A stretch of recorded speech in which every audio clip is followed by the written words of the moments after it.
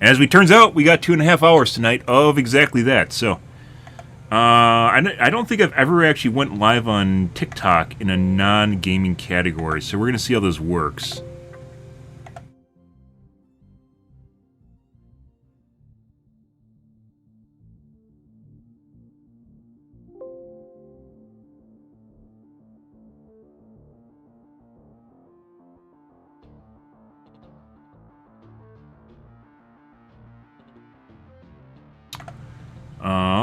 Let's see. Yep, I think TikTok's good to go. This is gonna be a something. I already, like, the sad thing is about streaming so late, guys, is I get the like all the kids already have like the shit all over my fucking social media right now about like what's going on with this. So, mainly the clip from missile, Hellfire missile intercepting a UAP, which is also interesting in and of itself. So, yeah. Yeah, which kids are calling a balloon right now. Apparently the military doesn't know that it's a balloon.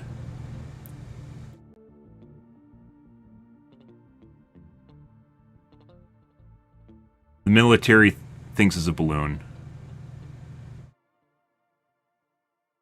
Because they presented it as a UAP and they shot it at it with the Hellfire missile, knowing it's a balloon. And they used the wrong type of Hellfire missile that doesn't actually explode in proximity to it instead. Let's see. I gotta get my chats going here too.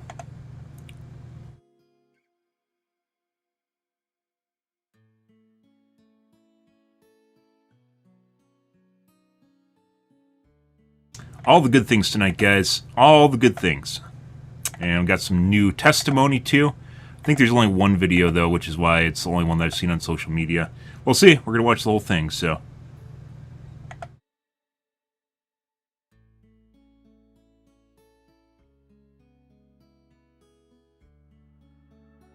Whole thing. Just like with the Coffer Scan project. Because I think it is worth talking about, guys. So we will. Let's see.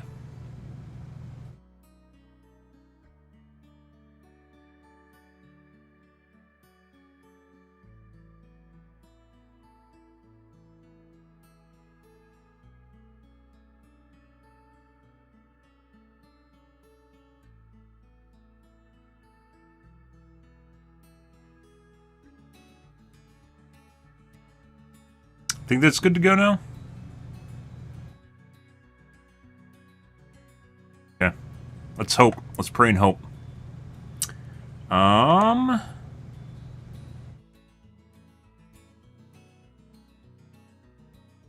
favorite anime, Akira. It sounds like you're projecting. You're just trying to gaslight me into believing it's my favorite anime when it's yours, so I talk about it because you want me to talk about your favorite anime. Relatively accurate. Thanks, Lid. Oh, and that's not working. Oh my god, it all went to shit, guys.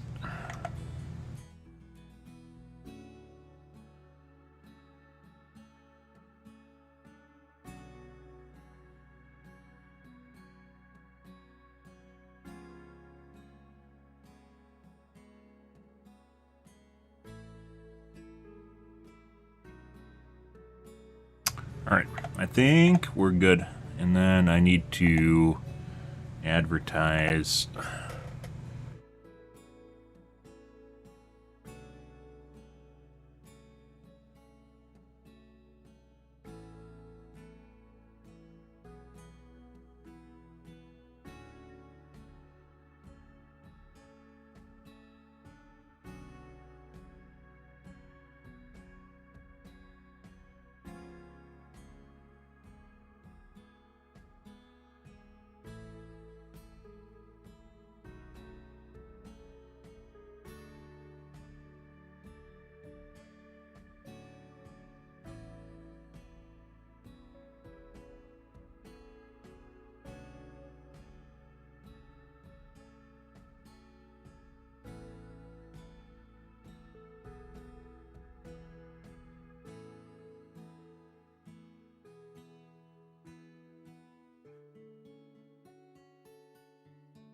keyboard on this laptop sucks. I replaced it once years ago. I don't want to do it again. It's not even a screw in. You had to glue it in, which is absurd.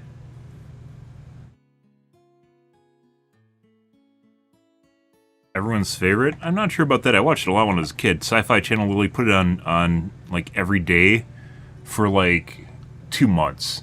I don't know why.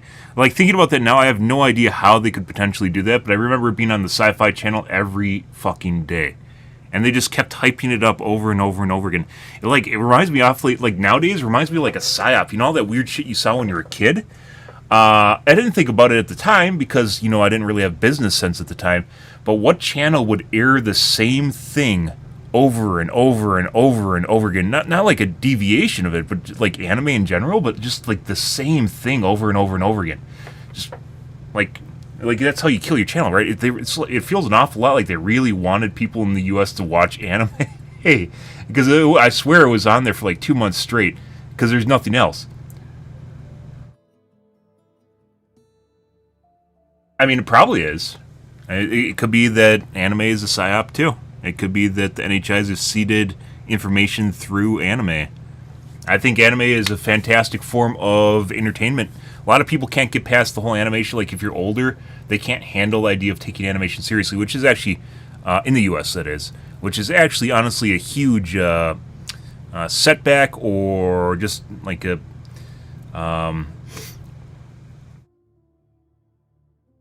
makes you feel bad for them. Like my brother is that way too. He can't take animation seriously, and it's kind of sad because it honestly has none of the shortfalls of real live action, which is, you know, the actors obviously try to insert their own personality into whatever character they're playing. It's not exactly the same character. Your budget determines where you can basically go and what kind of setting you can have. Like, sci-fi really heavily depends on CGI, right? Or it just turns into these like weird room like conversation sort of things. Yeah, it's like, but with animation, you can go literally anywhere and everything. And of course, you can add a better budget to it, making it better, the animation quality better. But you don't need a budget just to go to the moon or something, right? Like, it just exists because of the nature of it. In my opinion, it's like one of the best forms of entertainment, in my personal opinion. But a lot of people can't handle it, so, you know, it's just the way it goes. Got redubbed in 2001. Well, that's after I saw it, so yeah. It's possible. Anime, honestly, like, there's a couple really good TV series, right? Especially in, like, the mid-2000s is when it kind of, like, really good TV kind of, like, peaked. And 2020 is not really. It's been really kind of shit just in general. Occasionally you run across something, but most of the stuff either came from the middle 2010s or, you know, like, there's maybe, like, one or two series that aired after 2020s, and they're usually just inferior to stuff that was in 2015-ish, around that time period. And anime, on the other hand, there's been lots and lots of good anime. There's lots of really bad stuff, but in terms of comparatively to the amount of good live action compared to good anime, it's just like they're worlds apart. Don't get me wrong, there's a lot of really bad anime, but there's also a lot of really good anime. I'm not just talking about shonen stuff either. Seinen is a category, if you're an adult, is made for older male audiences. So that's generally, it's more storytelling as opposed to action. You know, you can have both, though. So I think technically Attack on Titan is considered a seinen. There's no way. There's no way. Okay. As promised, guys, we are going to be covering the 2025 Congressional UAP hearing, with, I think, like, they announced 4 witnesses, but I think there's, like, 6 people there, so I'm not exactly sure what's going on with that, and social media usually just covers all the really, really impactful stuff, as opposed to, we usually notice the nuanced things, so we'll have to wait and see where that's going. I think we're good to go, though. All right. Let's see. Obviously, we're going to skip. Oh, God. Application of federal secrets will come to an order. Welcome, everyone. Subtitles and captions are not available. Guys, always set your fucking language of your video. Always set the language of your video so people can watch with subtitles. That basically means we are not going to watch this version because it does not have subtitles. And it's helpful for people that have low sound, or some people aren't really good at listening to dialogue. Either way, subtitles are imperative nowadays. Let's see. For some reason, like the Forbes one doesn't start right away. Oh. Objection. The chair may declare a recess at... Let's see. They have their fucking banner pasted over the bottom of the entire hearing.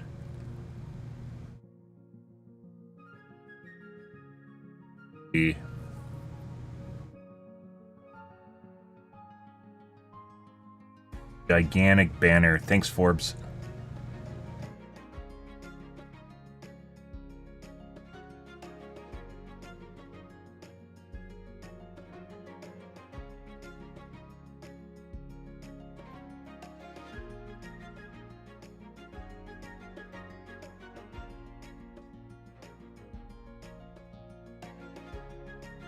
We might be able to piece some of these together. So, let's see. It looks like Reuters starts with Miss Crockett for whatever reason. Who isn't the start of the hearing. She's the start of the Reuters stream, though. Alright. Do we have closed caption here? Too many tragic examples in our history where information lapses and a lack of cross-agency coordination. No. Okay, we're gonna have to piecemeal this, guys, because for some reason, some of these videos are low quality. Yeah, for some reason, Reuters skips over Luna opening, which is the chairwoman. All right, so beginning is going to be with no subtitles, guys. Will come to an order. Welcome everyone. Without objection, Oh my God, it's Luna! Hey! Additionally, without any objection, the following members are waived onto the task force for the purpose of questioning witnesses at today's hearing. Representative Biggs of Arizona, Representative what's going on with your face? Representative Ogles of Tennessee, Representative Titus of Nevada, and Representative Moskowitz of Florida. Representative objections. I recognize myself for the purpose of making an opening statement. But no subtitles yet. Good morning and welcome to the hearing regarding UAP disclosures. For too long, the issue of unidentified anomalous phenomena, commonly known as UAPs, has been shrouded in secrecy, stigma, and in some cases, outright dismissal.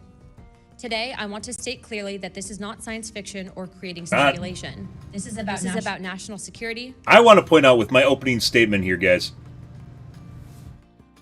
Still running? I want to point out with my opening statement, guys, how streaming is basically perpetuated almost exclusively by geeks. And for some strange reason, no one covers this. This is like the third year, 2022 is when it started, right? The first conference was in 2022. This is like the third year of this, and there's still no streamers talking about this. Why? Like, it's like, is this a psyop? Am I the only human that actually streams video games? They're all NPCs. First Congressional, well, there's actually ones earlier than this, but in recent times, UAP hearing. Was it 2022? 23.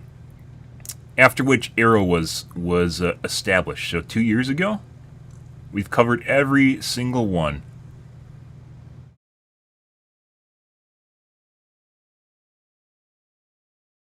No, David Grush wasn't at the first one, was he?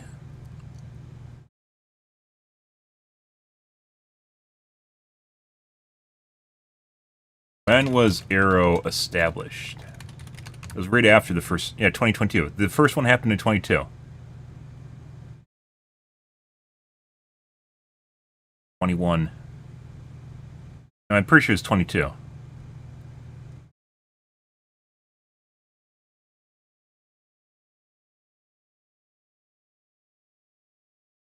Let's see.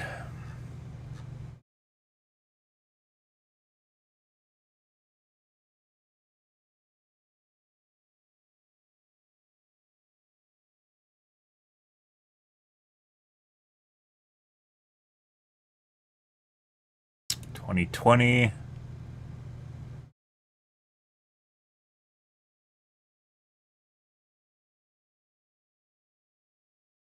Arrow was established in 2022. I'm pretty sure the first hearing predated Arrow.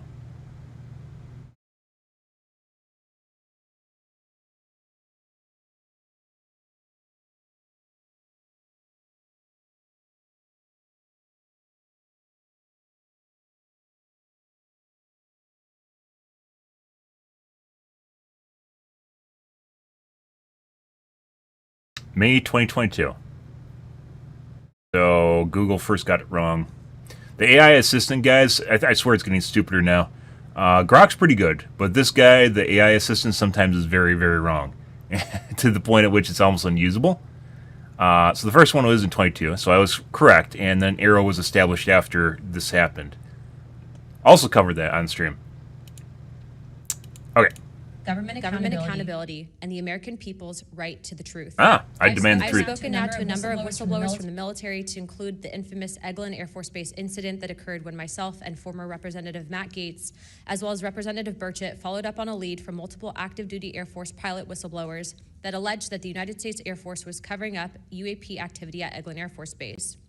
You should actually, if you watch the Joe Rogan interview with her, which is honestly pretty, it's pretty worth watching, in my personal opinion. She talks about it, and she mentioned, I talked about this on stream earlier, but the most interesting part about it was she mentioned that she went to the base and basically got led around by the nose to talk to certain airmen and about their experiences. Got led around the base just by random stuff, and that was when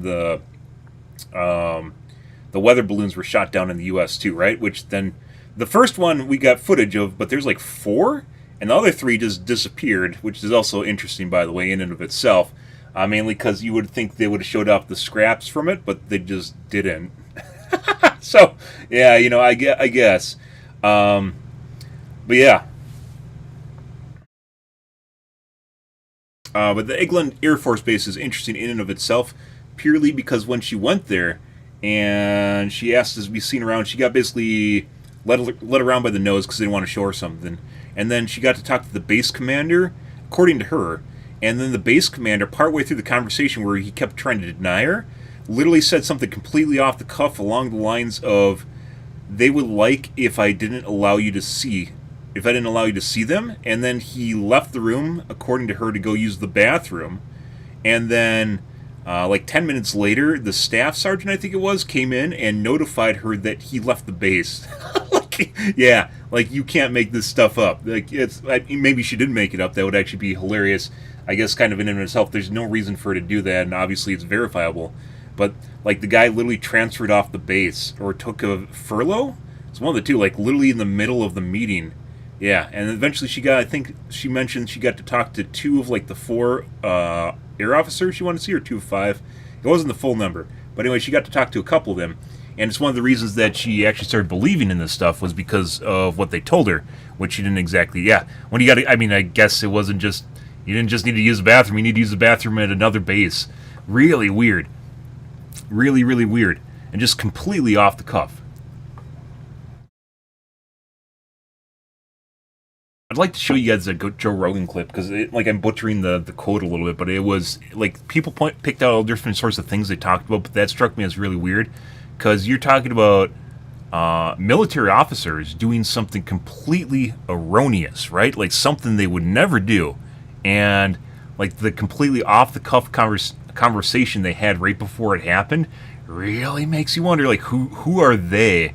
Who are they, and why would, like, a base commander act like a lapdog to some unknown entity? That's not even like chain of command.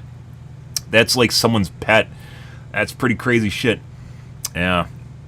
His like public toilets. I mean, I guess air base toilets or something. So, yeah. Specifically military pilots, that the reason for not coming forward publicly is out of fear that speaking out would cost them their flight status and potentially their careers. Military is all about the hierarchy, guys. It's literally our airspaces and best trained observers are silenced. Like it's a life thing. You get into it and you try to climb the chain of command, right? It's like ranked play in Rivals, right? You try to get to the top. Now Congress has tried to fix this problem. Congress tried to create formal channels through the all-domain anomaly resolution problem. It's not me. Congress tried to create formal channels through the All-Domain Anomaly Resolution Office, also known as ARROW, and the Intelligence Community Inspector General for service members and officials to make disclosures. But the reality We'll have subtitles here in a sec. are often to brush aside, slow-walked, or met with skepticism rather than serious investigation. Yep, still a problem. Recently, Dude, you should see some of the comments. Like, there are people, guys, that... I've mentioned this before. Originally I thought, like, some people just don't like... Some people cognitive dissonance, so the idea of holding two conflicting thoughts in your mind, for some people is so, not aggravating, it is so uncomfortable for them, it like hurts, and they will do anything to get away from the idea of holding two conflicting thoughts. Like, it hurts their existence by not knowing, like, the reality, right? Not knowing, like, Schrodinger's cat, right? Yeah. Like something like that, like the whole premise of it hurts their mind to the point at which they will short circuit to anything. They'll short circuit to anything, even if it seems completely illogical, just to avoid the whole conversation in the first place that you're trying to have with them. Like, pretty crazy things. And like, if you look at some of the responses to this stuff, just UAPs in general, there's some people that get really, really angry at the potential that there's UAPs, and it doesn't really make sense because, like, it's not hurting anyone, right? You're just having a conversation about, but they get really, really mad, and really makes you wonder, who's been shit on their computer? Stop it. Stop it, DWS. Academic-sponsored research or official review panel has confirmed any sighting of UAP-represented extraterrestrial technology. As the most error-ridden and unsatisfactory government report I can recall reading during after decades of government service. Mellon further noted that this was a first error report. Mellon, I believe they said that, so Mellon's a witness we haven't gotten to see, but they apparently wanted to see him in a skiff and he got sick and didn't show up. I don't know if they met him later on because she's talking about him extensively. However, not really someone I'm familiar with. The Director of National Intelligence's sign-off and seemingly excluded input from any scholars or experts who have studied or written extensively about this topic, as would normally be in any other case in this field. Mellon determined that this report failed to fulfill the congressional mandate under which it was required, omitted entire agencies with known investigations or activities related to UAPs, and omitted any discussion of efforts to hide classified or unclassified information about UAP. Such efforts were unaddressed by the report, despite the existence of agency records and investigations concurring with them, including those at U.S. Customs and Border Protection. If we set up offices and oversight bodies only to let them become graveyards for testimony, or worse yet, ruses for pretending to investigate when in actuality there was no follow-up, then we are not doing our jobs. In recent months, Congress has also been presented with evidence that points to technologies that, to our knowledge, are beyond our current capabilities. It is our duty as elected representatives to follow the facts wherever they lead and to ensure that those facts are not buried under classification stamps or bureaucratic excuses. Let me be clear, whether UAPs represent adversarial technology, natural phenomena, or something beyond current human understanding, Congress has a responsibility to investigate.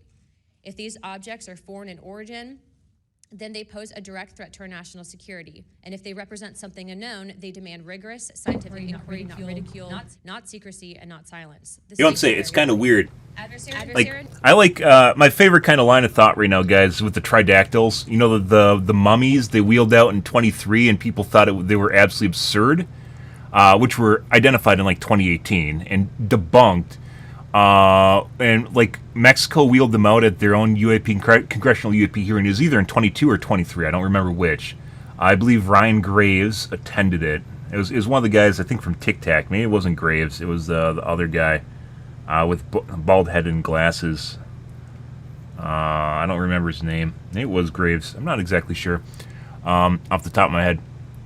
But they wheeled them out and everyone became aghast at it. But as time has went on and the more information, like they just keep researching them, the more information they're releasing on them, the more legitimate they actually seem.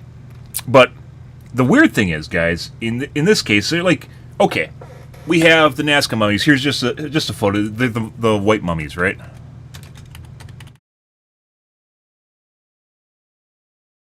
These guys, right? You're like, okay, they look like aliens, right? Whatever. The weird thing is, if you have a new species of ape, like a gorilla, right? Some sort of new offshoot of ape, you would have all sorts of biologists and zoologists willing to study it. There is nothing saying that these are from outer space. Just because they look like little green men doesn't necessarily mean that they're actually little green men, right? The premise and the stigma associated with the Nazca mummies, we could just be finding another, bipedal human-like creature on our planet. There's nothing that says that these have to be from outer space. There's nothing that says they're highly intelligent. There's nothing that says like that just like completely throws our own interpretation of reality out of order, right? And they could be stupid. We have no idea. But the weird thing is, people refuse to study them. Yeah, Facecam for the podcast is the way it works, right? That's the deal. People refuse to study these, like known biologists and zoologists, although there is apparently some chain of custody problems where they won't actually ship them to other universities to be studied. And that doesn't mean they're found outside Peru, mind you. They're found in Peru. But the weird thing is, they won't actually study them. There's nothing to say these guys are from outer space, right? There's nothing to say that they have to be highly intelligent aliens. There's nothing at all. That's just what the UAP community wants them to be, right? But as far as what we have evidence of, they don't have a written language. They don't have technology that we know of besides these implants that were found on them. But that being said, implants are on a bunch of ancient civilizations, like piercings. Just throwing that out there. Not that that's what they do, but it's not uncommon to have skin implants, piercings, right? So the idea that they're highly intelligent is a jump that apparently the scientists are even making that just completely discredits the whole scenario, right? So why are they doing it? Why don't they study them? They're definitely like if they have MRIs, they have ultrasounds, they have X-rays, they have literally everything you can imagine, all publicly available, that they've done work on them, and they literally are one of the most. They literally look like mummified humans, is what it comes down to. Like, not that their anatomy is the same, but rather the validity of what they're seeing. There's no way they could have been artificially constructed. So why does the scientific community not study them? Nothing says these are from outer space, and that in and of itself shows what kind of stigma is associated with things from outer space, right? Maybe they are from outer space, but we can't prove that, and we can't prove that yet. And there's no reason to assume that they aren't just like an offshoot of maybe lizards or something. I don't know, right? But the premise is they potentially could be they're legitimate, so you study them, right? And they aren't. That's what the stigma is there. It's like it's a stank on it. If these were offshoot once again of apes, they would be studied up the wazoo, right? They'd be like, oh my god, we found a new type of ape, right? Stuff like that. But for some reason, because they don't look like apes, we don't study them, and that's really weird. Once again, there's nothing saying that these are from outer space. We don't really have anything that proves they're from outer space, right? We're just like trying to figure out what exactly they are, and just because they got wheeled out during a UAP conference doesn't mean they're from outer space. They probably are. My NHI intuition, my alien intuition is definitely. I'm not an alien though. Is definitely saying they're probably from outer space, and my guess is they were.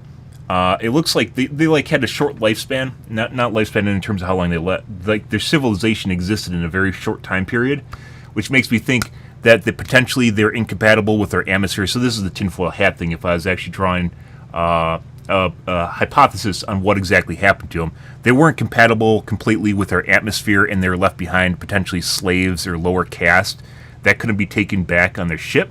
So they got left behind, and they tried to make the best of their life, and they died because they ran out of what was ever helping them. Maybe it's related to their implants, whatever is helping them stay alive in our atmosphere. They eventually just died out. But they have no written language. They have no technology besides the implants that we're seeing, which possibly is life support related. But otherwise, if you're talking about what we actually know, there's nothing saying that they're from outer space. So why are they refusing to study them? I don't know, guys. I don't know. But they don't. And just drawing a hypothesis, though, probably from outer space. And once again, there wasn't a way to take them back with them, so they had to be left behind on the planet, and they died out because of it. That is the best case scenario I can come up with. But, just as far as what we actually know, they do exist, and we have nothing linking them to aliens or outer space or anything so far. But they refuse to study them. Why? Stigma and biases. That in of itself, Like, it really, like, the older I get, guys, the weirder life gets. I swear to fucking God. I swear, like 80% of the population is just NPCs. I'm just going to throw a random number out there, but I swear, like, 80% of the population is, like, actual NPCs. And, like, they operate under a directive, like, AI. They operate under a directive, and, like, they literally, if something exists outside of what they're supposed to talk about, they literally just immediately segue away from it. Like, they can't engage in it. So, like, oh, also, like, the new stuff, this is, I think, is from a month ago. This is kind of cool, where they found one of them with actual fingerprints. Yeah, they have fingerprints, but they don't function the same way as, like, our fingerprints do. I better not put my finger too close or someone's going to copy my identity, right? They don't function the same way as our fingerprints, where they have, like, lines, they're, like, lateral lines or something across them, as opposed to where we have, like, swirlies on our fingers, right? Yeah. So, they're different fingerprints, but they actually found some with fingerprints still intact, which is also pretty remarkable. And, like, if it's a fake, that's a really, really good fake once again. But for some strange reason, they don't study them. And like I said, it honestly feels like we're fighting, like, people that actually just, like, you know, are interested in more than what humanity is, are actually fighting against, like, the NPCs that want to maintain status quo. They want to maintain the simulation, right? So it doesn't break down or something. But I don't know, like weirdly enough, like, all these prestigious universities, and none of them are touching this, and that is ridiculous. You find a new species of ape once again, people be all over that shit, but not the tridactyls, which is pretty sad. Nations are not waiting for us to catch up. They are studying these phenomena as well aggressively. As multiple nations have also announced their own parliamentary investigations into this very topic. Yep. If we are to continue to hide information from ourselves, we risk strategic surprise. If we continue to ignore pilots and service members, as well as countless government whistleblowers, we risk losing their trust.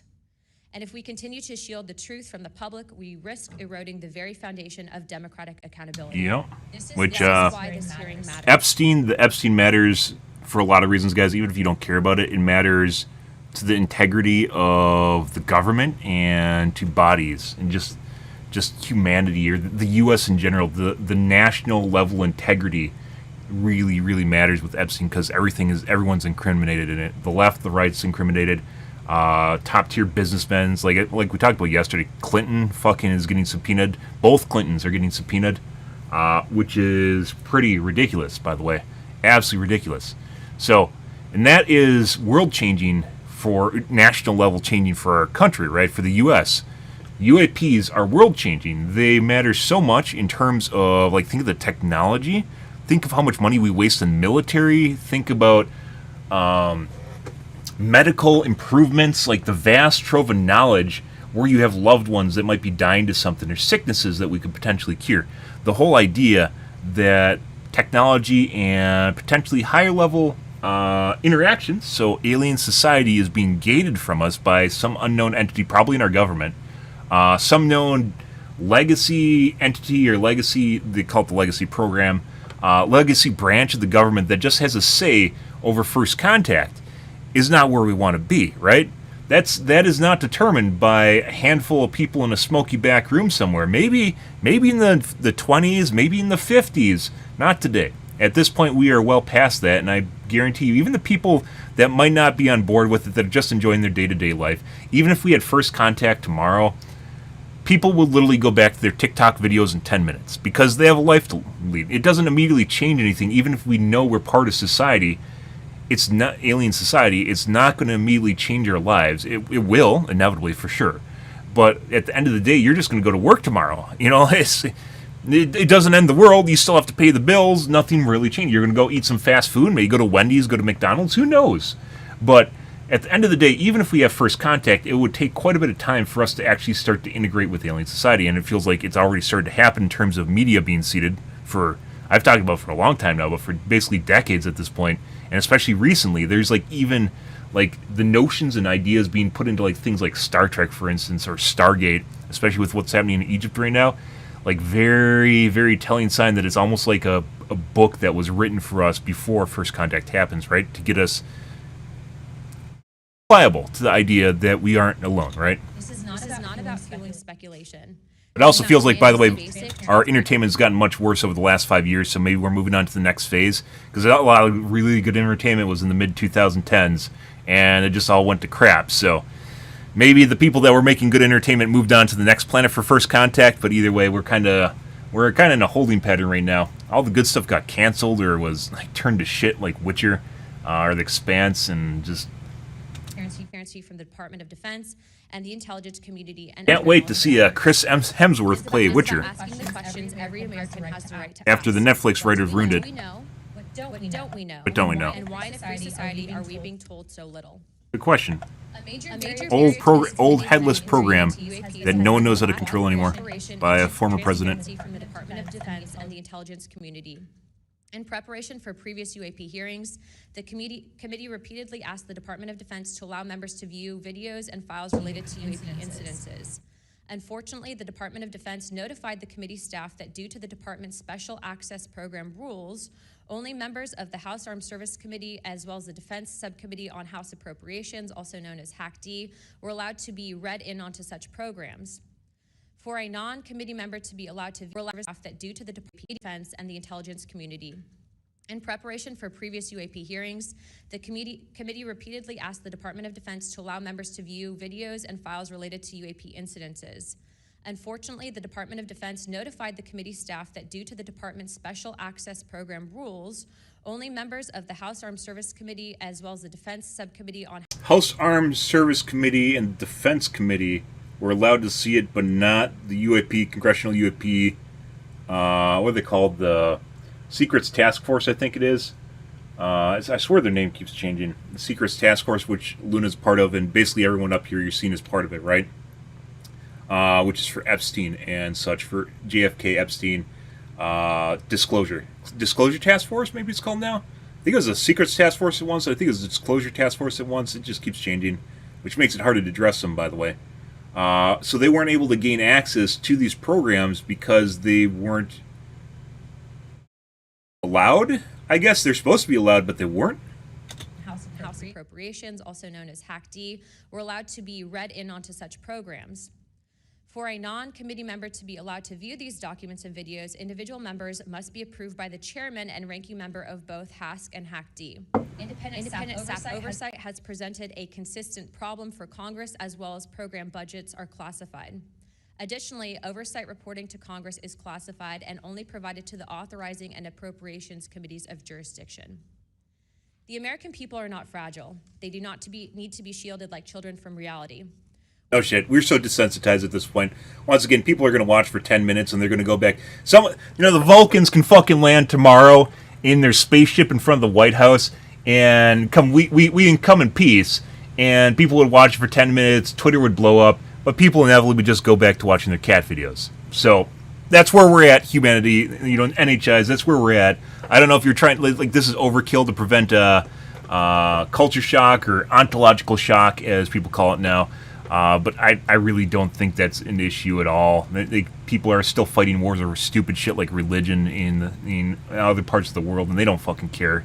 So, the people that do actually want to know about it will, and the people that won't care at all anyways. But they cannot tolerate, and what they will not forgive is a government that withholds the truth and punishes those who dare to speak up. But you have to know they're withholding truth. I want to close with this. Future generations will look back at this moment and ask what we did when presented with the unknown. Did we look away, embarrassed or afraid, or did we pursue the truth? We have for a long time. Courage? I intend to be on the side of truth, transparency, and accountability, and I hope my colleagues on this task force will be able to do the same. To quote a few elected officials, Senator Schumer has stated, multiple credible sources allege a constitutional crisis over UFOs. Senator Rounds has stated that these are brilliant individuals and they are not making this stuff up. And our current Secretary of State, Marco Rubio, has stated very high clearances and high positions within our government in regards to these whistleblowers. Senator McConnell also described these whistleblowers as sane and credible. And the witnesses today are not alone. In fact, they're far from it. In fact, 34 senior military, government, and intelligence officials have broken their silence. This includes now Secretary of State Marco Rubio, Senator Rounds, Senator Gillibrand, General Jim Clapper, the former director of the government's UAP task force, the former head of aviation security for the White House National Security Council, the former Secretary of Defense, and many more. Again, to quote Secretary of State Rubio in an upcoming documentary known as The Age of Disclosure, even presidents have... The Age of Disclosure was presented earlier this year in spring, and it's not like new information in terms of like videos and stuff, but it's a lot of testimony from a lot of high-ranking officials, basically what we're seeing here. But for some strange reason, we have not gotten to see it, and why we can't see it is still up in the air. Like, they haven't even put it on Netflix or Hulu. Hulu will put fucking anything on their channel. They don't care. And for some strange reason, they initially stated that they're having problems getting a distributor, which is completely bogus, and no one really mentions why. And my guess is, tinfoil hat once again, is that it was too far ahead of soft disclosure, so we're moving into disclosure right now, which is a release of information basically telling us that there's aliens, right? And my guess is what was in there was too far ahead of where we are publicly in disclosure, and as such, they pushed it back. Same thing with Skywatcher. Skywatcher was pretty far ahead of the game, and then they went radio silent for 6 months. And I think it was last month they said they had a bunch of information. That was like 3 weeks ago. They're getting ready. They had 6 months of data they collected, and then they just disappeared. So, yeah, and there's a lot of rumors swirling around Skywatcher and what happened to them, and we don't know exactly what happened to them. So, and Jake Barber, who's now active on social media again, also has not mentioned why, who basically headed up Skywatcher, has not mentioned why or what's going on or really anything. So why? Once again, don't know. Just like with The Age of Disclosure, which is a film that already exists, and select individuals have gotten to see it, such as Luna, also Joe Rogan also got to see it. Like, some select individuals have gotten to see it, but for some reason, the rest of us are not allowed to see it. No idea why. I've been operating on a need-to-know basis that begins to spin out of control. And to quote Senator Gillibrand, who also went public in this documentary, it's not Gillibrand's totally a lizard. Reptilian, as they're called. It's time for the fundamental... People are talking about, by the way, like, as far as rumors go, people circulated rumors that there's hybrids, basically, you know, half human, half reptilian. The big four ones that people talk about in the UAP community is Nords, which basically look like people from Nordic countries, basically what it comes down to. Nords, reptilians, grays, which are your typical little green men, although they're gray now, and mantises. Those are the four big ones, by the way. And I swear to God, people are talking about hybrids, but no one really talks about the fact that they literally could just be cosmetic. They could have cosmetic surgery and look like us, right? And there's some people, I swear to God, literally look like you know, they kind of have buggy eyes, or they kind of have like weird reptilian sort of features, but they're human. Yeah, it makes you wonder, you know, just tinfoil hat here a little bit, but probably already here and basically part of civilization. Once again, media is seeded. I'm sure a lot of parts of civilization are seeded. Just like introducing new technology when the monkeys get bored or they feel we're ready for it, like AI, I swear to God, just came out of absolutely nowhere. It obviously didn't, but like just had breakthroughs where it became usable, like almost instantaneously, from kind of like just, you know, it's kind of cool, and then, oh, this is kind of weird. And now it's basically, it's going to be in everything. It's one of the reasons we didn't have robots for the longest time, is because they need AI to negotiate the real world, right? Robots have stringent programming, and you can't program everything. You need to have it be able to figure things out on its own, and that's where AI comes in. To our nation's leaders, not just a vacuum. It's time for the U.S. government to exercise transparency. And with that, I yield to Ranking Member Crockett for the opening statement. Thank you so much, Madam Chair. At a time of increasing distrust in government, it is important for Congress to take action to restore the government's credibility.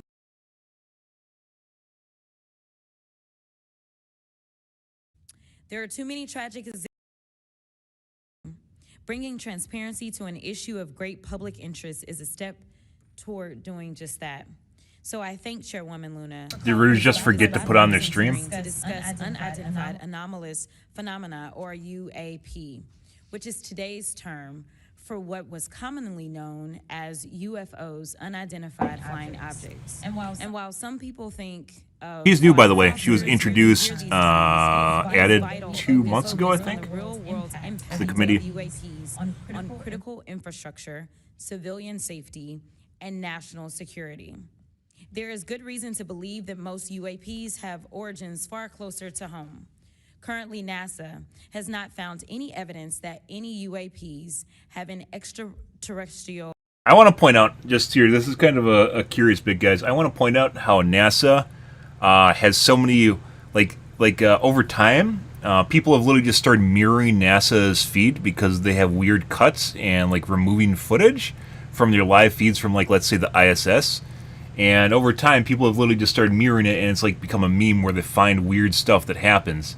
And weirdly enough, Elon Musk is very, very vocal. I love pointing this out. I've pointed it out for probably a year at this point, ever since the New Jersey UAPs took off. Elon Musk is vocal about everything. Absolutely everything. He doesn't care if he looks like a shitbird, shit posts. He doesn't care at all. He gives no shits about whether or not you believe him or not. He'll just post on something if he thinks it's actually cool or interesting or world-changing, or he thinks there needs to be advocacy. He'll just post on anything, right? And he's a sci-fi. He likes sci-fi. He's a geek. He plays video games.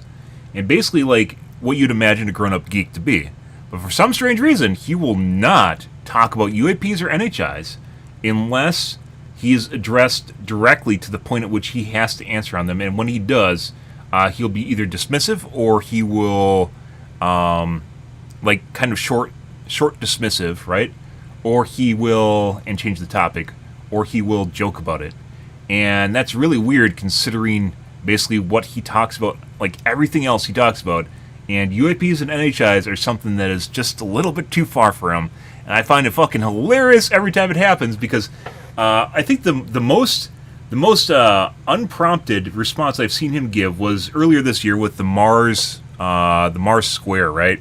Where people found a photo of what looks like a foundation on Mars. This guy.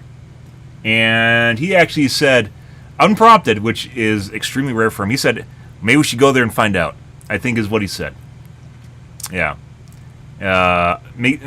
Something along the lines of another reason to go there to see, or something, is something along those lines, but very much looks like a foundation from a building. And that's the only time I've actually seen him really engage on the NHI UAP, and this is when this is blowing up. This is everywhere, because it's really kind of weird. There's a lot of really kind of weird stuff we're finding on Mars that everyone just passes off as just being rocks and stuff, right? And it's all right. You find, you see the face thing, whatever. It turns out it's actually not. Is it the moon? That's Mars. And it turns out it's nothing, right? Ha ha. But there's a lot of things there that are very, they found a rock. I think NASA found a rock that literally looks nothing like a rock. It looks like an orb or something, just laying on the ground, that started trending yesterday. I think it was found a year ago, which apparently NASA is going to have a news release later today. People said that they already know what it's about. I don't know. There's a lot of stuff that's happening all at the same time. I hope it's more than just a news release about something we know, but who knows? Yeah. Origin. Our adversaries are working to develop new capabilities to gain military advantages, and those efforts are likely explanation for the mysteries that we have observed. Nevertheless, the federal government has a responsibility to the American people to investigate and provide transparent disclosures about every incident. The federal government is equally obligated to protect those who report what they've seen, especially to commanding officers and supervisors. And Congress should do everything in its power to protect whistleblowers and conduct oversight of agencies that are failing to provide that protection. Democracy depends on transparency, and transparency often relies on the courage of individuals willing to risk their careers, reputations, and in some cases, their personal safety to tell the truth. So I look forward to hearing from the witnesses today. We should welcome their accounts and acknowledge the bravery they have shown to come before us. We must ensure that all whistleblowers feel that they can come to Congress to tell their stories without fear of retaliation or Just like copy-paste Linda's speech. We need transparency. I mean, I guess. To make better policy, but also to ensure that information flows between all those who need it. There are too many tragic examples in our history where information lapses and a lack of cross-agency coordination led to disaster. Just this year, failure to communicate between FAA and the Department of Defense led to tragedy over the Potomac. No. The Biden-Harris administration sought to eliminate some of these lapses when it established the All-Domain Anomaly Resolution Office at the Department of Defense. That was well before that, though. Can convene sources from all branches of military, the FAA, and NASA to combine forces to create a comprehensive picture of what is happening in our skies. Some UAP reports have perfectly normal explanations: satellites, consumer drones, weather balloons, even pranks. But we need to track down each and every single UAP. The United States... New Jersey UAPs are still happening, guys. Both electronic and human. But only the combination of civilian, commercial, and military sources can begin to create a complete picture. So we need to ensure that people can come forward and report what they have seen to the relevant authorities. And they have to have the right to do so without fear of retaliation. This country has a history of dedicated public servants standing up for what is right, even in the face of potential consequences.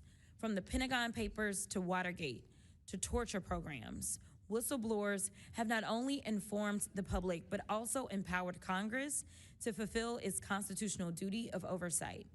Past Congresses have written laws to grant legal protection for whistleblowers, and it is up to us to work responsibly. HR 5060, I believe it is the new Whistleblower Protection Act, which still doesn't guarantee physical protection, but it helps with legal protection so their lives aren't ruined, which is important. To hold the executive branch accountable. We are here today to listen to the stories of those who have witnessed events of interest to the American people, and to support the policies that cultivate an environment that welcomes and protects whistleblowers.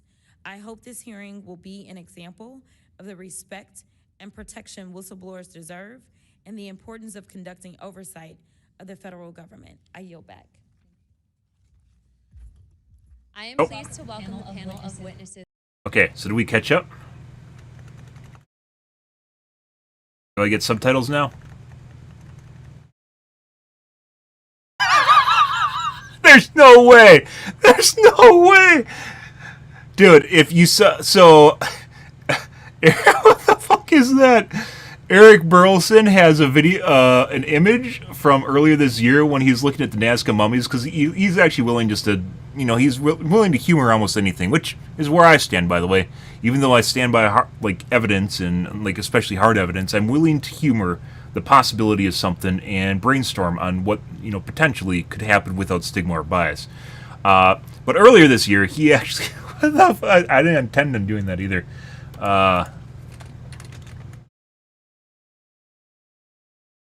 Let's see if I can get it.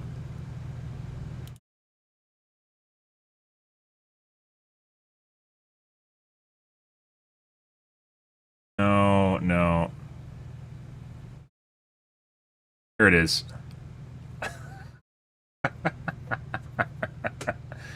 Can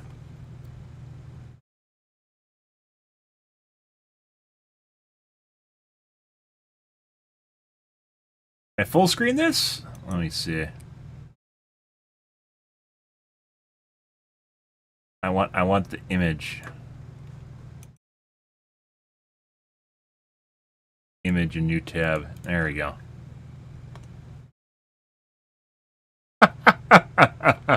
like you're having just a world-changing moment. Or you're having a world-changing moment looking at something that's just having a paradigm shift in your mind. Absolutely hilarious. Although I didn't intend on doing that. I didn't even see that in the last one. What the fuck is this? And the importance of conducting oversight of the federal government. I yield back. I am pleased Oh. this for What the fuck is that? to welcome the panel of witnesses for today's All hearing. right, got subtitles, guys. I'd first like to welcome Mr. Jeffrey Nusatelli. He's a United States Air Force veteran and a career federal employee with more than 20 years of experience in national security, law enforcement, and public administration. Next, we have Mr.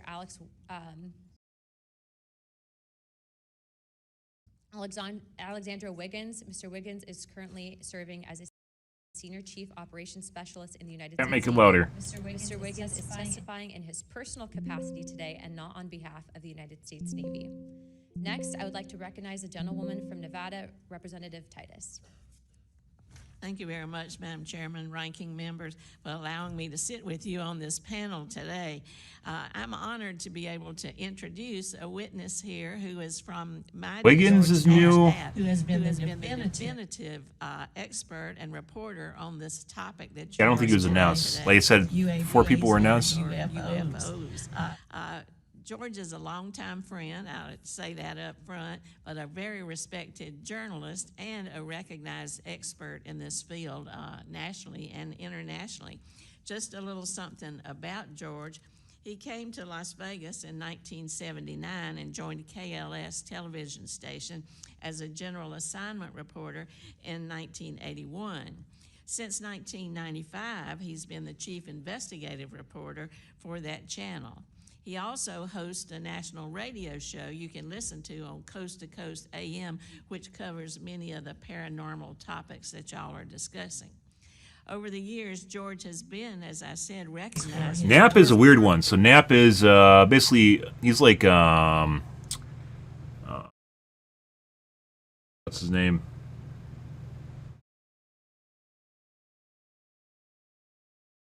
Ross Coulthard. And basically News Nation, where he's basically reported on the UAP. We've watched him a couple different times. Reported on the UAP topic matter for years, decades at this point, long time. So actually kind of curious why he's up here, but apparently he's offering new information. Don't have the full skinny on that because I just saw a couple clips from him, but there might be more here besides him just being a reporter. He's been honored with the Peabody Award, the DuPont Award, the Edward Murrow Award. Important for establishing credibility, by the way. Different regional Emmys for his investigative reporting. Indeed, he has told Nevada's story with clarity, with objectivity, and with integrity. So I know that his testimony today is going to be of great interest and value to this committee. So thank you very much. Next, we have Mr. Dylan Borland. Mr. Borland is a United States Air Force veteran and has a long career in federal service. And finally, I'd like to introduce Mr. Joe Spielberger, a senior policy counsel at the Project of Government Oversight. A lot of big names. Pursuant to Committee Rule 9G, the witnesses will please stand and raise their right hand.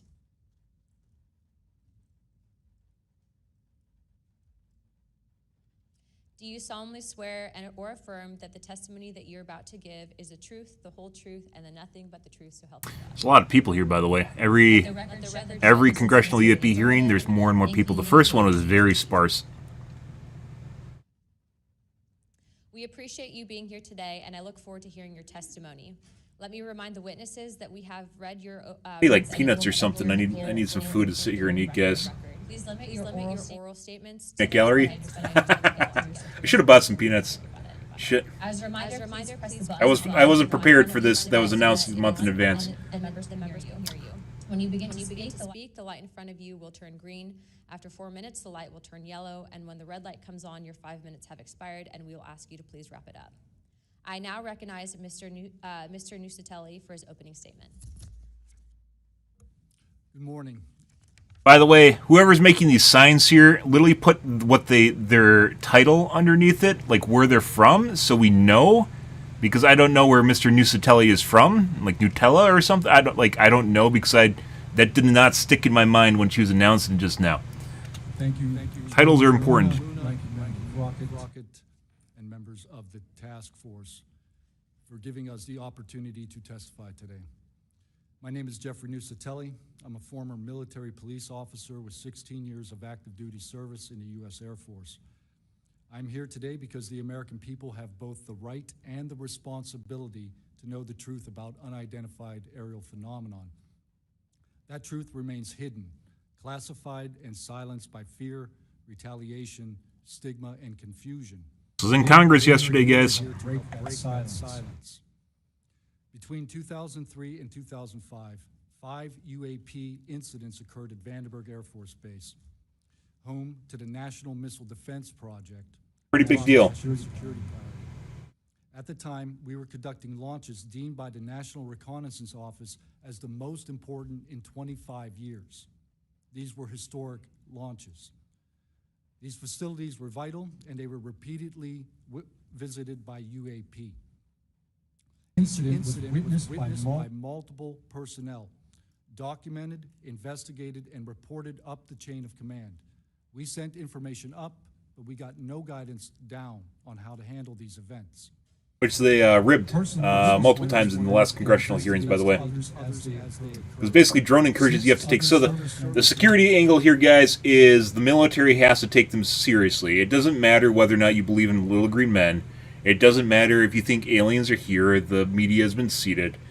If there are things invading military restricted airspace and they don't actually adhere to the rules, they have to take action against them, right? Because they could be from a hostile force. And then when they can't catch them or they can't take them down, such as with the, I don't know if they'll talk about it, with like, what are they called? Drone jammers? Like well before, like, you know, nowadays drone jamming got so good that in Ukraine, right? The Ukraine-Russia war was basically our first, one of the very few, like, first world conflicts, right, in a long time. They got to the point of jamming the drones, and then they went to fiber optics, is what it turned out. But they tried using jammers on these things, and it didn't work at all. And this is before basically Ukraine and Russia started doing it. Provided me with the information that I will share. Put aside, they don't remotely really look like drones. The incursions began on October 14th, 2003. Boeing contractors reported a massive glowing red square silently hovering over 2 missile defense sites. Oh, these are the missile defense sites. These aren't Langley. It's not Langley. I was talking about Langley. This event, now known as the Vandenberg Red Square, was referenced by Representative Luna at the first hearing on this topic. Official Air Force records of this event are in possession by Aero and the FBI. Later that night, while I was on duty, security guards at a critical launch site reported a bright, fast-moving object. There was also one in the 60s, I believe.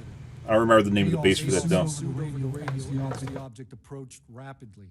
I heard my friends screaming, "It's coming right at us, it's coming right for us, and now it's right here." Moments later, I heard them say that it had shot off and was gone. When I arrived on scene, I talked to 5 shaken witnesses who described a massive triangular craft larger than a football field that hovered silently for about 45 seconds over their entry control point. Oh, there is videos for this. Maelstrom UFO. 1967. Another patrol reported This is a newer one, though. Erratically. Believing it might be an unannounced aircraft, they declared an emergency, and an armed response force responded. Before the forces could arrive, the object descended and either landed or hovered on our flight line, and then took off again at impossible speed. The witnesses to this event were threatened and intimidated afterward. They were told to keep quiet and think about what they were reporting. After that, That's not what you want to hear as far as a breach of national security goes, guys. Don't talk about it. It's probably not going to help our country. C-130 silently floating over the installation. He watched it for a few minutes. Triangles. West into the night. Triangles, like, weirdly enough, as far as, what do you call it, like, taxonomy of UAPs go, saucers were the stigmatized one for, like, you know, from, like, the 1950s, right? Saucers. We don't really see saucers much anymore in terms of, like, what's shows up on social media. Even triangles really didn't show up until recently on social media, but now people are talking about triangles all the time. It's like there's a different, I don't know if it's hierarchy, but like different models of vehicles that seem to be floating around. And then you have spheres, and plasmoids now, and stuff that's like I want to say alien wildlife that found its way here, such as jellyfish, as they call them, which are similar to blobs of jellyfish, but they're like electrically charged. Which Skywatcher, I think, is one of the first people to talk about them. My own encounter. Oh, Again, as far as mainstream goes. I was off duty, sitting in my backyard with 2 other police officers when we noticed what first appeared to be a satellite in orbit, but it wasn't acting like a satellite. The light was strange, it was pulsing, and then it started to maneuver. It dropped in elevation, times it vanished from view, reappear in a different location in the sky. Eventually it reappeared 200 feet over my house. It was a 30-foot diameter sphere of light. You guys are getting the sound now. Watched it for a moment, and then it gently accelerated and traveled up and disappeared into the stars. These events profoundly changed my life and the lives of my friends. We stand at a pivotal moment in history. The question is no longer whether these events are real, but whether we have the courage to face them. True leadership requires vision, a willingness to confront the unknown with transparency and resolve. So I ask the Congress I think I got it. to help we the people enact this vision. There are 3 goals. Fund independent research and treat UAP study with the same seriousness as we would any other scientific field. Yep, I mean, we were talking about... Secrecy You guys are still getting sound. I talked about it earlier, where NASA, they talked about NASA being not very forthcoming with what they know, and I think they got the talk, as well as Elon Musk also got the talk, in addition to SpaceX, which is why, yeah, there's a lot of weird stuff, and the cam just mysteriously cuts out on the ISS, yeah. There's a lot of weird shit that goes on with the ISS, and some people have managed to actually capture it, you know, right before the cams cut out. You can find footage on that. Transparency is the foundation of truth. Without it, witnesses like us... Oh, you're not even talking about from the ISS. You thought it was the ISS. Protect witnesses. I haven't actually seen anything, so... I thought I saw something that was Mars. Protect them, and you will embolden others to join this cause. I also agree, and I've mentioned before, I think they, like, the top tier witnesses should be put into witness protection, which is something you do for, like, gangs and mafia stuff. It used to be really big with the mafia, right, to protect them so they wouldn't get murderized. And based on how Boeing can make witnesses disappear nowadays, perhaps it should be revisited, because it's nice to have whistleblower protection for legal standing. But if they're being physically threatened, you know, maybe we should consider the possibility that it's a real threat to them in a physical sense and put them into the witness protection program, right? Especially like Grush. Apparently, Luna talked about a couple times before the hearing today. Luna talked about a couple of times where he was actively threatened after he was in, like, he was in a skiff. Assumptions about reality. Yeah, unfortunately, I haven't. By the way, there's an app called Enigma. If you just install it on your phone, and basically, if you see something like that, you can take a photo or a video, and you can upload it. It's collates all basically the sightings together, and obviously adds a bunch of telemetry to it too that you wouldn't otherwise have, right? Because your phone has a bunch of sensors. Not only through strength, but through fearless pursuit of the truth. Thank you. Thank you, Mr. Nusatelli. That's supposed to be his opening statement, but it honestly sounded like he was just making his meat and potatoes statement. I now recognize Chief Wiggins for his opening statement. This is where they introduce themselves and what they're doing here, and instead he just basically talked about, I think, why he's there. Please press your button. Thank you. Good morning, Chairwoman Luna, Ranking Member. I don't know who Wiggins is. I don't know who Nutelli is either. Or Nutella is, excuse me. And the committee. Thank you for the Don't look at me that way. today. I saw that. He responded to me. I'm an active duty U.S. Navy Operations Specialist, Senior Chief Petty Officer.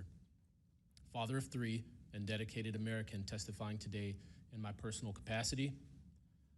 The views I share are my own, and I do not represent. You need titles, positions of the like Navy right under his name. or any subordinate organization.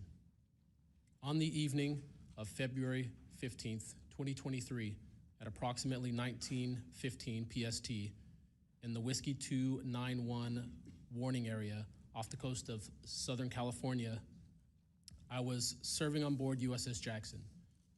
During that period, I moved between the Interior Communications Center, ICC-1, This is the guy from the orbs. There was a carrier group off the coast of California. I don't know if this is the same one off the coast of California that saw a bunch of orbs like literally going in and out of the ocean for like 5 minutes. I think that was in 2018. Visual observations, part of my routine responsibilities for surface and air picture management. What I observed and what our crew recorded was not consistent with conventional aircraft or drones. Don't worry, guys. The UAP debunker committee is just going to debunk them as balloons. So I'm sure Chief Wiggins doesn't know what a balloon looks like.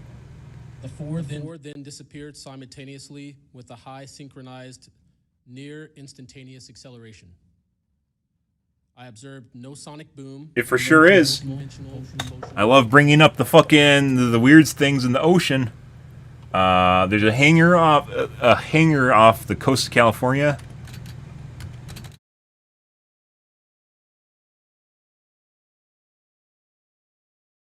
That Google Maps found and then smeared. This guy off the coast of California looks remarkably like a hangar, right? This, like Google Maps saw this, and then it was later smeared, so it no longer looks like that. I don't know if there's a new one where it's smeared now, but it no longer looks like this. Yeah, like this was found on Google Maps. And then where's the moving bulge? What is it called? It's really big. Moving mountain in the ocean. Let's see if a picture. It's like literally moving around on the seabed. Moving hill.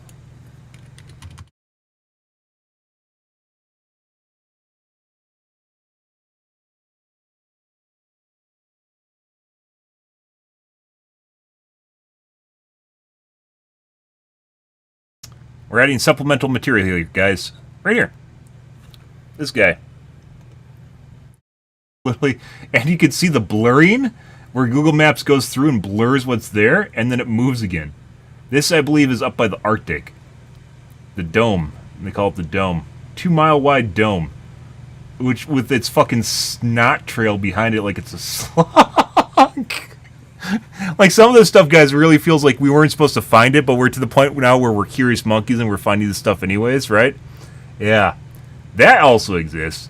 But as far as, like, hypothetically speaking, the ocean is hands down the best place to hide anything because we are literally blind as bats under the ocean except for sonar, right?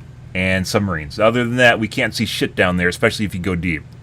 And it would be the absolute best case scenario to hide a base is literally just in the middle of like a trench somewhere where we literally can't go. So no exhaust plume, no control surface articulation on the Sapphire image system. Shortly after the synchronized departure, radar tracks dropped. Love this shit, guys. These observations were multi-sensor and recorded inside of ICC-1. Like I said, guys, the weirdest shit about this is not necessarily even people testifying here. You could think whatever. I find it weird how people don't react to this. The silence is deafening sort of ordeal. Where I exist in a sphere of gamers, and this is real life fucking sci-fi. I grew up on Stargate, I grew up on Star Trek, I grew up on Battlestar Galactica. Where's my fucking Jetsons? I don't fucking know, but it's not here yet. And this is literally the potential for first contact and figuring out what exactly is going on in the world. I don't watch Congress. This is the only thing I cover. As far as Congress, watch the whole thing of Congress. And no one else in the gaming community is doing this. Why? Are they just NPCs? I don't know. But this shit, I love this. It's like Christmas, guys. It's better than Christmas. From my experience, also, I've had some really weird shit happen in my life, guys, that I can't really go into and talk about because it's private matter. But I've had some really weird things. I haven't seen any UAPs, but I have some really fucking weird shit that happens. Just like as far as I'm good at keeping track of stats and coincidences. Like I kind of have like an autistic brain as far as like statistics go, and also why we find so many cheaters in my games. Putting that aside, there is legitimate weird shit that is past the point of being a coincidence or random, right? It's past the point of being a coincidence or random, and like we're to the point where like I can't really I don't know. I guess it's happening sort of ordeal, because it's so fucking weird. It is absolutely mind-bogglingly weird how like some of the things that just happen. It feels completely like it's artificial in a way. But you know, like we're living in a simulation, but there's no way to prove you live in a simulation, right? And we're just a highly controlled life. So like maybe in a holodeck or something along those lines, right? It feels like you have a brain in a jar somewhere. I don't know. Either way, I have some really weird shit. My most recent one, by the way, and once again, up until this year, I didn't even believe in a lot of the shit with UFOs and UAPs and psionics now too, which are interlinked with UAPs, which actually makes a lot of sense now. Which, as you find out, actually probably links to other, like a lot of our lore or mythology or religion, seemingly is people's interpretation of UAP events, right? So interpretation of things like psionics or advanced technology, right? You know, all the stuff like just, you know, religious moment, like Christianity with Jesus, right? A lot of the stuff that he did, 100% could be done with really advanced technology, right? 5,000% could be done with advanced technology. So, like people, like, you know, cavemen interpreting things in a certain way is going to show up in a certain way. What's the most recent one? I think it was, what's his name? He posts on Ancient History. I don't remember his name. It's like, I think James. He posts on Ancient History. And it was a book from Mohammed or something. It's right around, basically, the time period exists around 480 to 400 BC. And they were describing what essentially amounts to people using lasers. Yeah, in the Roman days, they were using lasers and, like, incinerating people.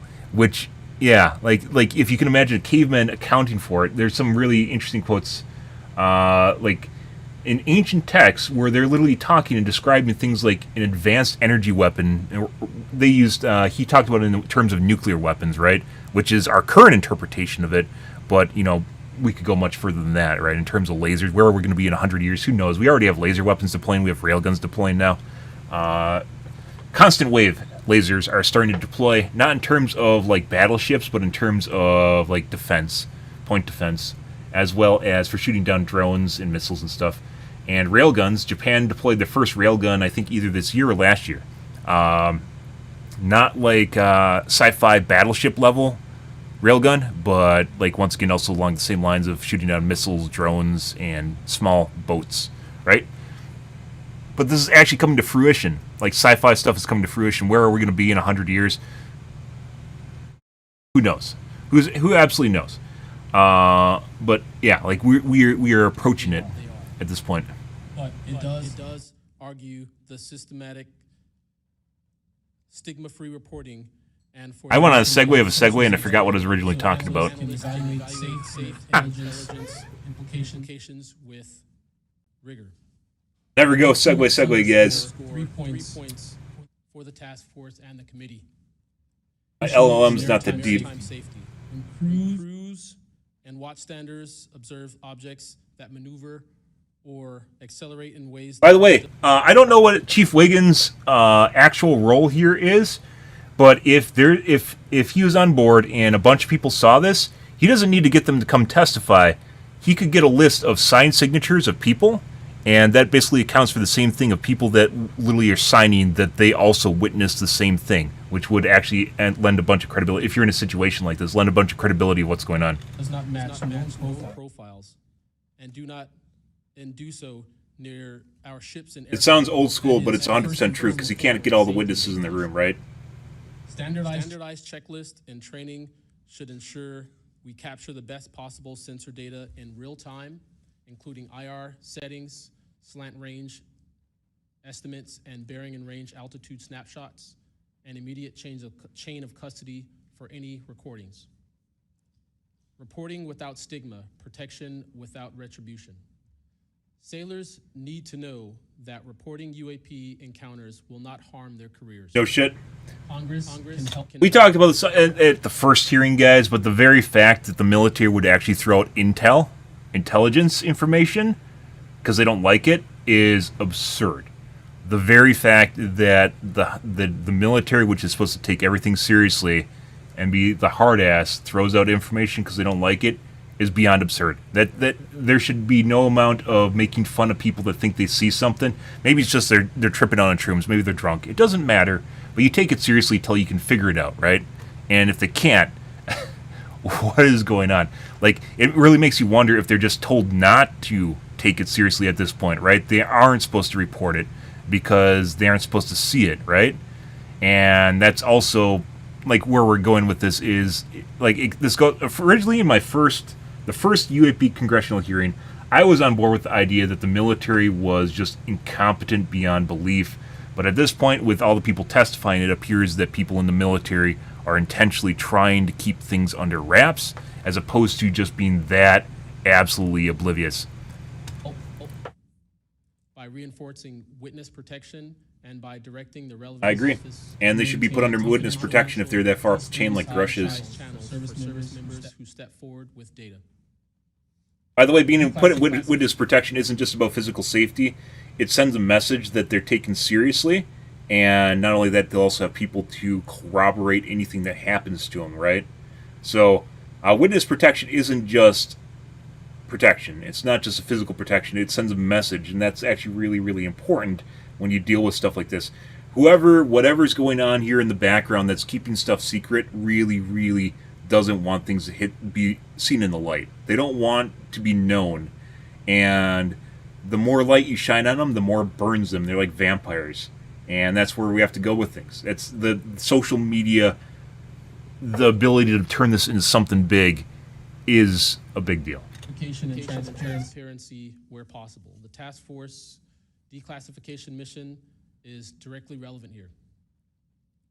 Where operational security permits releasing metadata preserved sensor excerpts, or at least technical summaries, would improve public trust and accelerate outside scientific scrutiny. That includes, when feasible, the time geo-reference IR frames and radar parameters needed for independent analysis. Be clear.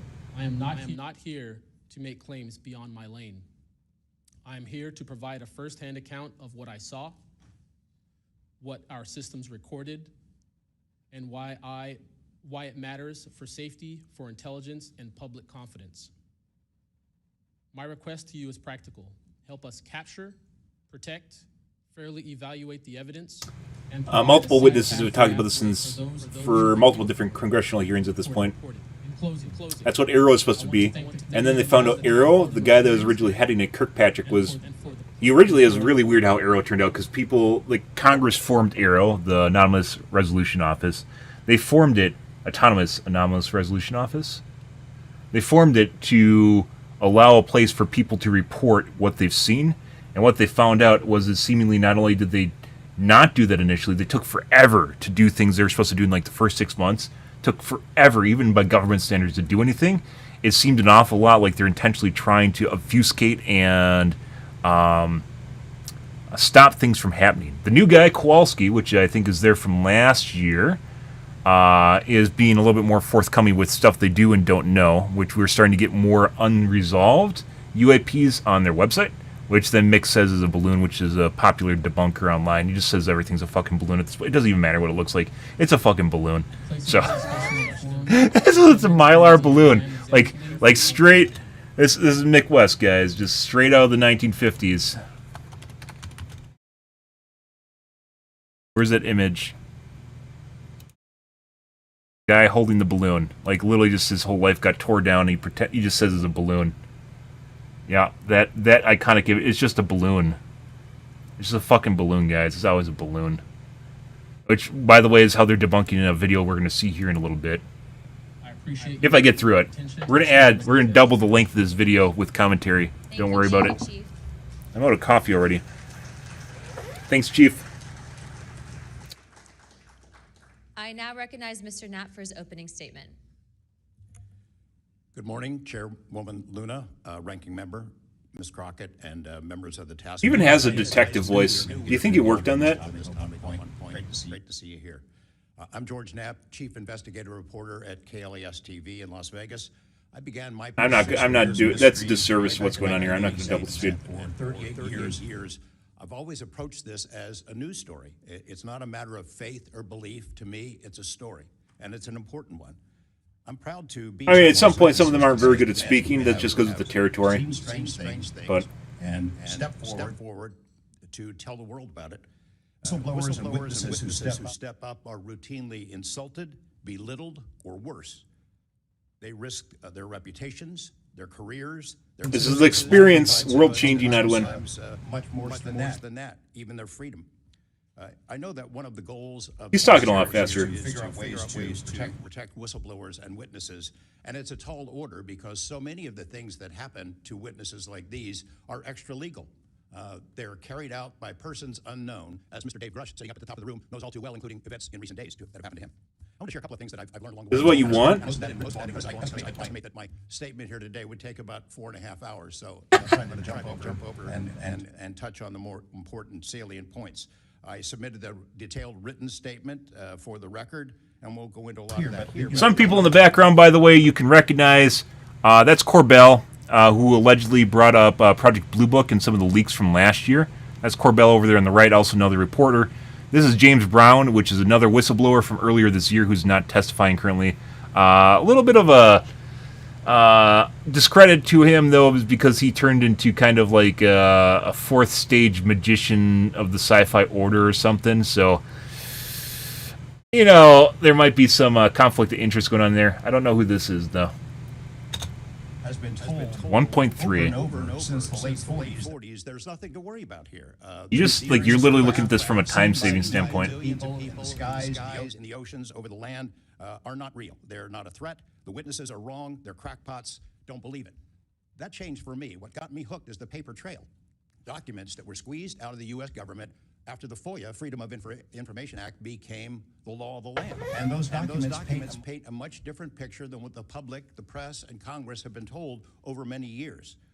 The documents from military and intelligence personnel behind closed doors admit that, quote, these things are real. They're not fictitious. No. It's a perversion. Any aircraft known to exist, including ours. The public, of course, as I said, has been told something much different. You know, back in 1989, I reported about a guy named... He already talks pretty fast. ...who claimed that he worked at a facility dubbed S4 out in the Nevada desert, very near to Area 51. He said he was part of a reverse engineering program. He said there are alien craft that will be taken apart to figure out how they operated out there, and that was a pretty tall order. I had clearly taken a dive into the deep end of the pool there. But in the years since then, I've interviewed dozens of other people. You can't rush perfection. Senator Harry Reid, Senator Howard Cannon, also of Nevada, a guy named Al O'Donnell, who was the first general manager of EG&G in Nevada, which managed the Nevada test site, which blew up hundreds of nuclear weapons. There's a guy named Dr. James Lukatsky, who was a career scientist with the Defense Intelligence Agency, who was the guy who initiated a program called OSAP, Advanced Aerospace Weapons Systems Application Program, which is, as far as we know, the largest acknowledged UFO program ever funded by the U.S. government, which put together an amazing pile of information that members of this committee... Is that the UFO one? The saucer. The U.S. actually had a test saucer with jets they used underneath it.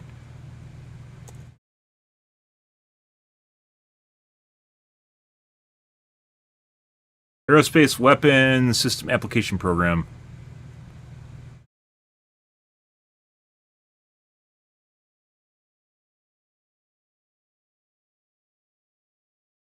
E-tip.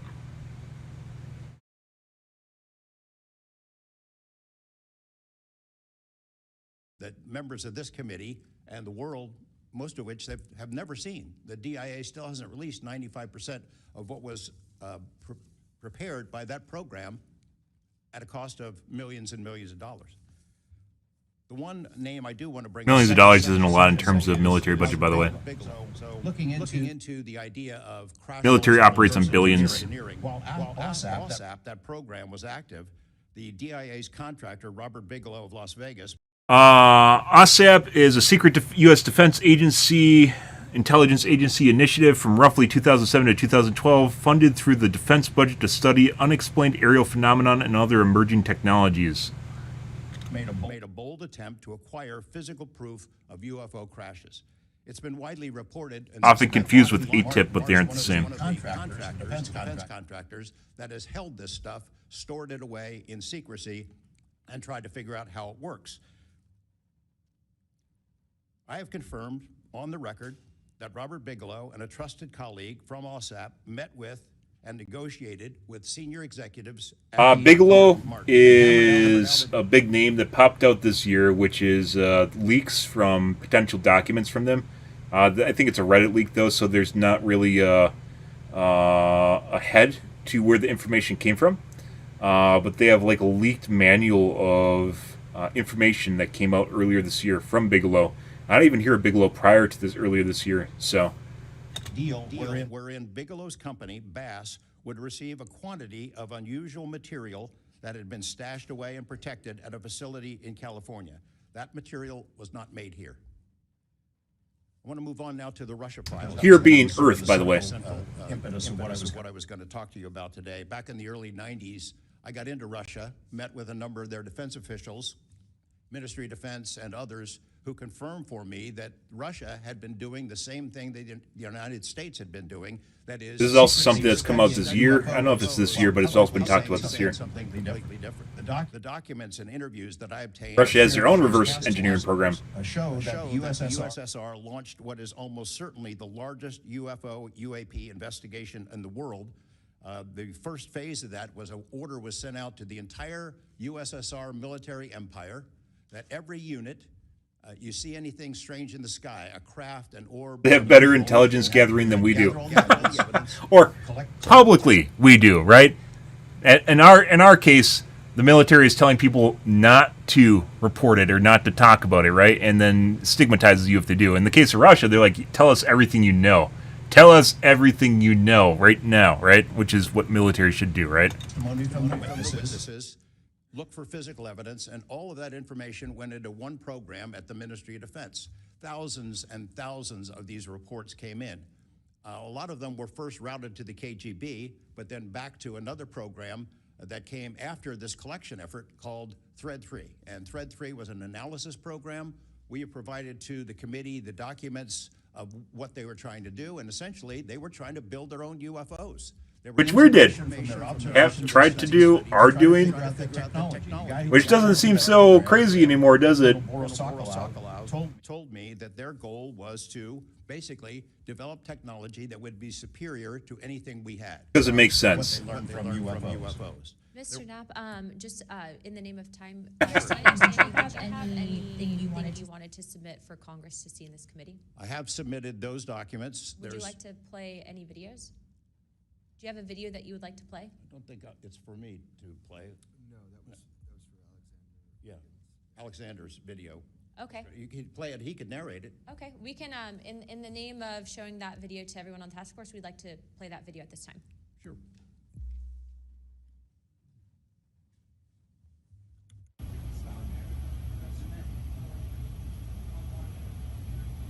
I think this is the Chief Wiggins.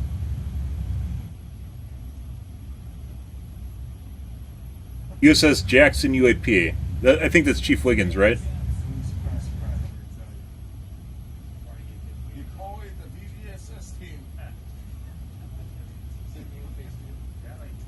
Mike guy, push the button. That shit took off earlier.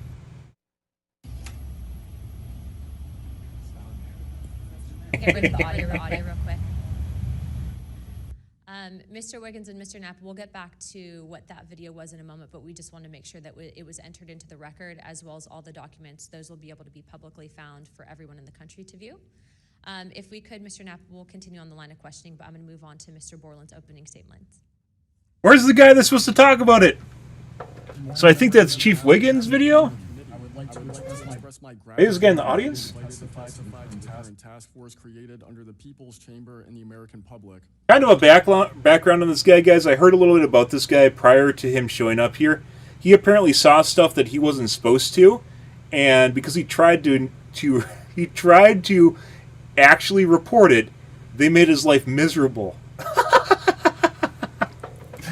It's not funny. It's not funny because his life was made miserable. It's funny because the military literally just shit all over this guy to the point at which he was willing to testify in front of Congress. Yeah. So, in a kind of sadistic sense, it's funny, but they literally put this guy here because they weren't willing to acknowledge anything that he was reporting to the point at which he became so frustrated, and they ruined basically his life in the military that he decided to report in front of Congress. That's something. Makes you wonder how many more are like this. Professional, it is an honor and a privilege to serve under oath before you on behalf of our country. I speak for myself and no former agency Titles. I have been previously affiliated with. My name is Dylan Borland, a former 1N1 geospatial intelligence specialist for the United States Air Force in an active duty enlisted capacity from 2010 to 2013. I've also been employed with BAE Systems and Intrepid Solutions as a senior analyst, expert analyzing radio. Nap was just caught onto something. For official identification of aerial order of battle as well as naval and ground order of battle. He sniffed something. Having testified to both the ICIG and Aero with direct first-hand knowledge of and experience with craft and technologies that are not ours and are reportedly operating without congressional oversight. Because of my direct knowledge of the reality of certain legacy UAP programs, I believe this is a first-hand witness. And The military did this to themselves. That's funny. sustained reprisals from government agencies for over a decade. YouTube disconnected. I was stationed at Langley Air Force Base, Virginia, conducting 20 YouTube reconnected.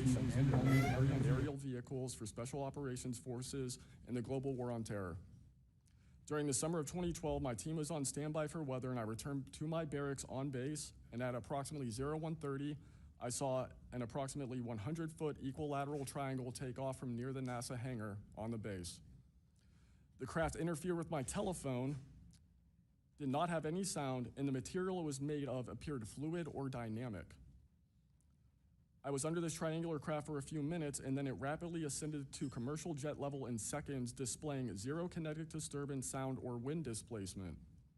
Some years after that experience, I was further exposed to classified information from the UAP legacy crash retrieval program through a sensitive position I held within a special access program. During this time, intelligence officers approached me in fear for their own careers, citing misconduct within these programs and similar retaliation that I was already enduring at this time.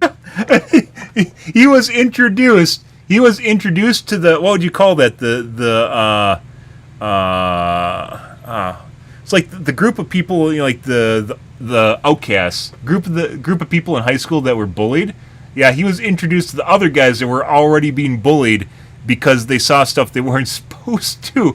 Bro, this is hilarious in and of itself. Not because it happened to them, but because the military literally did this to themselves. Like, they turned it into him being a whistleblower because they ruined his life. That's absurd. Because they're trying to keep it secret. These issues include medical malpractice committed by Veterans Affairs staff, denial of work I performed while enlisted in the United States Air Force, forged and manipulated employment Boxed him? documents, workplace harassment, including colleagues being directed to not speak with me, manipulation of my security clearance by certain agencies, blocking, delaying, and ultimately removing my ability to be employed within the IC. Jesus Christ. Retaliation I face and the retaliation against individuals I know who worked in these programs is what convinced me in March 2023 to become a whistleblower. No shit. I came forward out of concern for people's lives and to ensure I did everything I could to let our Also because they ruined his life. about what is really happening in the executive branch. Mainly, he's in the information community, right? He's in the IC. Mainly due to the fact that they ruined his life. I think that's kind of that is the takeaway here. Is he was probably willing to just do his job and be perfectly happy grunt, knowing what he knows, but they ruined his life instead. At the end of March 2020, There's a motivation, guys. Suggestion of other federal officials believing it was what our nation required of me. I had reservations with Aero due to assessments they were reporting publicly at the time as a misrepresentation of the truth. Because of these concerns, I did not share sources and methods information in order to protect current and formal federal personnel. So he went to Aero, and then he protected the people. I did not want anyone to face further retaliation beyond what they had already. So he's protecting his boys. Staff member ended up getting in some trouble because of that. After David Grush testified under oath in the summer, get in some trouble because of, fortunately, a staff member ended up. What was that? Because of that. Was he going to say the guy's name and he decided against it? That's weird. They just zap it out of his brain? Testified under oath in the summer of 2023 and provided historic disclosure. I was then asked to go to the ICIG and did so in August. That's interesting. 2023. It was very clear early on during my intake interview, which was video recorded under oath, that the objective was to solely assess how much I know and not move forward with an investigation with the information I provided. The arrow? Which was video recorded, provided historic.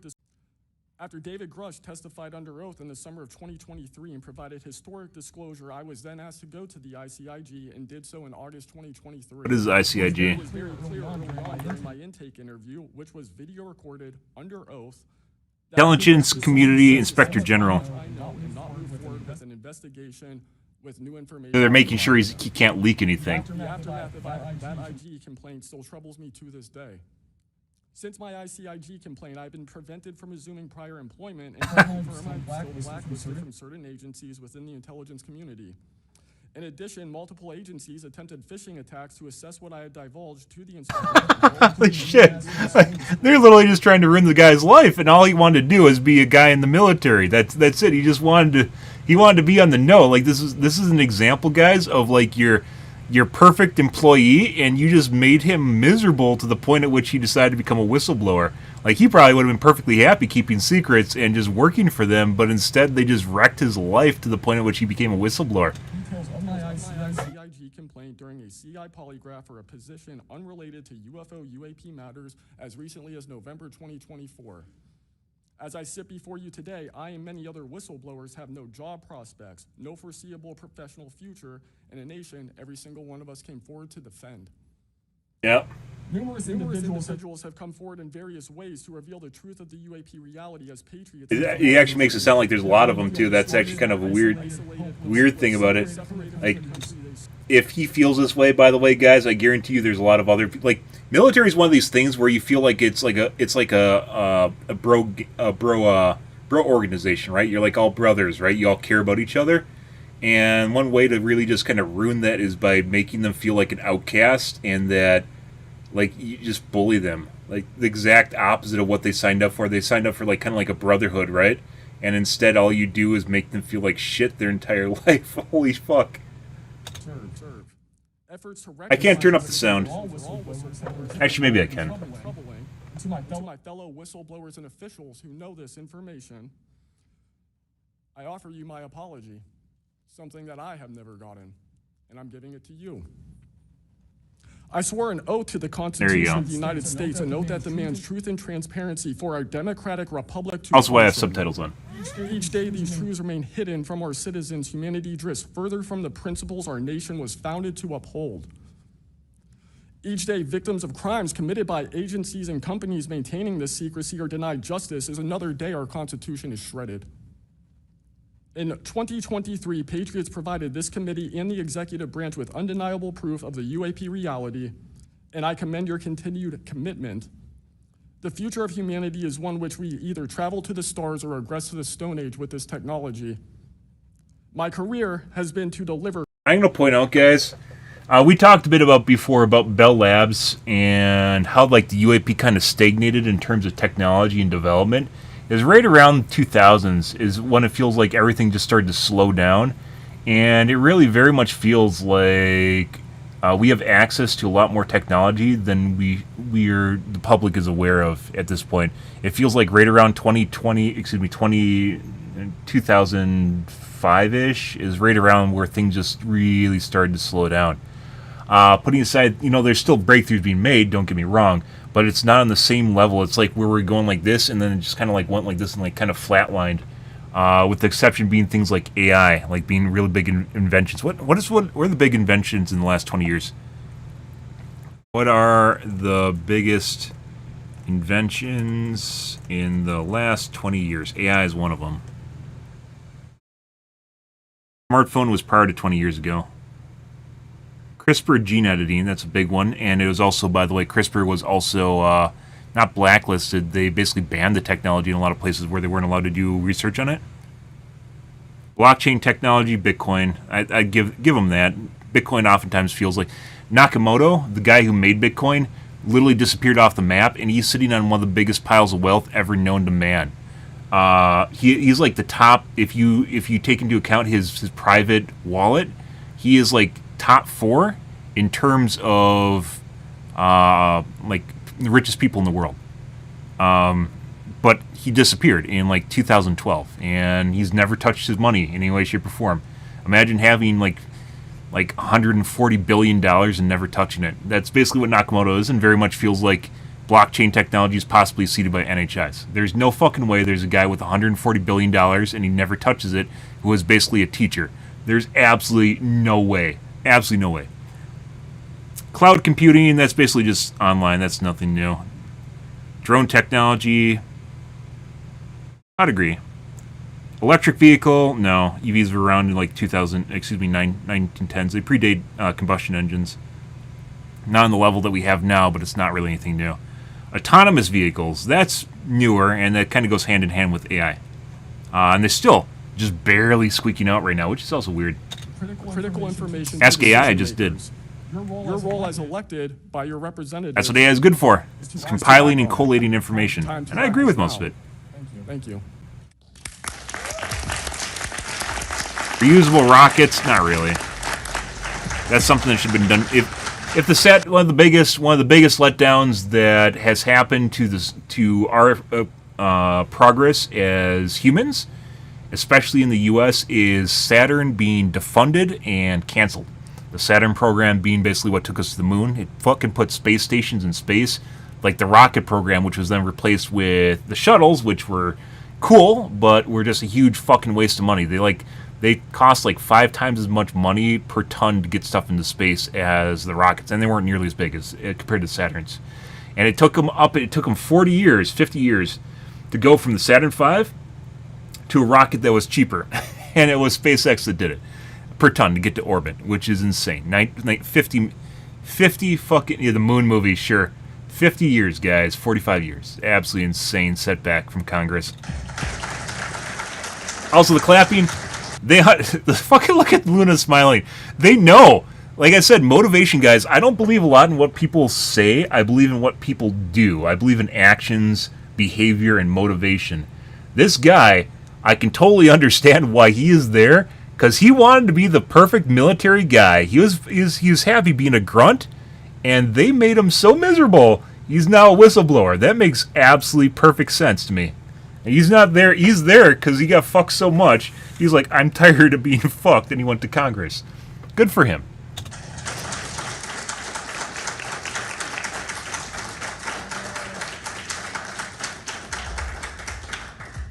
Mr. Borland, thank you for your service to our country, and we appreciate you. No shit. And we are sorry about how you've been treated. No We fucking make sure shit. that We tried to rectify that situation. Thank you, ma'am. Mr. Spielberger, please, your opening remarks. Chairwoman Luna, Ranking Member Crockett, and Task Force members, thank you for the opportunity to testify here today about the importance of strengthening whistleblower protections, especially in the context of national security. Does matter a lot. I'm a senior policy counsel at the Project on Government Oversight, a nonpartisan naughty boss, huh? watchdog For organization sure. that investigates Bow and chicka wow, exposes wow. waste, corruption, abuse of power, and when the government fails to serve the public or silences those who report wrongdoing. Whistleblowers are the first line of defense to root out waste, fraud, abuse of power, and corruption in our government. No. Congress relies on whistleblowers Keep everyone, so that it can fully exercise its honest. oversight and legislative authorities. It's understandable that former presidents of both parties have often taken a hostile approach toward whistleblowers. Yep. Their disclosures can embarrass the president and their political party or even lead to a national scandal. But whistleblowers continue to play a vital role during both Democratic and Republican administrations. I have to take a piss, guys. We're gonna pause here at Spielberger. I'm gonna take a piss, guys, and wash my coffee cup out and grab a soda. Be right back, guys. Once again.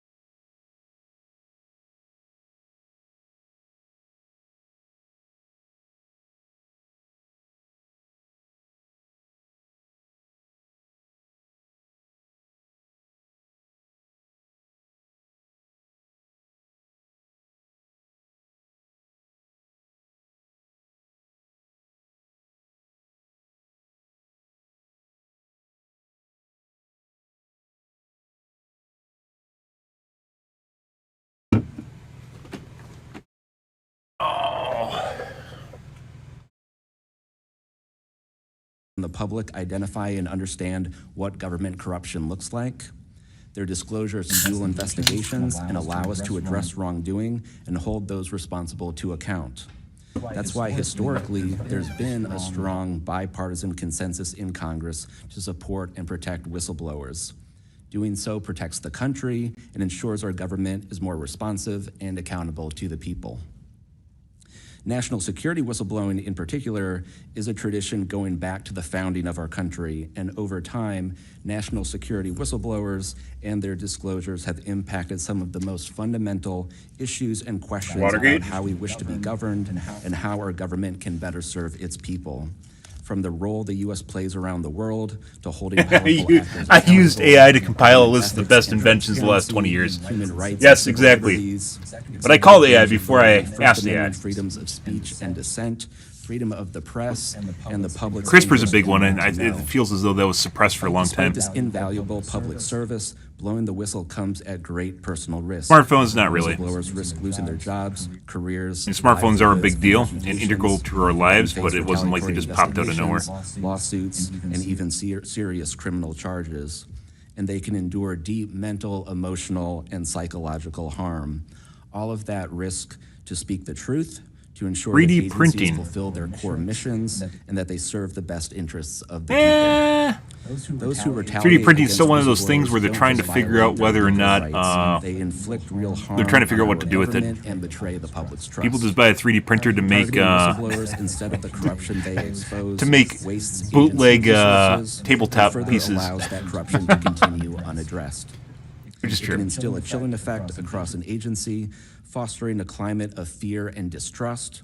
There is some cool stuff with 3D printing, though, as far as industrial scale goes. If you've seen the concrete printed buildings or printed metal, but that's not home use Whistleblowers are stuff. often some of the most dedicated And that's still in, and like, the early principled phases. public servants we have because of their willingness to put themselves on the line to do what's right. They look like shit, though, but Congress has historically supported them Pretty fast again, to on a make them. bipartisan basis, but unfortunately, whistleblowing has increasingly become more politicized, with support for whistleblowers often hinging on which party is in power and which party is politically inconvenienced True. by the misconduct being exposed. But to be clear, targeting whistleblowers individually risks undermining whistleblowing, period. Pogo advises members of Congress on both sides of the aisle to focus on the evidence, not the individual. We will always need whistleblowers to achieve the government that best serves its people, because when people of conscience, integrity, and good character refuse to speak up out of fear, complacency, or self-preservation, and leave corruption to fester behind closed doors, that is probably the most dangerous risk of all. If we are serious about increasing Look at that guy's transparency hands. and restoring the public's trust, we need public servants committed to the truth. Whistleblowers need safe and effective channels to make lawful disclosures. They need stronger protections against retaliation. And when they do face retaliation, Like, if they you need do a fair that, shot to be made is he like whole. really anxious? Congress has made strides to pass whistleblower legislation. can't be and comfortable these at laws all. need to be updated and expanded so that whistleblowers truly receive the thought that looked protections kinda they weird. need. Retaliators are held accountable, and we can achieve the Normally type you of hold your government hands like the this, people right? deserve. But he is like We something strongly like urge this. Congress to continue its historic tradition of championing the rights and protections of all whistleblowers. Thank you again for the opportunity to testify here this morning. Pogo is committed to working with you and the Oversight Committee to address these critical issues. I look forward to any questions. Thank you, sir, very much. Additionally, without objection, the Whistleblower protections, Additionally, without woo! objection, the following members are waived onto the task force for the purpose of questioning witnesses at today's hearing: Representative Perry of Pennsylvania and Representative Grothman of Wisconsin. Oh, Wisconsin. Sorry, what is it? And Representative Biggs from Arizona. I already got you, but yeah, we're good. Without objection, so ordered. I now recognize myself for 5 minutes of questioning. Also, as my friend Mr. Moskowitz might have to go, would you like to go now? Okay, all right. Mr. Borland, in your didn't see testimony, Moskowitz last year. witnessing large triangular craft while think it was the standing year at before. Langley Air Force Base in 2012. Can you explain what you observed in terms of size, behavior, and why you're confident it was not conventional technology? Great question, ma'am. So on barracks, on the base, I lived in the barracks. There was a little smoke pit outside. I was there on the telephone and looking across to the flight line, and I see a white light pop up and stop about 100 feet in the air. I thought it was a weather balloon. I've seen tests from there before, weeknight, normal thing, not surprising. I actually finished my cigarette and I began walking up towards the flight line. There is a track, and because I was on 3 months of night work, I would walk the track at night when we were weathered down. And as I began walking towards the light, towards the flight line and the track, the light then flies across the base, across the flight line, and as it flies to me, a triangle manifests around the light. I can't tell you if it's active camouflage. I can't tell you if it appeared around the light, but I can tell you that it was a white light, and then it was a triangle. It stopped about 100 feet in front of me. Potential orbs, as they're called, or spheres are a little bit different, but white lights, or exactly what you just talked about earlier, Idwin, is not uncommon in the UAP community. They're seen relatively frequently, but no one associates them with another craft. So the interesting thing about this guy's testimony is he's saying a triangle, which is a very prolific, the what they call the mantis, or the mantids or something, matib. The triangle that he's talking about is pretty prolific in the UAP community, but they're very rarely sighted. And curiously enough, is that this just popped out of the air basically around the white light, which may indicate that, exactly as he said, it's actually active camouflage. So the object there, you're seeing basically the energy source as opposed to the entire craft, because they probably can't mask their energy source. So you might actually be seeing some sort of reaction internal inside of the ship that they can't completely mask, but which we pass off as just random garbage or whatever, right? Just random things. And, oh my god, Critical did it. Thank you for the sub. I appreciate it, dude. It's Sanyo, by the way. But the potential here is that you're actually seeing the craft, but you don't know you're seeing the craft because it's actually cloaked. Some prolific research that happened... It is a long time. Some prolific research that happened earlier this year was... What is her name? We talked about before. She's in the astronomy space. Beatriz, or whatever her name is.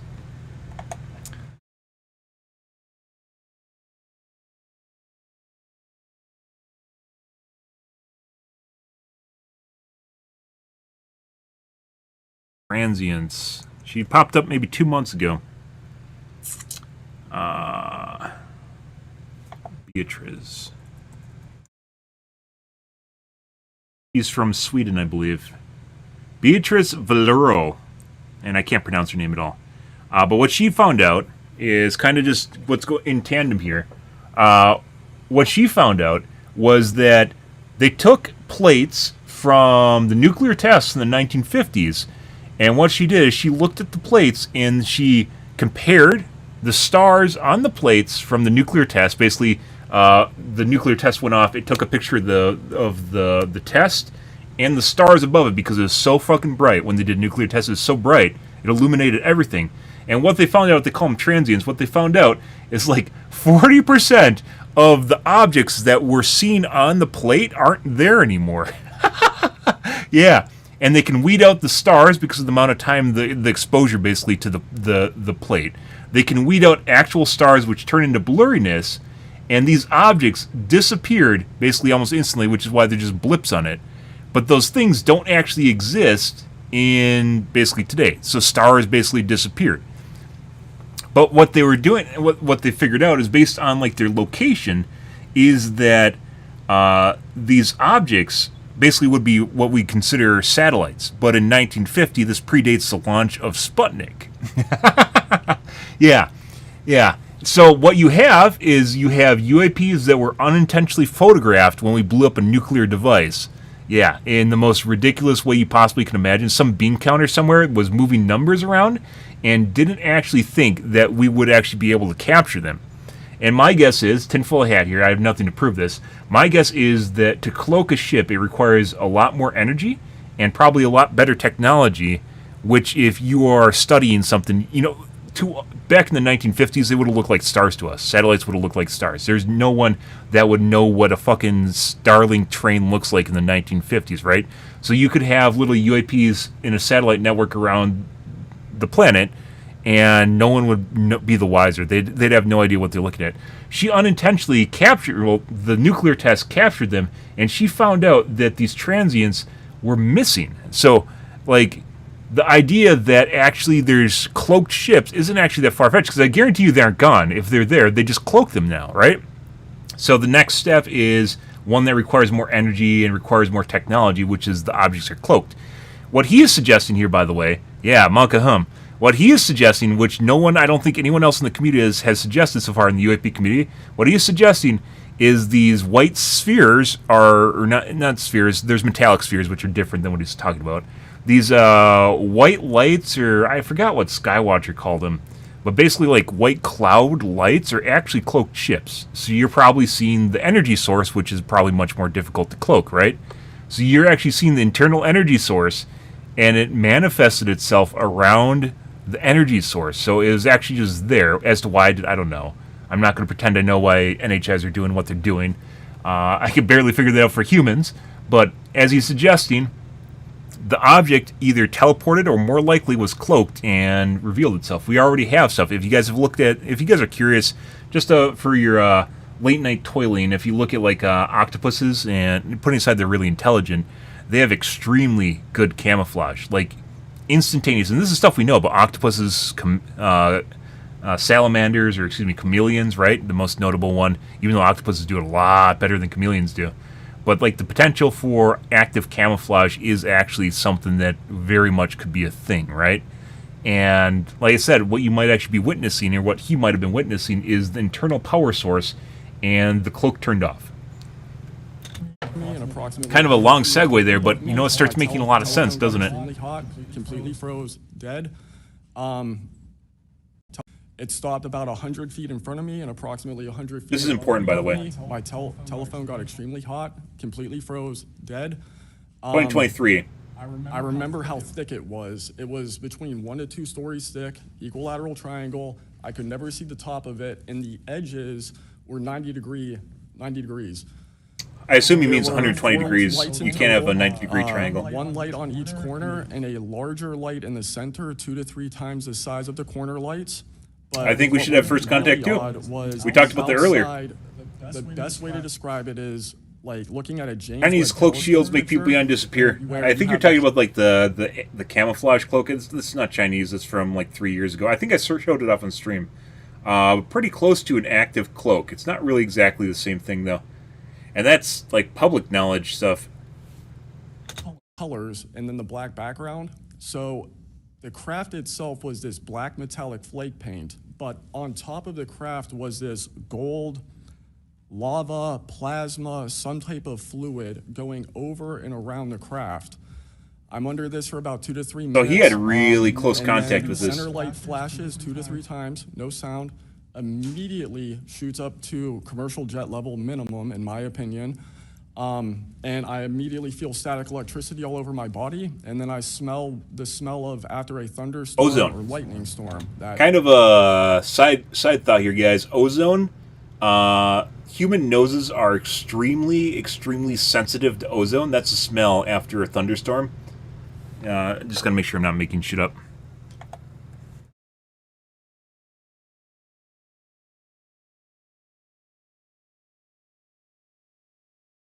Oh, petrichor? Lightning strike is ozone.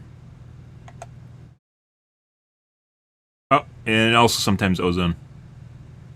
But human noses are extremely sensitive to ozone. You can smell like the smallest amounts of it. That really strong summer thunderstorm smell. Gets up to flight level. I'm trying to get my phone reset. And I can only see the center light at this point. If I didn't actually see it take off, I would have thought it was a star.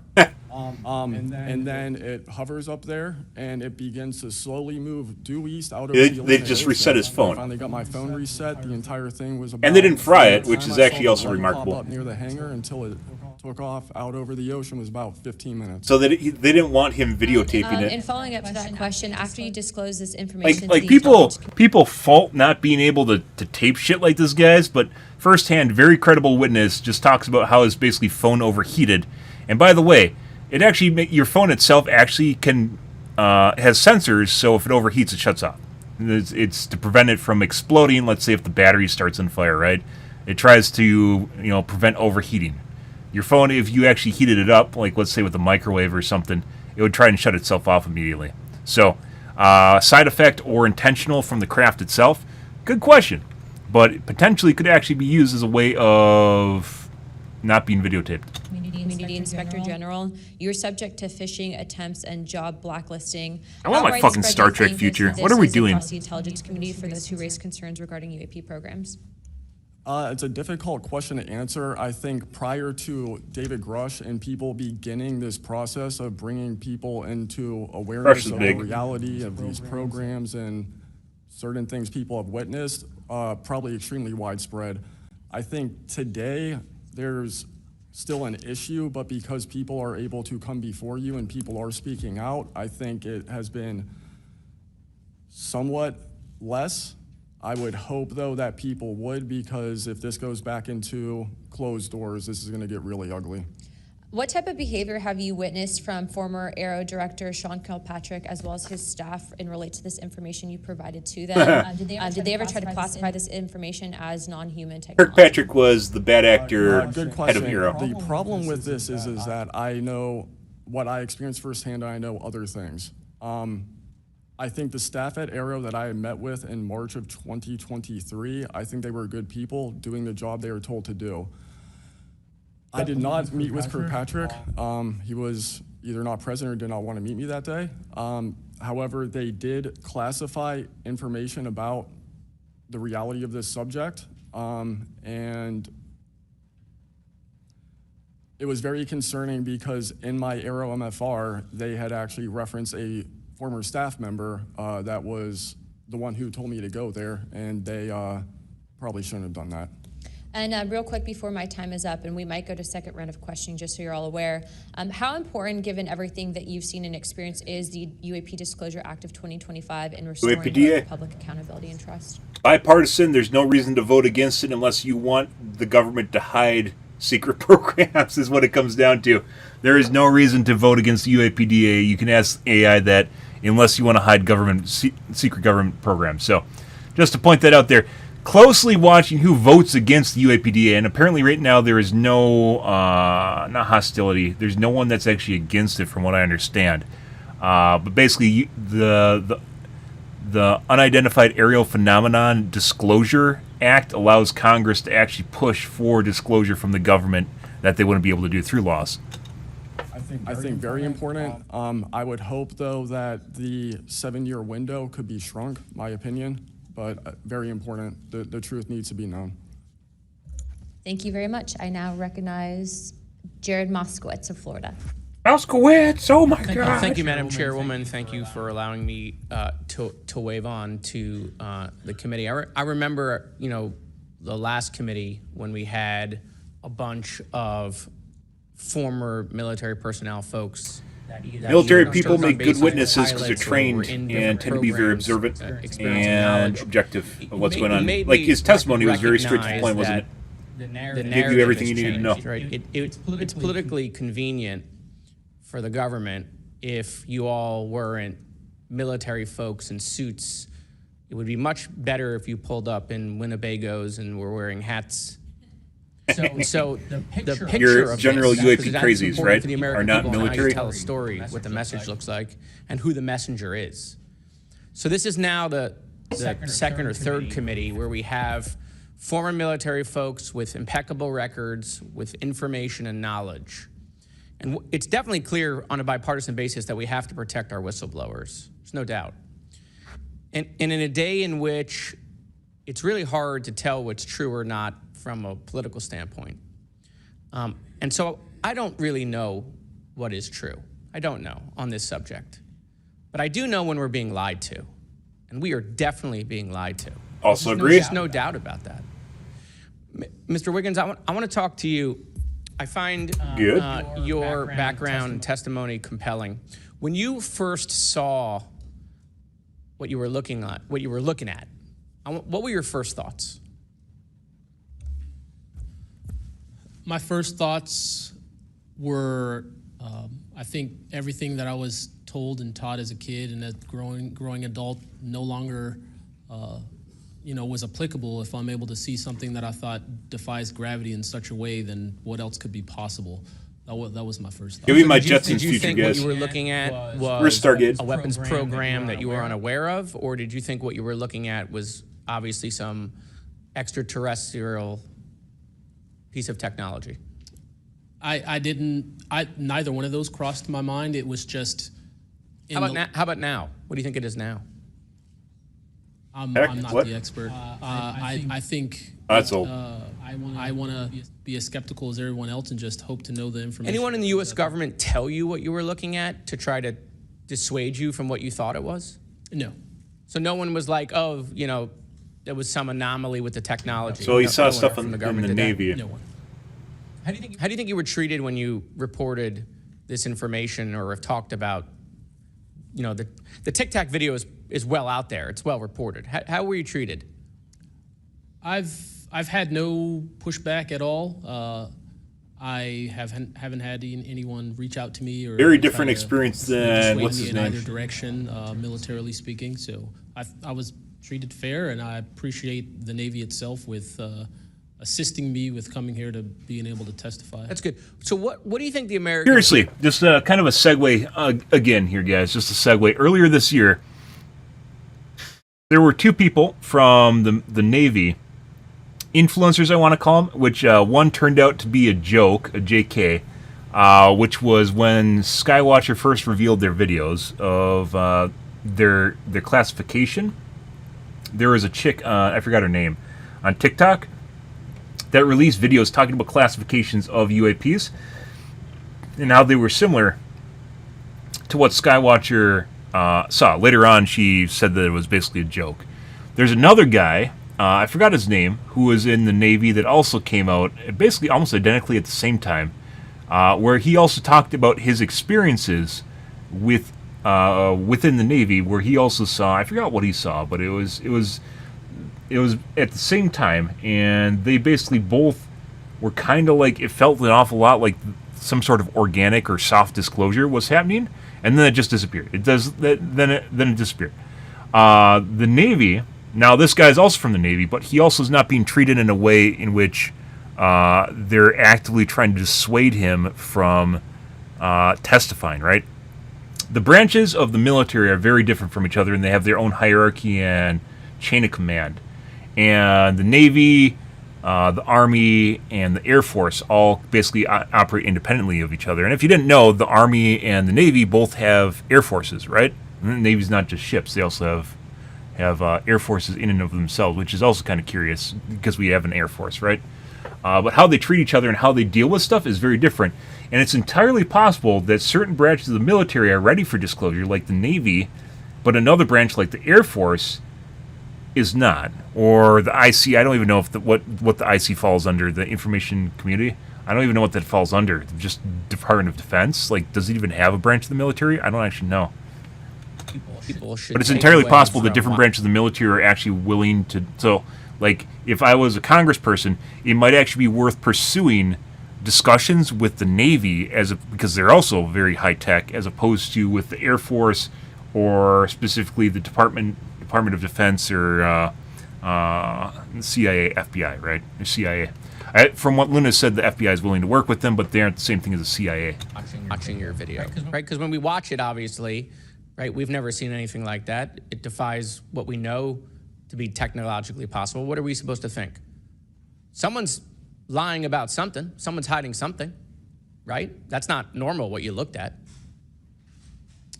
I think what the American people should think when seeing that video, along with others before me, is that there is something out there, and we should know as the people what it is. Right, and so let's eliminate possibilities. So they didn't come to you and say there was a technological error with what you were looking at. So we put that aside, right? They didn't say it was broken. So we look at that and we see something. So it's either a weapons program being reverse engineered by our governments or other governments, or it's nobody's government, and it's not from here. Those are it. You agree with that assessment? I agree, one or the other. Mr. Borland, when you first experienced what you were looking at, what did you do next? Like, what was your next step after it had passed and you were done? I actually kind of laughed to myself and said, okay, so this exists as well. Worked in enough programs, been exposed to enough that I was like, okay, so this is a real thing. I went back, walked the track, talked with a couple of my friends about it. I did talk with some of my coworkers, one in particular, which I thought was a joke, and it definitely wasn't, was like, you probably should never say this to anybody. And then what happened to me happened, so. What about you, Mr. How do you pronounce your last name? Nusatelli. Nusatelli. Wait, is this the guy? Sorry, Hey, Wiggins is the guy from earlier this year. Chairwoman. So obviously your incident happened well before we could record things on cell phones and things of that nature, right? What did you do when you first experienced? Because what you saw, right? You saw it happen like right out of your base. Correct. So tell me what you did after you saw that. What was like your next move? And I want to hear what your experience. Yeah, I actually think so. My next move. Yeah, no. Alexander Wiggins is the guy from earlier this year. That is, it's the guy from earlier. It's exactly the same guy. All right, with the same footage. I went into my This is the guy from earlier this year. That happened at the same time. There was a chick that also talked about classifications, but she later said it was a joke. So whether or not she was actually being honest and told to shut the fuck up or whatever, I don't know. Or no one had been abducted, and I picked up the landline. I called the Security Forces Command Center. I reported it. I requested that they give me a call back and make notifications up the chain of command. I got a call back in about 15 minutes. They reported that the weather station reported no balloons or aircraft, nothing on radar, no aircraft inbound or outbound. So I got that notification. And then within the following day or two, me and the other witnesses wrote statements. We prepared a report, and then we filed all that information. Madam Chairman, thank you for your indulgence in my questioning, and thank you for continuing to lead on this subject. What do you and your friends think about it today? You all have talked about it. Yeah. I mean, so what do you think about your experience as a collective group? That'll be my last question, Madam Chairwoman. I mean, we've been talking about this for 20 years. We don't know what we saw. That's the triangle guy? It changed our lives and the way we think about everything. It was incredibly profound. The object I saw, I don't even know if it was an object. It was a light. It was an orb. Like I said, if you get your list of people that saw it, and he has a list of names of people that sign it, we noticed the object. adds even more credibility to what he's talking about. Same thing with Wiggins. Someone would see a light. They would pay attention to the light. And then the object responds. It performs for you. And then they come down and they investigate you. So it's almost like they're curious. So that's the thing we primarily talk about. Why did it come? Intelligence? After we noticed it. Maybe it noticed us after we noticed it. You're welcome. I now recognize Representative Mace for 5 minutes. Thank you, Madam Chair, and I want to thank all of our witnesses for being here today. Mr. Borland, I'd like to start with you and ask a few questions. Were there any other witnesses when you saw the equilateral triangle? Were there other witnesses that saw the same thing? Not to my knowledge, ma'am. At that point, the only people that would be awake is those of us that were doing operations for the GWAT and then security forces, so not to my knowledge. And do you think that, in Probably your gonna figure it opinion, that the equilateral... Weirdly enough, guys, I've watched the Congressional UAP hearings for the last... basically since the beginning. I swear to God, Nancy Mace, has aged like 10 years in that amount of time, which is kind of weird. Triangle was the U.S. It could be the glasses, the grandma glasses, and... I did once upon a time, but Knowing what I know now, Jewelry? I'll have to answer that question in a skiff probably. Well, my next question is, you teased us, so knowing what you know now means what? I know enough to know that if you want an answer to that question, go to Arrow. They have the answer. Do you think it was a foreign government? I do not. No. And Arrow is supposed to be disclosing. The last time I was in a skiff with Arrow, they said they were going to be doing disclosures. Had they been doing much of that? I don't have an answer to you for Yeah. you. I don't know. I know what Arrow reports publicly, and I know what I've been through. Yeah. And some of this stuff can be, I think, debunked, right? Sometimes there are weather balloons that look kind of a little funky, or drones or whatever, depending on the angle, direction, speed. I like pointing out, guys, it's not about all the shit that can be explained away as a balloon or a bird or something prosaic, as they say. It's about the things that can't be explained away. It doesn't matter how many things are just a rock or a bird or a balloon.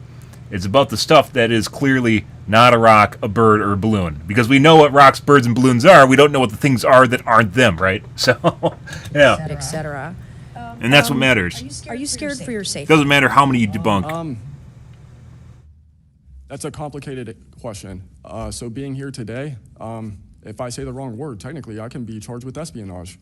Espionage is a death penalty. Whistleblowers have faced it. John Kiriakou, for example. I am not scared for my physical safety in the sense of an agency or company coming to kill me, but I have no job. Flying rocks, I guess, it's just a new thing now. Tarnished. You know, I'm unemployed, living off of unemployment for the next 3-4 weeks until that's gone. You have a highly qualified ex-military individual who is part of the top tier of the intelligence community that's living off welfare because they wrecked his life because he saw something he wasn't supposed to. Do you want a backstory of how to make someone become a whistleblower? He is describing, guys, like, imagine working your way up the chain of a company or like a government organization just for them to fuck you in the ass, and then while you're sitting there waiting for your unemployment to run out, you're like, God, maybe I should just go to maybe I should just fucking do this thing for Congress at this point. I don't even like what do I have to lose? Like, this is actually his motivations and why he's there is actually a perfectly understandable scenario in so many different ways, and it's actually kind of funny that part of the government that's supposed to be known for understanding stuff, the intelligence community, would fuck up so bad they made him. And that like I said, I'm not laughing at him because it's pretty horrible, but the part of the country that's supposed to be known for intelligence gathering literally made him do this. It came down to making him do what he's doing right now because they treated it, they mishandled him so poorly. He's now a whistleblower. Like, I don't even know how to describe that guy. It's like, it's just So it's a complicated question. Have there been stories leaked about your life to try to discredit you in the public eye? As of now, I don't know.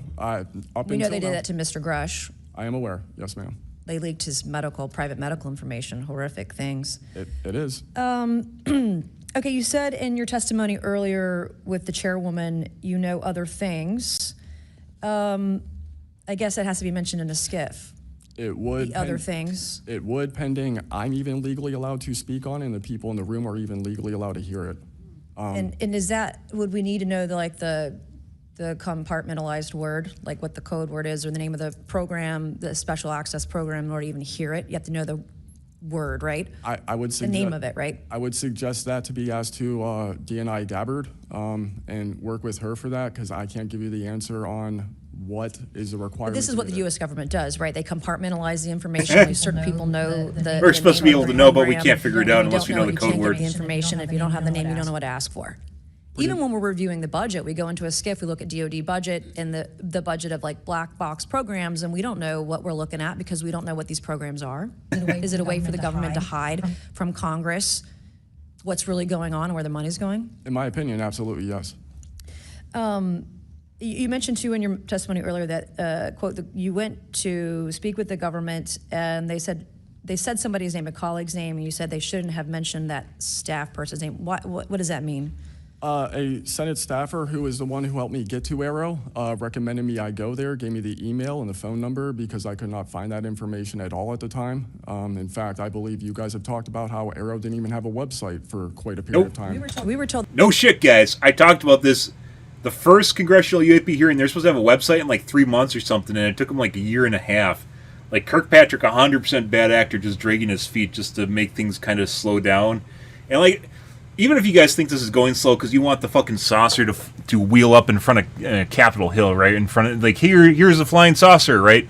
You know, maybe that'll eventually happen, but we aren't there yet, right? But what they want, the perfect scenario is to literally have something like this lose steam and die out. That's like everything in the government, where it just becomes so inundated with shit and time that it stops, and that's basically buried at that point, right? And that's not what you want. You want to keep things moving. Even if there's nothing to share, you have to share stuff. By the way, there's a lot of whistleblowers this year, and they picked basically these 5 guys. So, well, a couple of them aren't whistleblowers, but They were going to do disclosures, both what they've debunked, because some of it can be debunked, and then what they haven't been able to debunk. And to my knowledge, it hasn't been a thing. I only have 1 minute left, so Mr. Knapp, we are definitely going to watch every documentary. You guys have done you and Jeremy have done a terrific job. I usually have more questions than I have answers. I think we all do, and you guys are doing a terrific job to bring information to the public. Do you think that classified. any of this is a psyop by the U.S. government? PSYOP is a term that's been thrown around a lot. It basically just means a psychological operation, right? Where you basically just try to do something to elicit a response out of people. Manipulation, right? Possible. I mean, our government and other governments have admitted that they've tried to use UFOs to cover secret projects.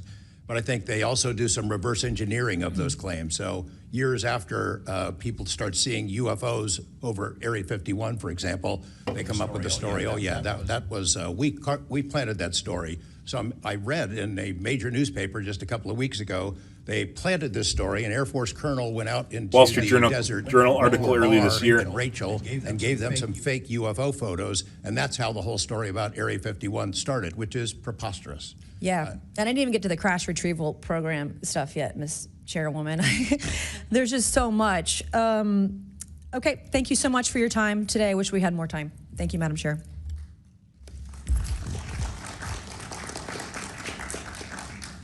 I now recognize Ms. Crockett for 5 minutes. Thank you so much, Madam Chair, and thank you so much to each of the witnesses that have come before us today. The federal government has had a long-standing overclassification issue in general. We all know that, from the assassinations of MLK and Malcolm X to the COINTELPRO and torture programs to now UAPs. The federal government has kept the American public in the dark about issues of immense public interest. The federal government has routinely made excuses for failing to provide transparency to the public, the most common of which is national security concerns. Mr. Spielberger, can you provide an example of when national security was inappropriately used as a pretext for classification? Congresswoman, probably one of the most infamous examples of that is the 9/11 Commission that found that overclassification was a key factor in the failure to adequately prevent the attacks of that day.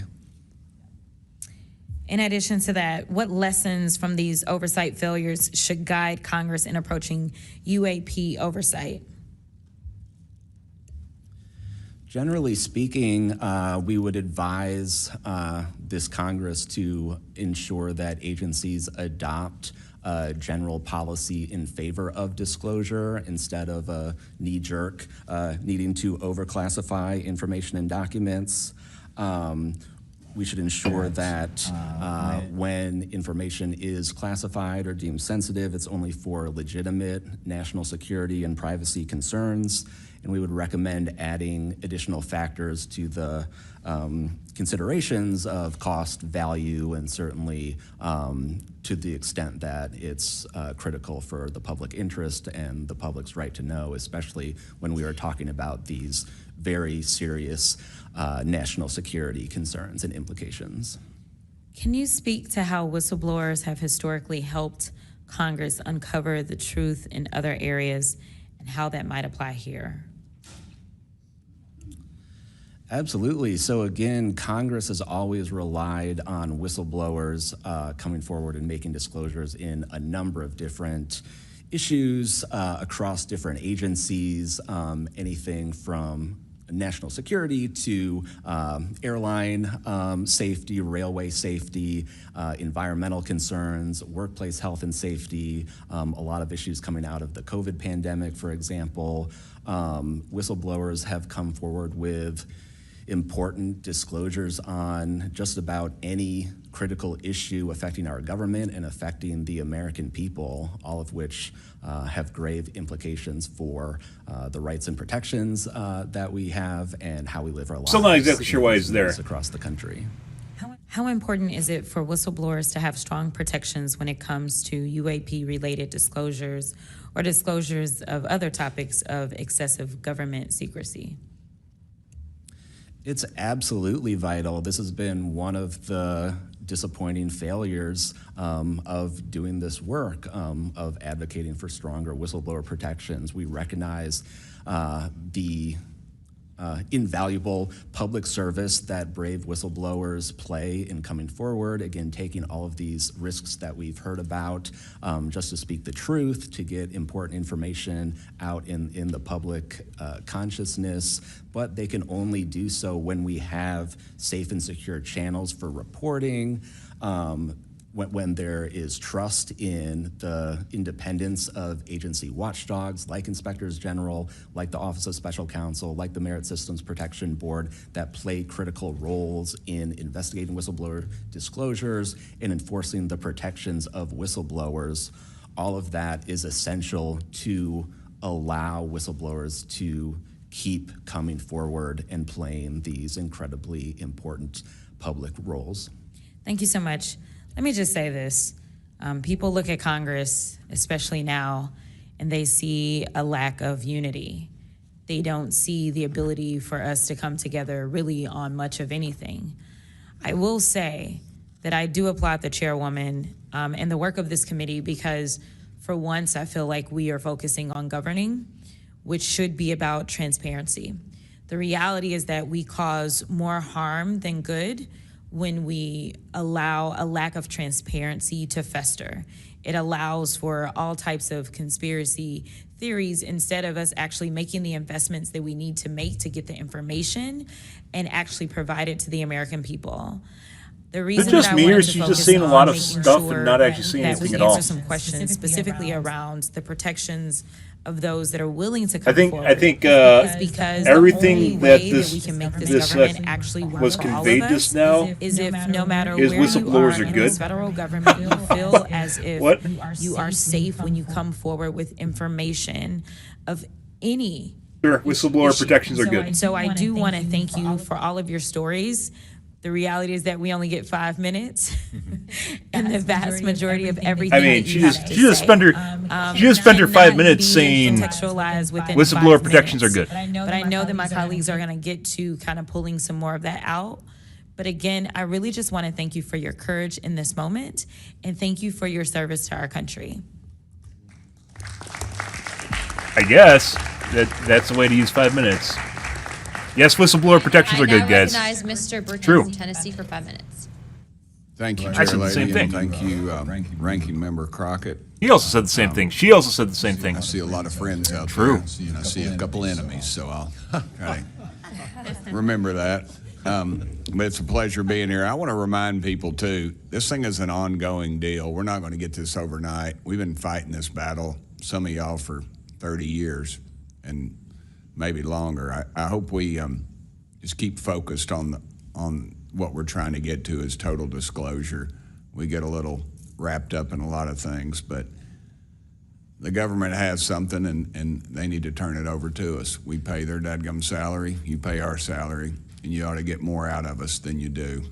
And that's what disgusts me about this whole thing. I think they're just trying to run the clock out on us, really. I literally just said this 10 minutes, 15 minutes ago. They'll poke us a little, and they'll make jokes to us and try Yeah, to... where we talked about the fact that But I think we know where we're at. And that's why they just we're want things to trying slow down to a halt and then bury it.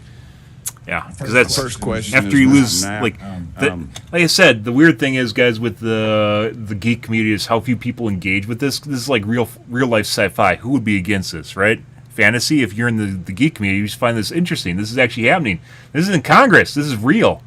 And weirdly enough, it seems like there's no interest, which is very weird. This is one of the few things I cover in Congress, especially watching a meeting for 2 hours, right?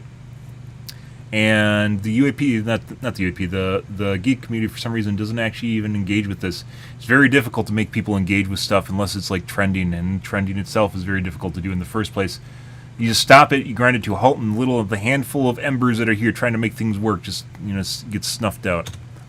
I recently introduced the UAP Whistleblower Protection Act to help provide whistleblower protection. Maybe to not federal personnel handful for embers. It's supposed definitely turning use into of something, but federal taxpayer funds to investigate UFOs. I still don't want to say UAPs. Nah. How can Congress further increase I refuse to adopt the new whistleblower language. I think you got to unleash the dogs and go track down the money and where it goes, because a lot of this stuff has been moved out of government. Sure. As you know, Rep. Burchett, it's been given to private contractors who've stashed it away. They've had it for so long that there's nobody left inside government, or very few, who know where it is. And they do that to keep us from FOIA, correct? Yeah, it's to keep it from FOIA and Freedom of Information Act. Contractors have had this stuff for very Remember, long. we're talking about just the weird shit going on? There's a guy called John something who runs blackvault.com, and what they do is they literally use the Freedom of Information Act to request information about very particular. It's like a search engine for very particular pieces of information. The government's required to hand it over if it's unclassified. And he gets some really interesting stuff. So straight from the government. The last one he got was about, I think it was about one of these meetings. It was getting NASA ready for a Congressional UAP hearing. I think it was the last one. It was getting them ready. It was slides for NASA for the last Congressional UAP hearing to ready members that were going to testify. I think it was the last one, or it was the one before. To testify before people in Congress, and they're all blacked out, like all of them.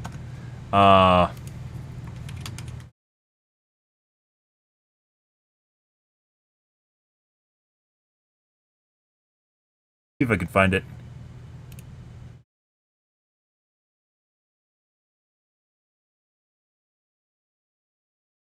A week ago.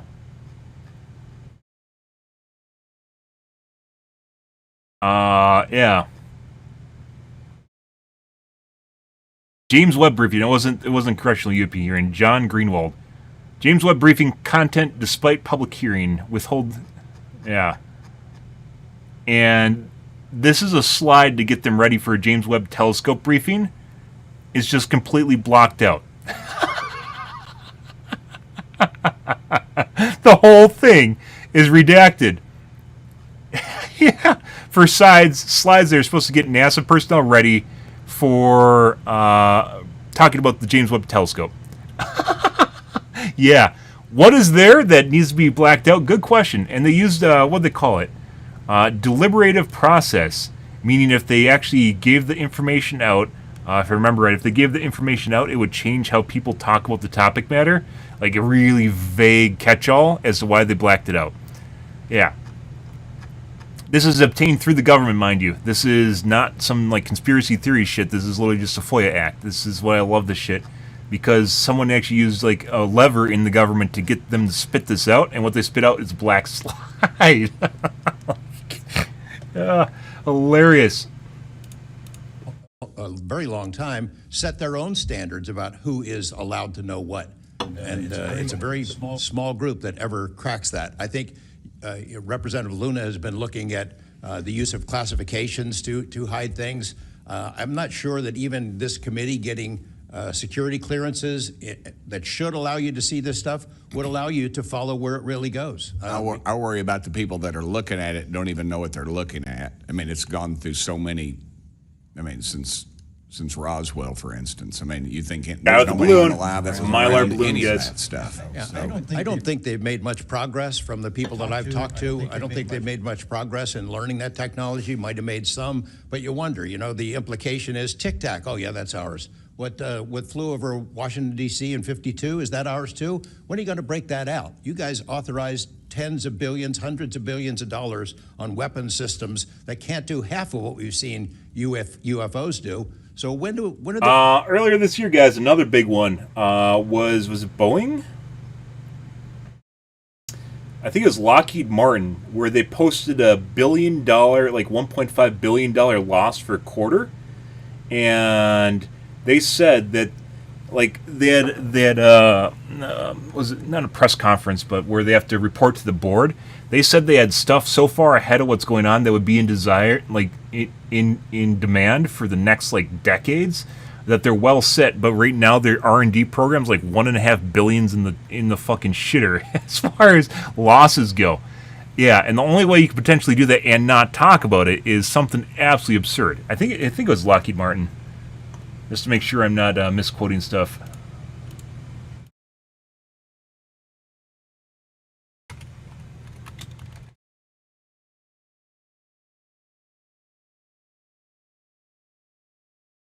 August.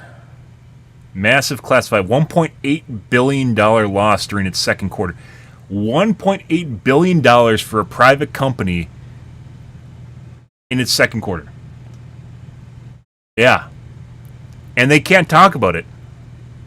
Classified aeronautics program?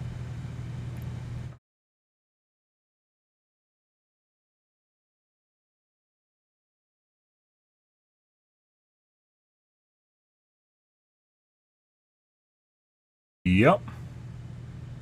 A lot going on behind the scene here, guys, and we're just, like, it's getting to the point where, like, I want to say that UAP disclosure's never really been in the same boat as far as everyone being so analytical and nuanced with, like, looking at information, right? And now we're in a very different scenario. They break this out if it's really a which is why things like Oumuamua was not really looked at all when it happened in 2018. It was like we looked at it after it left the solar system. And the rest of the world, and they're still doing it. Yes, sir, I agree with you. Well, Atlas 3B is probably a comment. Oumuamua was very anomalous. And how did you get them back in the United States? Well, I met this Russian physicist who was in the United States lecturing. And I want to clarify that. I can't even take a thing of honey home on my airplane when I fly back to Tennessee. Yeah, So I did something pretty dumb. And I'm bitter about it, but go ahead. I did something kind of dumb. I met with these officials who, you know, during that time period, glasnost, perestroika, the Russians were trying to open up to the world, and I saw it as a window of opportunity, and it was. And we were able to talk these folks into providing us information. Oumuamua was one of the first interstellar object to enter our solar system from outside of it. They only stamped the top pages of these But documents. then accelerated So I just removed them. out of the solar Removed system, those pages. not related to gravity or the, caught me. what's I'd it be in a called, the gulag slingshot cell. effect. Yeah. We'd be saying, what happened to George Knapp? Oh, yeah. What happened to the Russians that came forward to you in 1993, and were there any repercussions for them? Well, there were. The first thing that happened when I talked about this after getting back and going through the files and things and sifting through it, the Russian physicist who had helped us be introduced to all these people wrote back and said there was a huge eruption, that there was the real right, far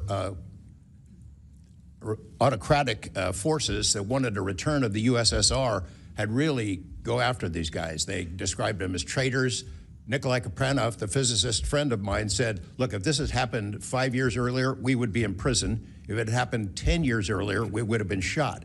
Right. Luckily, at that point, Putin was not in power, but none of those people that we talked to on that trip in 1993 would ever talk to me again. I went back in 1996, and it was like I had the plague. I spoke to different people, but they were scared. And eventually, the story was spun where the Ministry of Defense officials who gave us this information were described as ufologists who said there was nothing really significant to these files. They didn't really find anything a big deal. And I can tell you, you'll see those files And that I covered shared up. with you. They did find stuff. There was an incident in October of 1982 over at ICBM base where UFOs popped up, was observed over this base where the missiles are pointed at us, United States. These UFOs perform incredible maneuvers. They split apart, they fuse back together. They'd appear and disappear, and right at the end of this 4-hour period, the launch control codes for the ICBMs lit up. Something entered the correct codes. The missiles were fired up and ready to launch, and they could not shut it down. The Russian officers were panicking. The UFOs they disappeared. The launch control system goes back to normal. Colonel Sokolov and his team came in, took the thing apart, could not figure out what it was. It wasn't a power surge or EMPs or some of the baloney excuses that our country has given for similar events involving our nuclear missiles. They're talking about the, was it Langley? On his Wall Street Journal article from earlier this year, I think it's the missile silos, the one guy was talking about. I think they're actually they tried to explain it away as a covert operation with the EMP device, but the EMP devices from the time period, was it 1963? It was 1963. It wasn't the recent one. The EMP devices they used back then were the size of buildings, and they had to be custom made. And like they were, the Wall Street Journal article, it was so bad. It was so badly written. The Wall Street Journal article was asserting that they basically assembled a building-size EMP device before it existed at a live nuclear missile silo without any of the guards knowing beforehand, and turned it on in a live nuclear missile silo in the height of Cold War. Yeah, like what even is that? How can you even, like, who would even do something or pretend that's even possible, let alone do something like that to a live nuclear missile silo? No idea.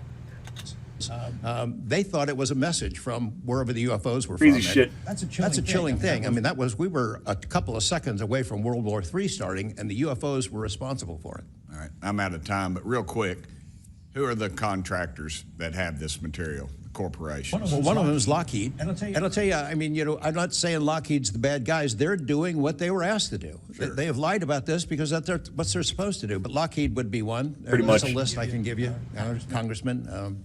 Some of the big ones, the usual suspects. Okay, thank you. Yield back, chair lady. Sorry for going over. It's all good. It's all George Knapp's fault. I now recognize Ms. Boebert for 5 minutes. Thank you, Madam Chair. Chief Wiggins, based on your training and operational experience, could the behavior that you witnessed, a transmedium object vanishing without a sound, They need to show that video again with him known talking, technology that we possess narrating it. or other governments possess? It cannot. No. And has any government agency debriefed you or any of your shipmates regarding the EOIR and radar confirmed UAP encounter aboard USS Jackson? No one has, no, ma'am.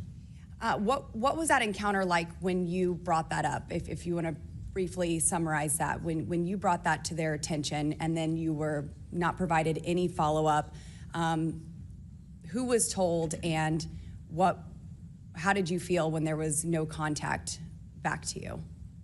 As far as the actual incident happening, Yes, or sir. the reporting level? Yes, Chief. It was within the event happening. My duties are to report to the tactical action officer on watch while we're standing watch. So tactical action officer was there. I made my report.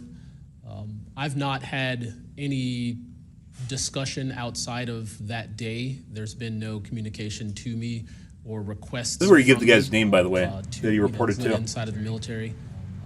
But I don't know if he's intentionally not doing it. Speaking of that actual incident itself, once the report was made to the tactical action officer, that's when I made the decision to ask the individual watchstander that was controlling Sapphire to be able to slew into the location. And that's what you see in the video itself, is when the watchstander is slewing in and kind of showing us what we're looking at. But outside of that, that's as far as the reporting went that I know of. Thank you, Chief. Just for the sake of time, Mr. Nusatelli, has RO, the Air Force, or the FBI ever followed up with you personally about the Red Square event? I did have follow-up. That was a triangle. Aero, nothing with the Air Force. The Aero office updated me, I think, at least 2 times. They let me know that they were unable to locate any records, that the records had been destroyed by the Air Force.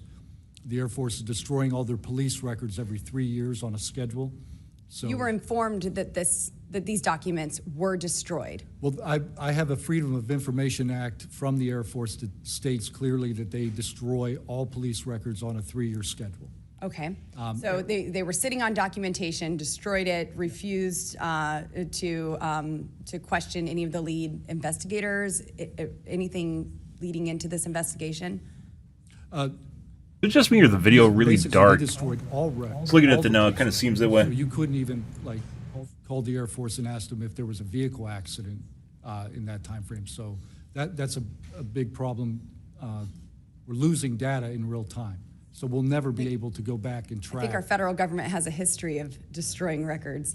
Thank you very much, Mr. Nusatelli. Dr. Borland, as a geospatial They exist somewhere, intelligence just not publicly. officer, have you seen I'm sure they aren't classified destroyed. data indicating UAPs operate in restricted U.S. airspace? And has that information been withheld from Congress? I have not in U.S. airspace. That is intelligence oversight, so I did not have domestic authorities.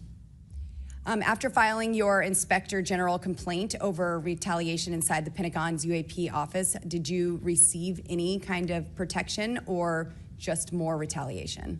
Within the IG or Arrow, ma'am? Either. Arrow, they went after the staff member and classified everything, shut that down. The IG, to this day, I don't even know if my complaint's active. I know my attorney that represented me was very, very, very concerned. And the best of my understanding, I was determined credible, not urgent. And do you think that experience would suggest that the internal UAP investigations may be compromised? Possibly. I mean, it's so hard because this goes back to people doing the job they're told to do, and very few people are going to want to give up their careers, 20, 30-year pension, get rid of their kids' health care, get rid of their house. It's a life. Yeah, possible. Yes. Like I said before, they mishandled this guy so poorly. They destroyed the life that he just wanted to have just by existing, and probably would have been fine never being here if they just gave him basically a fair chance. Holy shit. Yes. Thank you very much, Dr. Borland. They made the whistleblower through mishandling him so poorly. Do national security whistleblowers currently have any external appeals processes to challenge retaliation, or are they just stuck relying on the same agencies that they're accusing? Congresswoman, this is one of the biggest concerns that we at POGO have, basically around the independence of investigations and accountability for retaliation. Basically, yes, national security whistleblowers have to rely on internal project and government oversight that go through agency inspector generals. There are some differentiations. Nonpartisan, nonprofit government watchdog group. They are forced to rely on protection from the same agencies and people who they are alleging retaliated against them. Yes, well, I thank you all for your bravery. We are out of time here. Thank you so much for coming forward, and we will do everything that we can to ensure that you are all protected. Thank you for trying to bring truth and transparency to the American people. Madam Chair, I yield. I now recognize Mr. Burleson for about 5 minutes. Yeah, Team Burleson. It takes such great courage to come forward, and we acknowledge that, and I hope that you see that we are taking that seriously. And so very thankful for what you're doing today. I'm also very thankful for previous witnesses that have come forward. I see Matthew Brown in the audience. He courageously stepped forward and was as a witness. I encourage everybody to look and seek his testimony. I want to thank the people that came in our first hearing. Ryan Graves, David Grush, David Fravor. And in our second hearing, Admiral Gallaudet, Lou Elizondo, and Mr. Gold. Lou Elizondo, people are still up in the air about it. Sometimes he seems like he's actually on the, he's trying to cover shit up, and then other times he seems like he's actually trying to help. Very, very questionable which direction he's going. Still, maybe that's what he wants. I'm not exactly sure. He's a former intelligence officer, so entirely possible he's he's a bad actor, but also at the same time it seems like he's trying to help. So I don't actually know. Forward. We hear you, and it's time that we, enough is enough. It's time that we take action. Look, I'm not jumped to the conclusion that I believe that there are, aliens coming from another planet.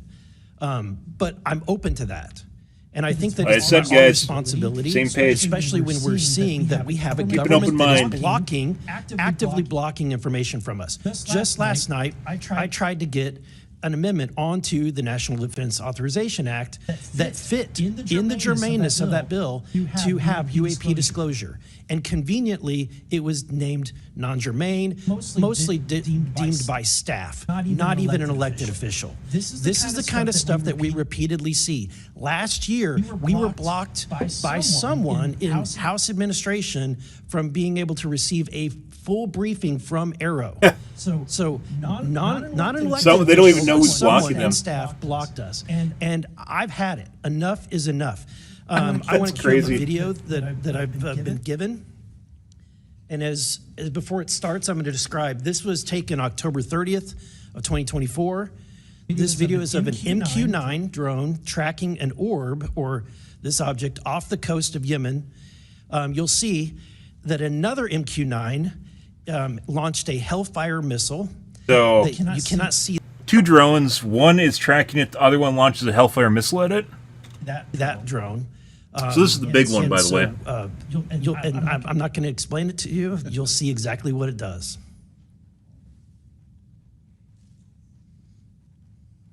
This is FLIR, by the way, if you're unfamiliar, which is infrared, which is why it's black and white. So they're tracking heat signatures right now.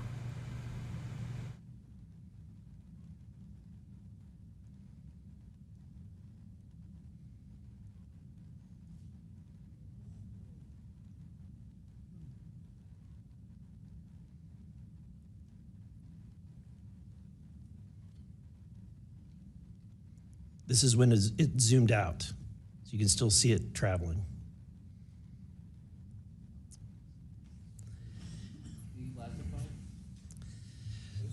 So, Mr. Knapp, have you heard about events like this occurring, and what information might you have? I have heard about this. This is when.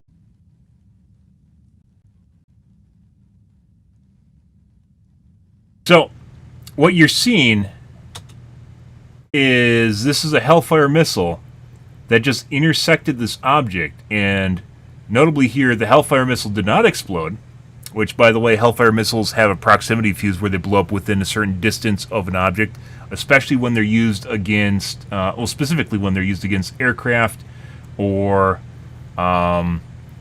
drones.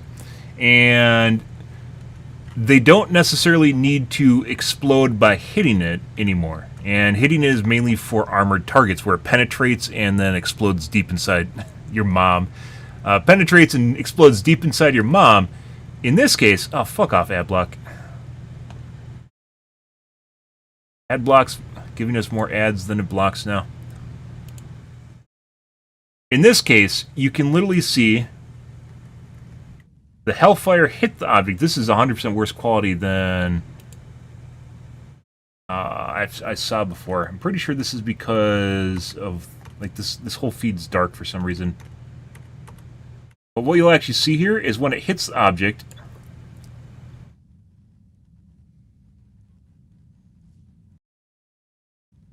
three things pop out of it,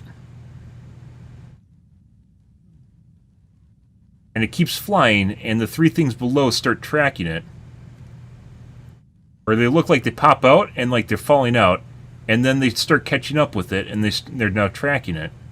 So this object, whatever it is, gets hit by a Hellfire missile. The Hellfire missile does not explode, which is actually pretty remarkable in and of itself, because that means that it's not working properly, or it was stopped from working properly.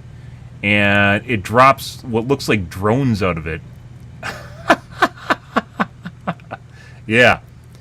And tinfoil hat here, guys. There's nothing confirming anything I'm saying. So my take on this is the UAP, whatever this is, phases out, which allows the missile to pass through it and tricks it to not explode. The missile itself does not detonate, because you can look up footage of Hellfire missiles detonating, and they don't fucking continue flying on. That's not the way Hellfire missiles work. But it looks like it phases out and then drops drones out behind it as a defense mechanism. Right there, they drop up behind it, and then they start tracking it, right? Instead of like flying off, if this is a balloon or something, and a missile hit it, they would inherit the momentum of the object that hits it. So it hits the side of the balloon, right, and just like flies off. It's going to inherit the momentum of the object that hit it. So in this case, the missile, right? These things would go like this. They go like fly off to the side like this, following basically the directional of the Hellfire missile itself, because Hellfire missiles are not slow, as it turns out. Clearly a flying rock. You got it, Idwin. You got it. Congratulations. The debunker community right now is saying this is a balloon. There's no fucking way this is a goddamn balloon. Let's just be perfectly honest here. Not only would they waste a Hellfire missile on a balloon, because we assume they're actually smart enough to actually shoot, not shoot a balloon, they wouldn't waste the wrong type of Hellfire missile on it, which doesn't explode in proximity, and at the same time, like, what? It's a dud missile, and then the stuff that drops out of it also does not carry along with the Hellfire missile itself. Like, look at this. Notice how they're not, like, it's not, you know, if you have something, let's say you drop water, right, and you hit it with wind or something, right? You drop water out or any sort of object, and you hit it with something, it inherits the momentum of what it's hit with because of the force of hitting it, right? Notice this does not. It carries on with the direction of the UAP itself, because the drones are actually actively propulsioned. They drop out, like it spit them out, and then they start following the drone, like either maybe triage, so maybe they repair the let's say it's damaged. Maybe they repair the drone, or they could actually be defense, right? So they drop out in response to basically the missile hitting it as a defense measure. They are 100% following this thing. They are 5,000% following that. That's not just random debris. And by the way, some people are thinking Reaper or Hellfire missiles, like there's some Google foos out there. Like there was one specialized Hellfire missile they used earlier this year with blades in Iran. I'm sure you guys have seen the prolific photos of it, which is used for assassinating people. That's not what this is. This is an anti-air Hellfire missile, not the one used in Iran. It doesn't have a bunch of blades on it. That's not what they want to do against aircraft. They rather blow it up. So it's not the bladed. Assuming once again they're using the right ordnance. You know, we could always sum this up as military incompetence, and they forgot to arm the Hellfire missile, and then they used the wrong one in the first place because, you know, like, they're just dullards. So, you know, maybe they don't know their shit. But the most interesting thing here, well, putting aside the fact that it looks like it actively deploys drones after it, the most interesting thing is how it doesn't detonate. This is clearly, it just flies off. It clearly did not detonate, which means it tricked the Hellfire missile into not detonating in the first place, which is pretty insane. And then you can see it literally looks like it drops drones out, right?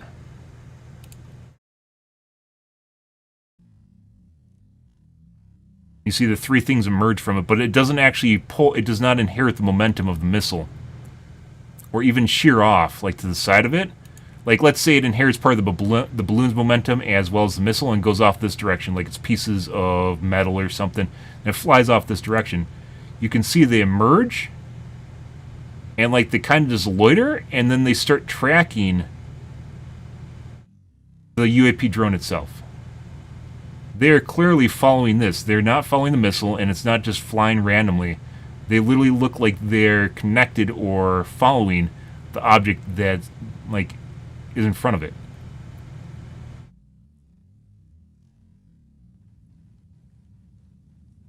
That's something big, guys. Yeah, flying rock. This is when it's zoomed out. So you can still so see it didn't. It's not a balloon. It didn't deflate and then flutter to the ground. Balloons also, when they're popped, if they're popped to one side, you know, fly all over. But if it gets a hole in the center, it would just like go like this and tumble to the ground. It's not tumbling to the ground or the water.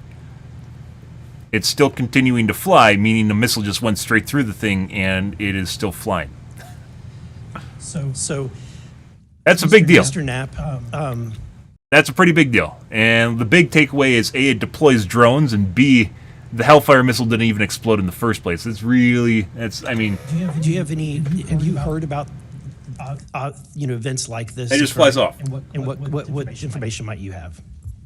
I have heard about events like this. I have heard about this event. Jeremy Corbell and I talked about it in one of our episodes a while back. We did not have the video, though. There are servers where there's a whole bank of these kind of videos that Congress has not been allowed to see, that the public hasn't been allowed to see. Occasionally, some of that stuff gets out in the wild, and it comes our way.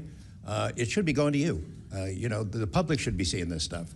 And why you're not going to the allowed public, I don't for know. sure. That's a Hellfire missile. By the way, Smack. this lends credibility to both Knapp and Corbell finding stuff, even if you don't like them and you think they're kind of a sham. They literally talked about it, and they knew about the event, but they didn't have footage of the event. And Burleson found the footage of the event, which is more corroboration from two separate, witnesses, or maybe, I mean, if you want to be really bullshitty, maybe Burleson produced this footage. So there's that.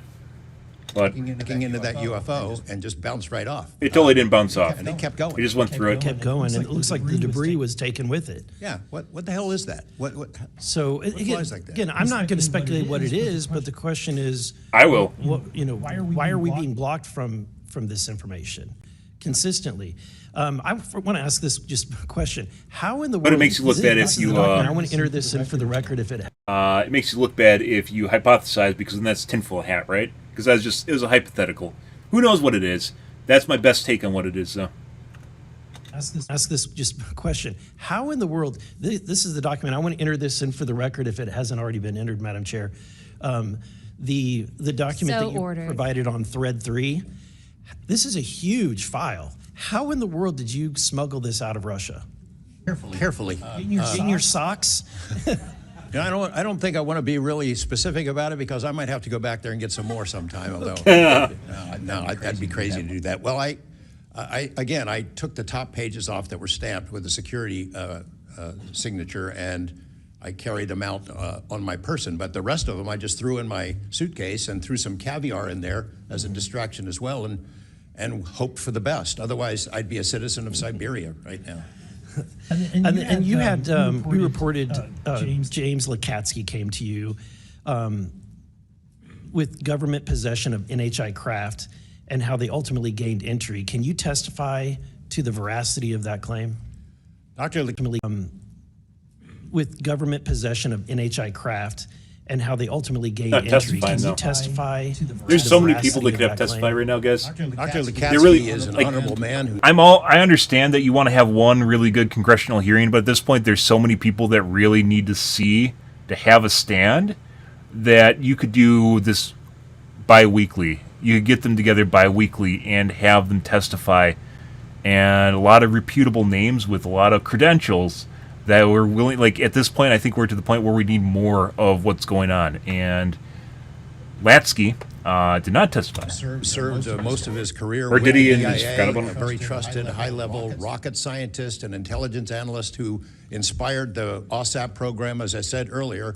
And in full disclosure, I've co-written 2 books with him. He dropped this on myself and our other co-author out of the blue. And it took 14 months for us to get DOPSR approval for him to release 2 sentences on that. He said this craft, we had managed to get inside of it. It had no wings, no rotor, no tail. It had no fuel tanks. They didn't know how it flew or how it was operated. It clearly looked like it was aerodynamic, but he would not go further. He's a by-the-book guy, and until he gets clearance to say more about that, I don't think we're going to hear much more. But it's not ours. It wasn't ours. We didn't make it. We didn't know who made it and how it was built and how it operated. We've got at least one, and I don't know. I think that's enough confirmation that we do have recovered discs and materials. Lastly, Mr. Borland, in the classified realm, have you been exposed to undeniable confirmation of NHI technology? And then my second question is Base Systems involved in any way with reverse engineering exploitation of non-human intelligence craft? Yeah, we're gonna have to have a conversation this skip for that. Whether I'm legally even allowed to answer that, and whether you're even allowed to hear it, sir. Okay. Again, you can sense our frustration. And so I just want to thank you for coming forward. There's literally a guy there. There's literally a guy there that's he's doing the thing, guys. He's doing the thing where he literally can't figure out how to ask the guy a question to get him to answer to him. And the guy's saying, I don't know how to tell you the answer because I don't know whether or not I can tell you the answer. Like, it's two people that want to talk to each other but are not allowed to talk to each other. Fly the Navigator? No, this is real life. This is actually real life. This is Congress yesterday. This is a Congressional UAP hearing. This is not just made up bullshit. Also, Fly the Navigator, cool movie. A lot of seated, and it just tinfoil hat here, guys. It feels like a lot of stuff in media has been seeded for us from NHIs just to kind of wet our whistle on the possibility of what's out there, right? Flight of the Navigator being another one. And there's a lot of those. Stargate is like a documentary for Egypt right now. There's a lot of that stuff.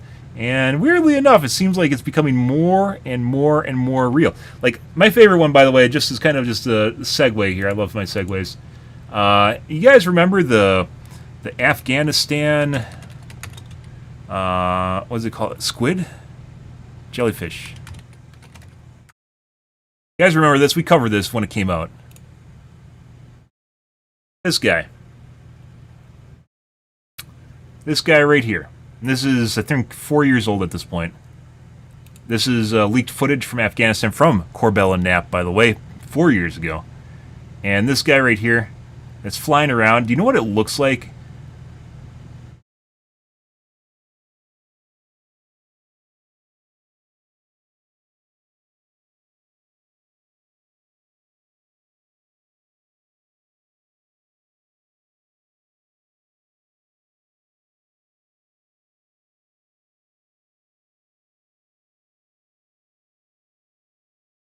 Oh, that's News Nation. Sure, why not? Mute this.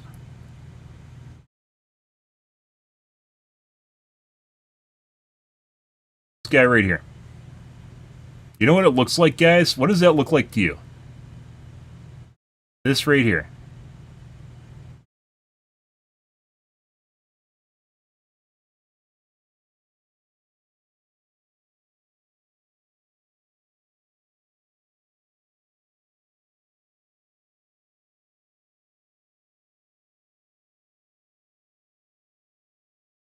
Where have we seen that before?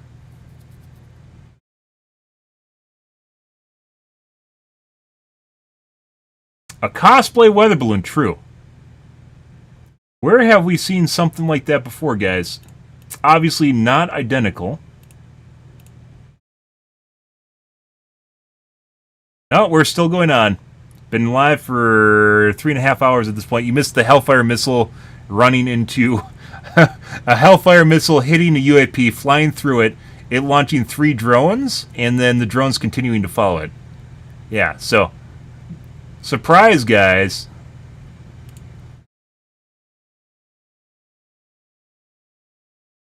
Not identical once again, but it feels an awful lot like this might have been inspired by this. Yeah. Yeah. Kind of interesting. Yeah, and Idawan's getting pissed off because we're talking about cool shit, and he's like, speed it up, man. Yeah, just out of... you want to watch it again. Just because it's good. We're at 121 right now.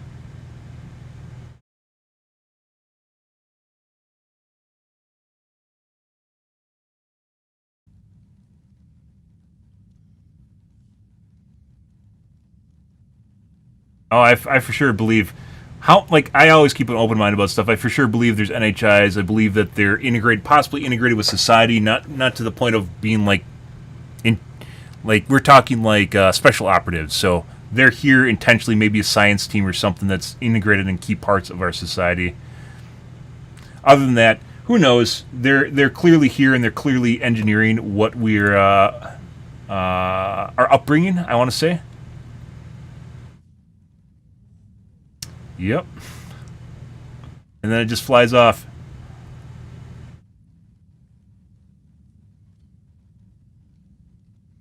This is when it zoomed out. So you can still see it traveling. Right down there. Yeah, I mean, at this point, I mentioned before earlier in the stream, we're basically at the point first contact should happen. I think people would literally just, they're so desensitized to everything, they just go back to watching their cat videos because it's not immediately...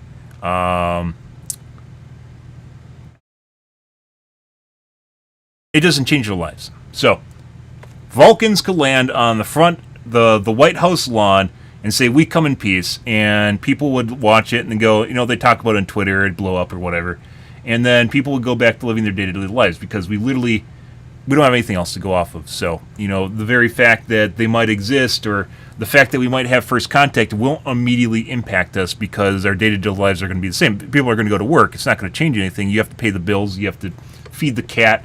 You have to, whatever, go fap. That's just the way life is. We're monkeys. And even if they landed, things would most definitely change into the future, but our immediacy, it would not be like this ontological shock or culture shock. At this point, I think we're basically 20 years over the point where I think first contact could have happened and we would be fine. And it's actually a pretty big shame that things have been withheld to the point at which it seems an awful lot like our technology curve has kind of stagnated when we should be having flying cars right now that the NHI has promised us in Jetsons, and we don't have. Allowed to hear it, sir. Okay. Again, you can sense our... The universe is so big, we're highly unlikely to be the only ones. It goes further than that. The universe is so big that it's extremely unlikely that there are either NHIs that have existed right now or have existed in the past. You have to understand the timeline of the universe is like infinite, right? From past to present is an infinite amount of time. So even if we look at today, there being, which is, it's next to impossible for there not to be sentient life in the universe simply because of how huge it is, they most definitely existed over the infinite time period of the universe's timeline in the first place, right? It's like you take the data right now of how big the universe is, and then you just multiply it by time over time, and we exist in this tiny sliver of a couple thousand years, and the last 100 of which we were actually, somewhat, most of our technological improvements have come in the last 120 years or so, right? 150 years or so. And most of it is like last 100, and especially like the last 50. And if you look at it over time in the universe, an infinitesimal amount of time, an infinitesimal amount of dots, there's like no way that sentient life doesn't, it's not even possible. It's not even possible. Whether or not they're here, it makes it more complicated, but existing for sure, right? Is there Milky Way alone for sure? Frustration. My concern is religion. A couple of the people up here are religious. Burleson is, and Luna also is religious, and they have their own takes on it. You can have your own take. You don't necessarily need to forget or forgo your religion in terms of believing NHIs exist. I personally think that religion is actually just a culmination of reporting on NHIs. As it turns out, the Bible and other religious texts are actually describing technological beings that exist, and they basically just, when you're a caveman or what were early humans called? Not cavemen, but like early settlers, where you basically just have like husbandry and crude metal working and such, and you're trying to describe like a cell phone or a laser. You can only do so much with your brain at the time because it's not in your vocabulary, right? And you basically come up with religious works like the Bible. I just want to thank you for coming forward. We will continue to fight because, look, this is about making sure that this government belongs to the people and restoring the republic the way it was. You think it's because they don't want to be pop stars? Madam Chair, I mean, maybe. Further witnesses of courageous individuals. It's entirely possible. I think it's more of first contact hasn't happened because someone spoke for humanity, especially for a government. And that might be decades old at this point, like 50 years old. So maybe in the 1950s after Roswell, there was first contact, and who they talked to and said, we don't want first contact yet. Who knows who that is? It's not people that are up there right now. It's probably not people that are even elected at this point. I mean, at this point, we're shitting out laser beams out our asshole. Like, if you're an alien with any sort of advanced technology, we're literally screaming we're here, right? With all the radio waves like coming off our planet. 100% screaming we're here. So like I don't think it's really like for us finding them, like we just recently started figuring out FRBs, right? Fast radio bursts, and still don't even have ways of explaining them. The WOW signal, very prolific signal, which 50-year anniversary is in 2027. The WOW signal being an extremely erroneous burst of radiation that they couldn't explain. And recently they tried to explain it away as a magnetard radiation through dust, and that's complete fucking bullshit. But that's the most recent explanation of it, which is just, yeah, they keep trying. It's like trying to explain how there's a giant underground complex under the pyramids, which the Egyptian government keeps denying is there, but there's so much information such as GPR, first-hand witness or first-hand exploration, in addition to SAR scan data, enhanced SAR scan data, that there's no way it's not there. And of course, ancient Egyptians couldn't have built it in the first place because it goes down basically a mile underground, and they're huge. It's huge. So, yeah. Including Michael Herrera and his testimony. We have Roger I'm sorry, Burleson, Castle and his continue. testimony, Randy Anderson, his testimony, Stephen Digna, and But you can be religious. Three others. You, like, all- spirituality, like, does not necessarily need to be something that you can explain. It can just be something that you feel, and you can be scientific and religious at the same time and hold two different views, cognitive dissonance at the same time itself, and still side with the scientific explanation and still maintain that there's a guy floating around on a cloud somewhere. I personally think it's actually little green men in a saucer, but you can believe that it's an old guy and with a beard on a cloud or whatever. Saying it only happens once a to year, what so the witnesses today have said, and I would like to enter that into the record as well. it's over the Congressional UAP hearing every year. Like I said, I now recommend we're to the that- point they have so many credible witnesses right now. One is not enough. They could do this every month, or basically just keep bringing them forward because there's tons of them, I recognize and then refine the Representative Lee for process 5 with minutes. iterations. Thank you, Madam Chair.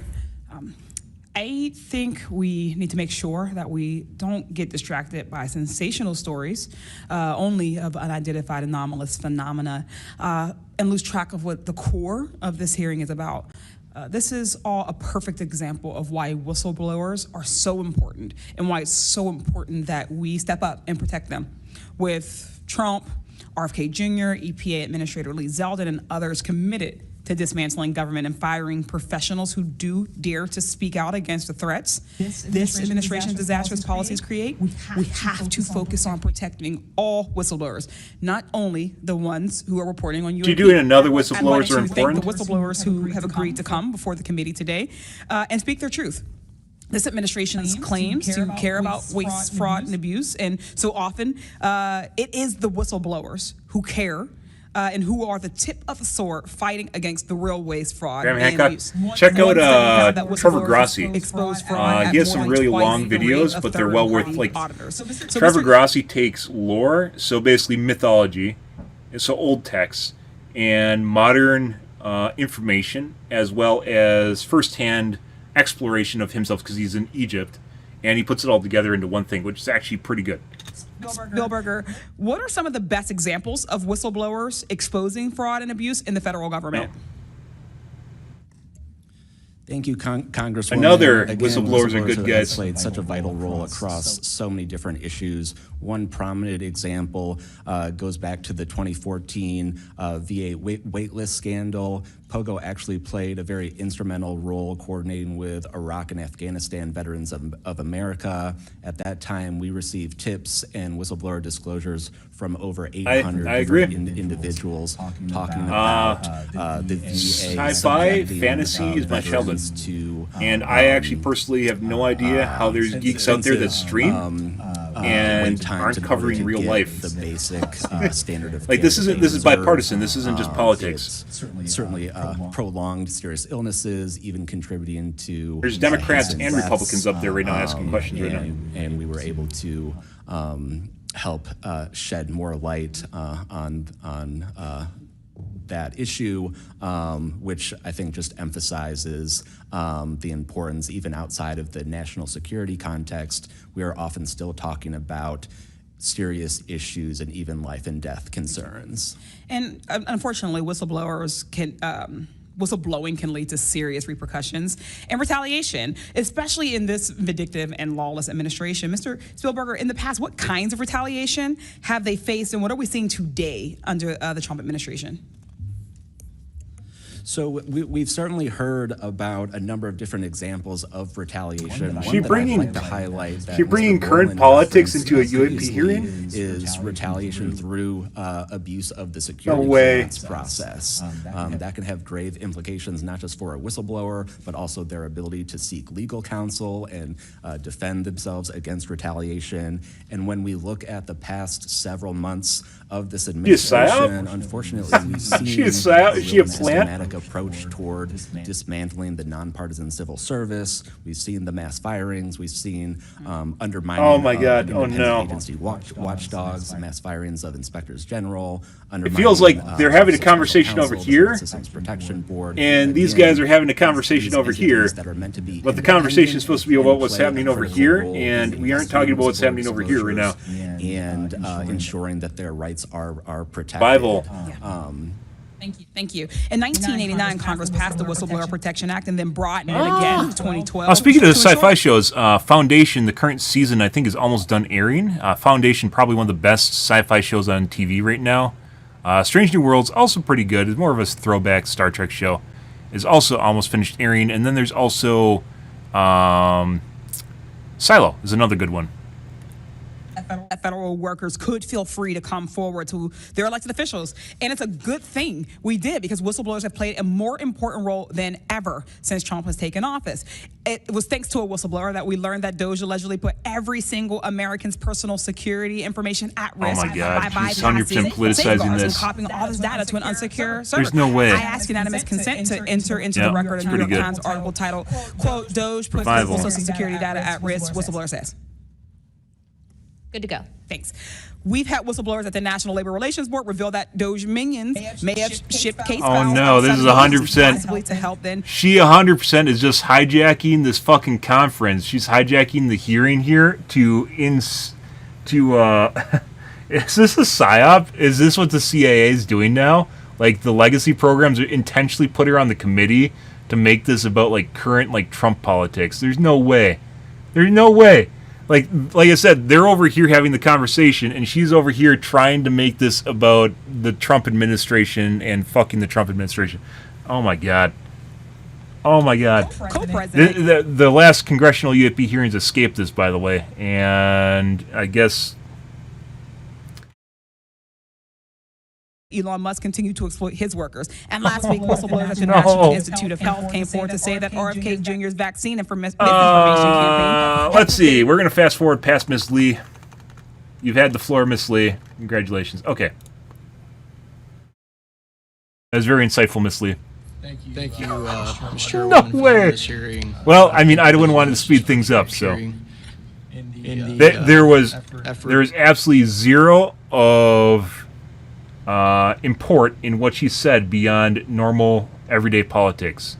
That was it. That was everything that just happened. There was an exchange to try and make Trump look bad and to raise awareness of what Democrats are doing normally in politics. Absolutely nothing to do with a congressional UAP hearing.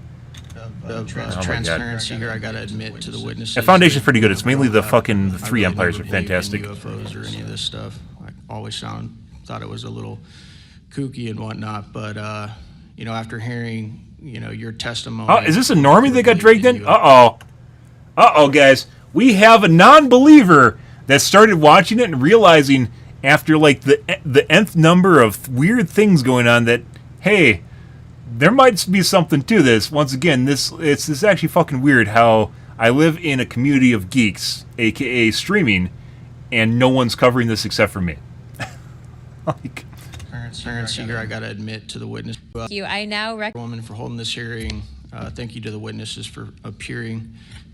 In the effort of transparency here, I gotta admit to the witnesses that growing up, I really never believed in UFOs or any of this stuff.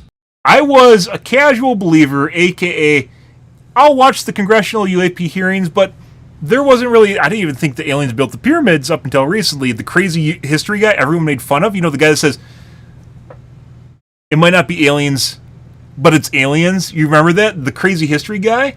As it turns out, there's a giant fucking underground complex underneath the Giza Plateau, which is where the three pyramids, the giant pyramids are, a bunch of pyramids. Underneath the Giza Plateau is a giant underground complex that literally cannot be built by Egyptians, So who the fuck built it? And it's starting to seem a lot like we got to do the meme. We got to do the meme, guys. I don't have the hair for it either, but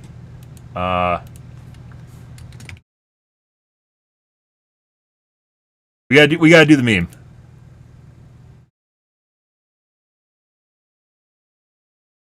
This is where we've gotten, guys. I'm not saying it was aliens, but it was aliens.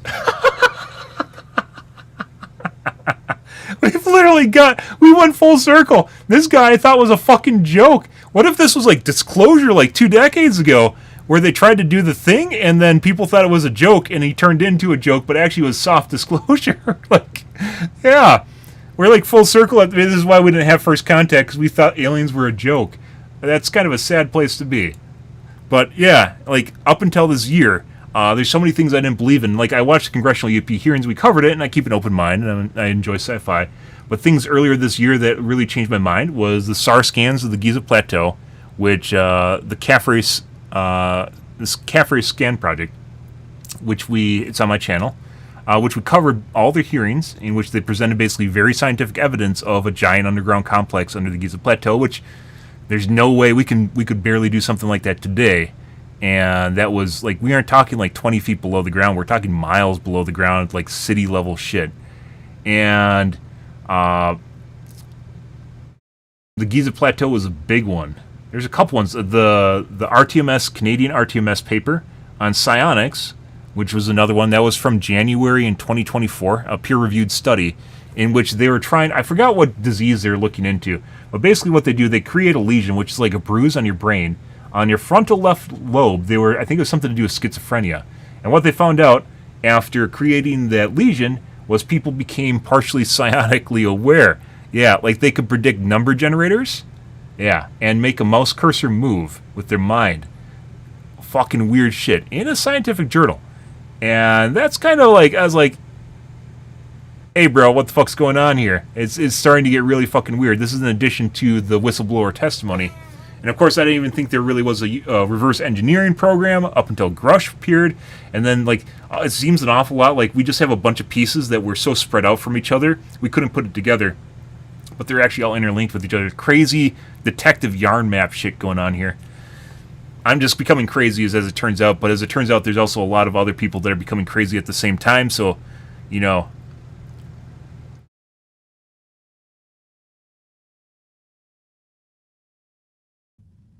maybe I'm not actually that crazy after all.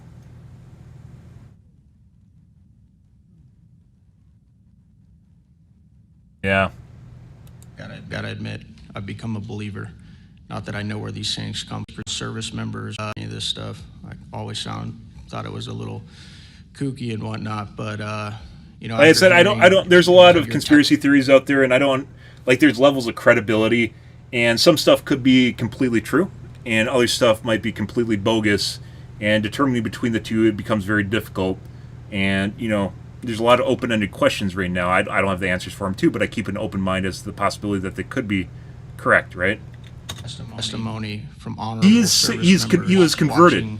Videos like my colleague, Mr. Burleson, just presented. You know, I gotta admit, I've become a believer. No shit. Not that I know where these things come from or you know what they really are up to, but I'd like to start with asking the witnesses. Mr. Nusatelli, you were in the Air Force, right? Yes. Did you believe in UFOs prior to your encounter? Nope. I've always been interested. Okay. Yes. Chief Wiggins, you're currently in the Navy, is that correct? Correct. Did you believe in UFOs before your encounter? I did. I'm from Las Vegas, and I've watched George Knapp my whole life. Okay. What about you, Mr. Borland? I have always been open to where facts go, so. Were you guys scared or hesitant to come forward and tell Normally your they story? say they weren't. Some of the last ones, the Congressional UAP hearings, they literally said that they didn't believe at all before the shit happened to them. Because of your stories. Mr. Nusatelli. Yes, absolutely. I probably would not have come forward if I didn't have documentation to prove some of my story, and I also wouldn't have come forward without the people that paved the way for us in Rush. the first congressional hearing. And don't forget the Tic Tac, Fravor, and there's three other Once pilots. I got the okay from the Navy from top down, that gave me a level of relief.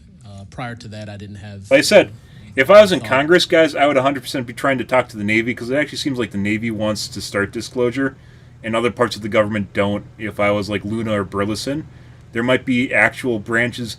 Like if you ask the Air Force something, you're not going to necessarily get the same response as someone from the Navy. And that's important because as far as like weight goes, people like the Navy, Air Force, and Army, and maybe like the Department of Defense, the CIA, or the intelligence community, all kind of have an extreme level of credibility to themselves. So if you can start getting one on board, it starts making the other ones look really fucking weird when it's agreeing with all this shit that's happening here. Left or right of that, but. And it seems like the Navy's more agreeable than the other branches are so far. I would not have any level Just based on witnesses and where they're coming from. Mr. Borland, how about you? Absolutely. I mean, after I went through everything, it was pretty clear that I caused a major issue in the executive branch. So I did what I was supposed to do. And that's why I haven't spoken publicly. That's why I'm happy to be here. This is how I wanted this to be done in regards to me. Mr. Borland, why do you think that you faced reprimand and discipline for your effort to come forward and be transparent about what you saw? They completely mishandled him. Why I got into what I know and has been disclosed to Aero and the IG, and I think that information, well, it was labeled an extremely sensitive national security issue. Thank you. So there's people in the UAP community I like to describe as messiahs. Corbell's kind of one too, where they get a messiah complex, where they want to be the chosen one. Everyone, this is like goes back to fucking geek culture, guys. Everyone wants to be the Dovahkiin. Everyone wants to be the goddamn Dovahkiin, right? They really do.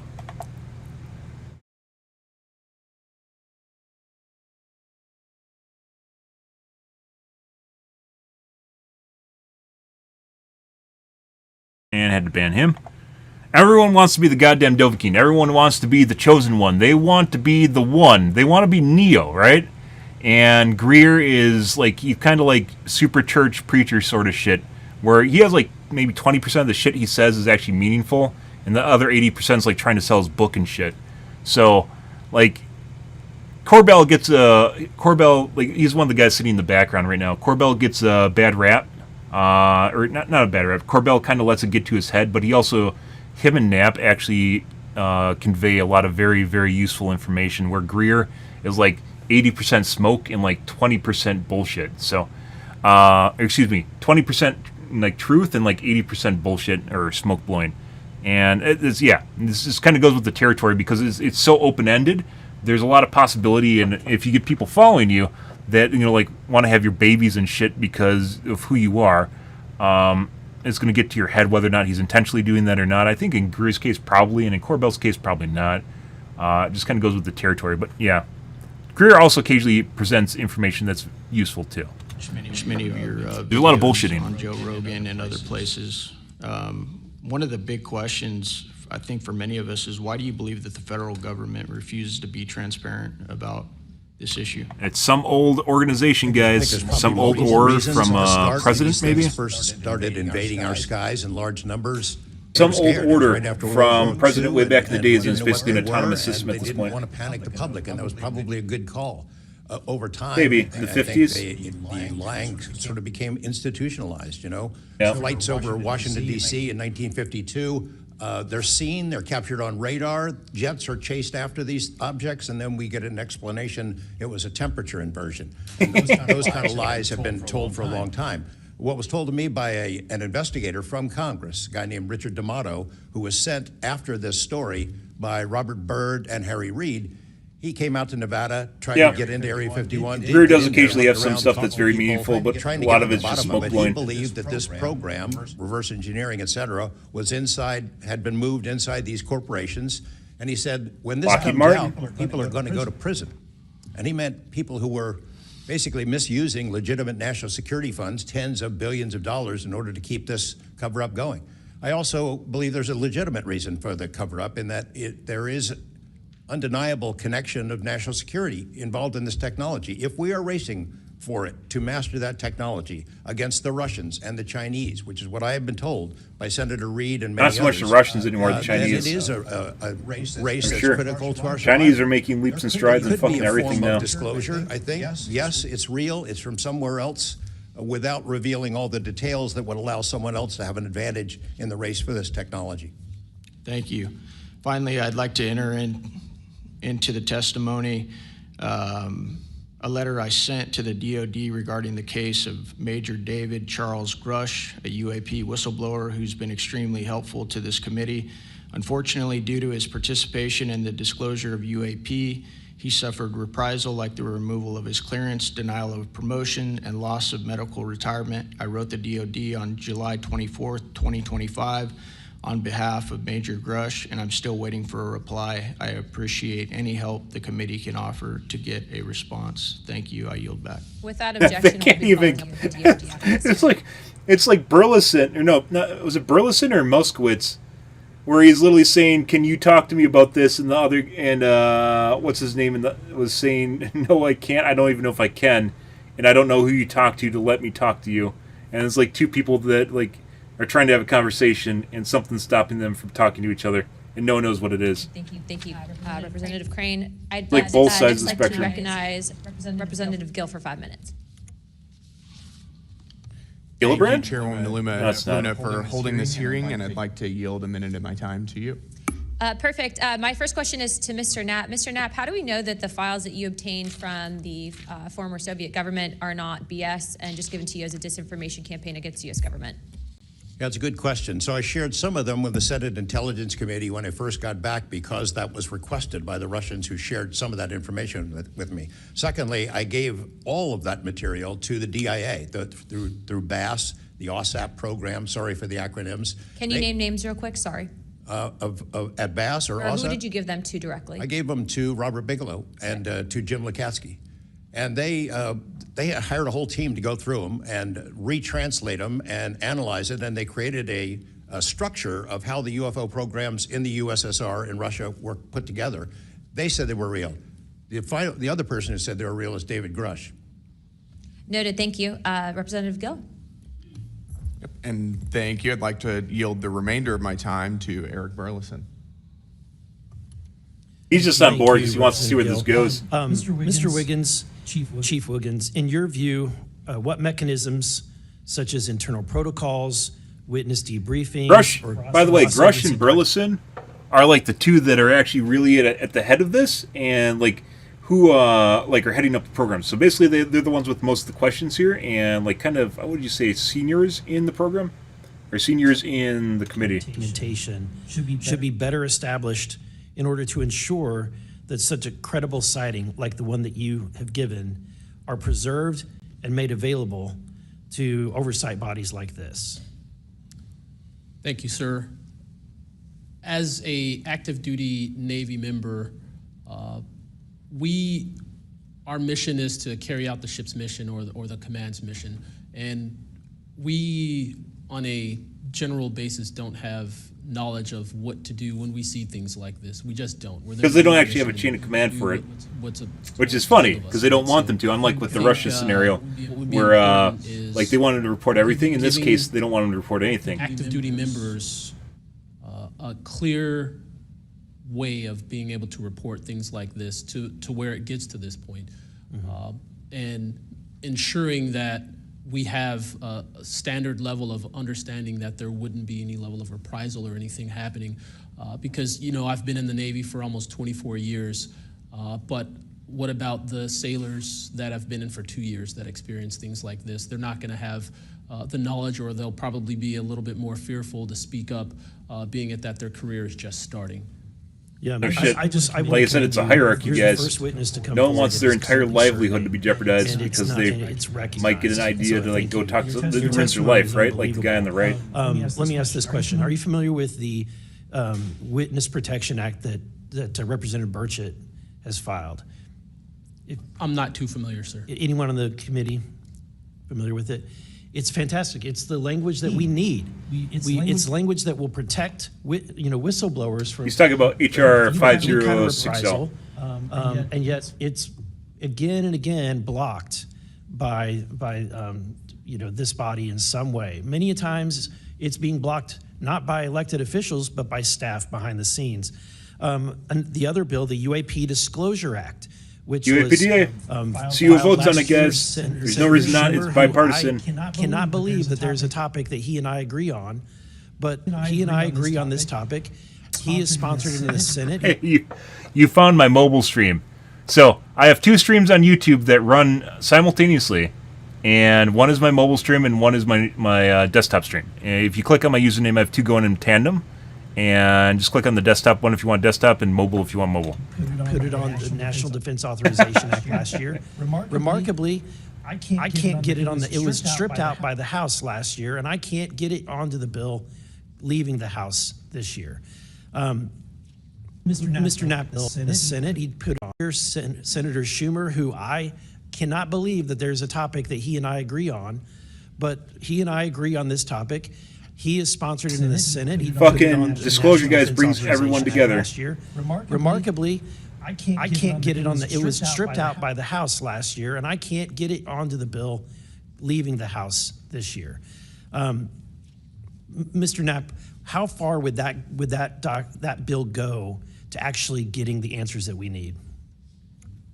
Pretty far. I think that they're still going to have roadblocks. The keepers of the secrets, the private companies that have been doing this job for intelligence agencies for a long time, are not going to cough it up. You'd have to force it out of them.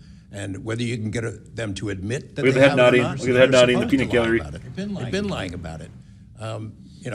More power to you. I hope it works. I hope it passes this time. But it's a daunting challenge to get them to open up after lying about it for more than 75 years. Yeah.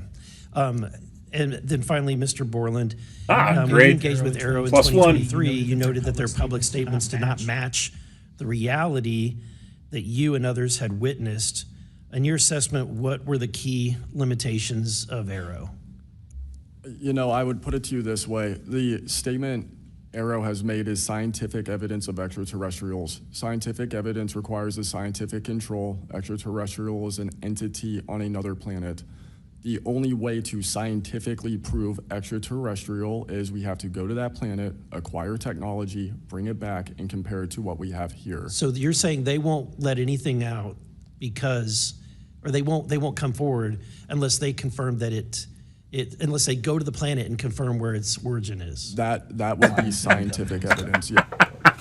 We talked about this 3 years ago, guys. We talked about this where basically language is so vague because you have to make a leap at some point, right? You have to make a leap where it could be 99.999999% assured, but there's still that 0.001% chance that it's not extraterrestrial because you didn't find it on another planet. He is saying exactly that. We said this years ago. I said this years ago. He's saying exactly that, where you can't state that it's ET, you can't state that it's aliens, because there's always a distinct possibility that there's some mole people living under the ground on Earth that makes it terrestrial, right? Because you can always come up with, just like you can come up with a vague scenario in which ET, it can be ET, right? You can make up a vague scenario in which it's terrestrial, and therefore it's not ET, right? It's the opposite end of the spectrum. And by that statement, Arrow found no scientific evidence of extraterrestrials. No shit. Is basically, I don't want to call it a psyop, but a misrepresentation, because we do have things. No But shit. Making that statement is not technically a lie. It's a misrepresentation of the full truth. Guys, it's kind of sad what Amazon did, the Wheel of Time. Wheel of Time, a phenomenal series by Robert Jordan, book series. It actually ruined fantasy for me in the form of reading books. And not because it was bad, it was so goddamn good that no other fantasy novel ever was as good as Wheel of Time, and I lost interest in reading I read for technical reasons, but I don't read for fun for the most part anymore. It was so good, it ruined it for me. Amazon took it and perverted it and turned it into their own little fucking bitch. And unfortunately, even though there's still very good parts of it, they lost like 70% of the information, like 70% of the thing that like made it good, and like they tried so hard to kill it.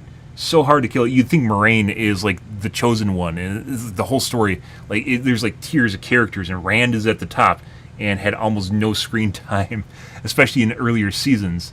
And then Matt and Perrin, Matt has 0 screen time, and Perrin, which are the Ta'veren, and then you have like Eugene, Moraine, what's her name? The other chick from the beginning of the story. You have them, and not to say that they aren't fleshed out characters, because they are, but you'd assume that based on their screen time and the amount of time they spent basically developing the characters, that it was about them, and it's not. But the segue here, the takeaway is in the Wheel of Time, as SETI, the governing body of women that control basically the Force as it is in the story, the casters are so good because they're not allowed to lie based on their oaths that they take.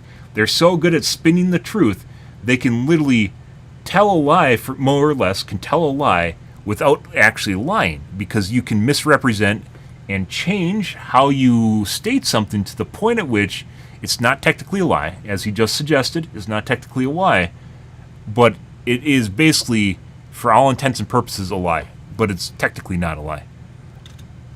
Thank you. Thank you. Madam Chair, may I, just since we're on that topic real quick, how do we get to these other planets? I mean, how do we pass the Van Allen radiation maybe. belt safely? Who knows? Good question for you. The potential is, like with the whole Canadian RTMS paper, it feels like when I was talking about that, where I was talking about psionics actually possibly being real, the way that human development works in terms of dominant traits, right? Darwinism is strong traits that make you more powerful or more likely to survive will bubble to the surface. If you are capable of reading people's thoughts and pushing stuff around with your mind through, not telepathy, shit, what's the one where you move stuff? The other one. The other one. If you can move that around with your mind, that's a very dominant quality. So why would our brains develop to hinder our ability at psionics? The only possible case I can come up with is either a war in which all the psionics were purged, which is kind of scary to think about, and there's no evidence of this in any way, shape, or form, or we're engineered. So things like CRISPR, or basically just editing from alien standpoint, is possible too. So it's possible that maybe humans on Earth, there's actually other humans somewhere else in the galaxy that are in a different timeline than us. Not the different timeline in terms of time, but just a different civilization, and they function differently than we do, and we're some sort of experiment. Telekinesis, there you go. That's enough for you. I would now like to... Wait, what are they talking about? A lie is a misrepresentation of the full truth. As SETI. Like I said, I don't know if Robert, Wheel of Time is so phenomenal, guys. They glossed over it in the last season, but I still remember oh god, it just gives me fucking goosebumps. In Wheel of Time, they get to the point where Rand is basically going back through time, which they had an episode of it in the last season. But Rand was going back through time through iterations of their civilization, and each time basically going through millennia of changes until he basically gets to a sci-fi fantasy. You know how Star Wars is a long time ago in a galaxy far, far away. It goes from a fantasy novel to a sci-fi novel when you go far enough back in time, where the world has changed so much over eons, over millennia. What is it, eon? Over millennia, thousands of years, that you reach a time period in which basically there's no remnant or there's nothing left of what it used to be, right? Which also, once again, where we're talking about the chance of aliens existing in the known universe, we aren't just talking about existing today. We're talking over the entire existence of time, right? Past, present, and future. That there's other sentient beings in the known universe, right? And that's without a doubt. There's no fucking way that it's not possible. Thank you. Madam Chair, may I, just since we're on that topic real quick, how do we get to these other planets? How do we pass the Van Allen radiation belt safely? Wait, what? It's a misrepresentation. Since we're on that topic, real quick. Thank you. Madam Chair, may I, just since we're on that topic real quick, how do we get to these other planets? How do we pass the Van Allen radiation belt safely?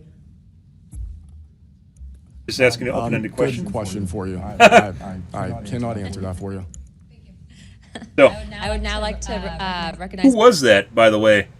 Who was just talking? Was that Crockett? Good question. Topic real quick. How do we get to these other planets? How do we pass the Van Allen radiation belt? I think that's Crockett talking right now, right here. Or is it Lee?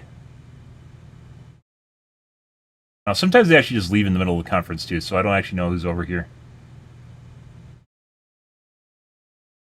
So there is, by the way, there's all different sorts of things that bring people together, not necessarily as it's a stupid question, but there's a lot of different things in UAP and disclosure in which bring up a lot of questions as to what ifs, right? How does something function?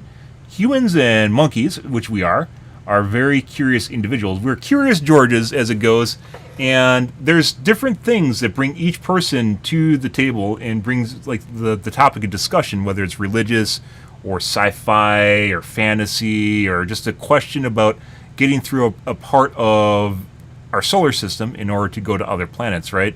And it's kind of off the cuff because no one here has actually, maybe some NASA probably potentially could answer that, right, with a hypothetical and some sort of shielding.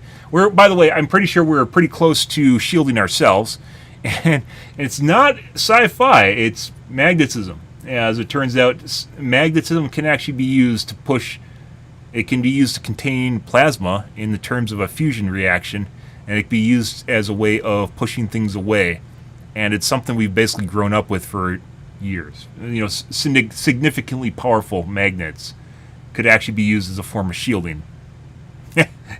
And it's something we've just lived with. It's actually, like, you know, talking about like the SpaceX, or not SpaceX, Saturn V being such a huge setback, it being canceled being such a huge setback to humanity. Fission or nuclear power also being shunned for 40 years, from basically the 80s onward. After Chernobyl, everyone, you know, is the stinky guy in the room, despite the fact that it's carbon neutral and clearly what we need. And you can be all for solar. Solar is the sloppy seconds from the sun. Fission, and more appropriately fusion, is making a sun. So why would you want the sloppy seconds when you can just have the sun? Yeah, and it can only get better too. How do we get to these other planets? How do we pass the Van Allen radiation belt safely? Good question.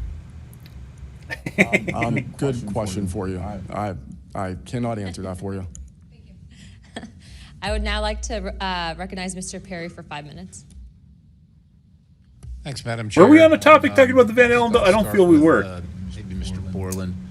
So you have a clearance, right? You're in uniform, suppressed you have a human clearance. abilities. When did you leave service? What year? I left in magnetic fields. 2013. There's people. We were talking about this a couple.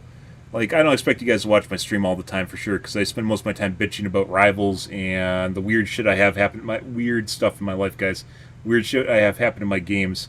But we talked about earlier. I think it was like a month and a half ago. I think it was a month ago, where what's it called? Not the Van Allen belt. The Schrumer resonance field in the Earth, basically the giant magnetic field in the Earth, has a certain harmonics, and people can really feel it when it changes. And it was like creating a bunch of not radiation, but like sound on a really certain frequency. Schrumer field? I might be mixing together two words, but yeah, for sure. Like, there's certain things that we're in tune with. President, if you recall. 2013 would have been President Obama, sir. Wasn't President Trump, right? No, sir. Okay, so you have a clearance, right? You're serving in uniform. You have a clearance. Yes, Your sir. story. I think many of us are kind of picturing the scene. You walk out in the flight line, having a smoke. This event occurs. Do you Other new have face. the perception, at least I do, based on your story, that this involves the U.S. government? Whatever you saw involves the U.S. government. That is 100% my opinion then and now. And was there an after action? Do you do a daily debrief of the activities of the day? Was any of that recorded? Was there a conversation with the command? Was there any documentation that you know of at the time? Not to my knowledge. I mean, like I said, I talked about it on the ops floor, and a couple of people had pulled me aside, some older enlisted, and were like, you probably want to keep that to yourself. So did you get the impression that they knew what you were talking about, just didn't want you to harm your career or seem crazy, or that they didn't really witness? Did you know anybody else that witnessed what you saw? Again, not that night. Like I said, the only people that would have been out there would have been security forces, and then those of us that were doing security forces in uniform or contract? Probably both. So I don't know what his intention is here, but they could 100% try to corroborate his story by figuring out who was actually. I don't know if they could figure out who was on guard anymore at that time. That might be long gone. Did you talk to them? Did anybody talk to them in an after action? Not to my knowledge, sir. Was there any interest in the command to determine and verify what you saw? Not to my knowledge, sir. It's unfortunate. Chief Wiggins, thank you for your service. Gentlemen, thanks all of you for your courage to be here. Your story's a little bit different. Sounds like it, well, for both of you guys, and also Mr. Nusatelli, if this were sanctioned by the U.S. government, even though you have a clearance, but it's classified above the clearance level, do you see any reason why they would allow you access, being present, viewing it, hearing it, being around it? Like, what is this, an accident? Like, does the U.S. government make these kind of accidents? They make accidents, mistakes like this? Like, we're doing this. We're doing this test of this new system, and we forgot these guys were standing here. Does that sound like something that the U.S. government would do? Maybe. No, sir. Some of the launches we were doing were like $5 billion projects that had taken like 10 years to develop the technology. And these objects were coming right up to the launch pad.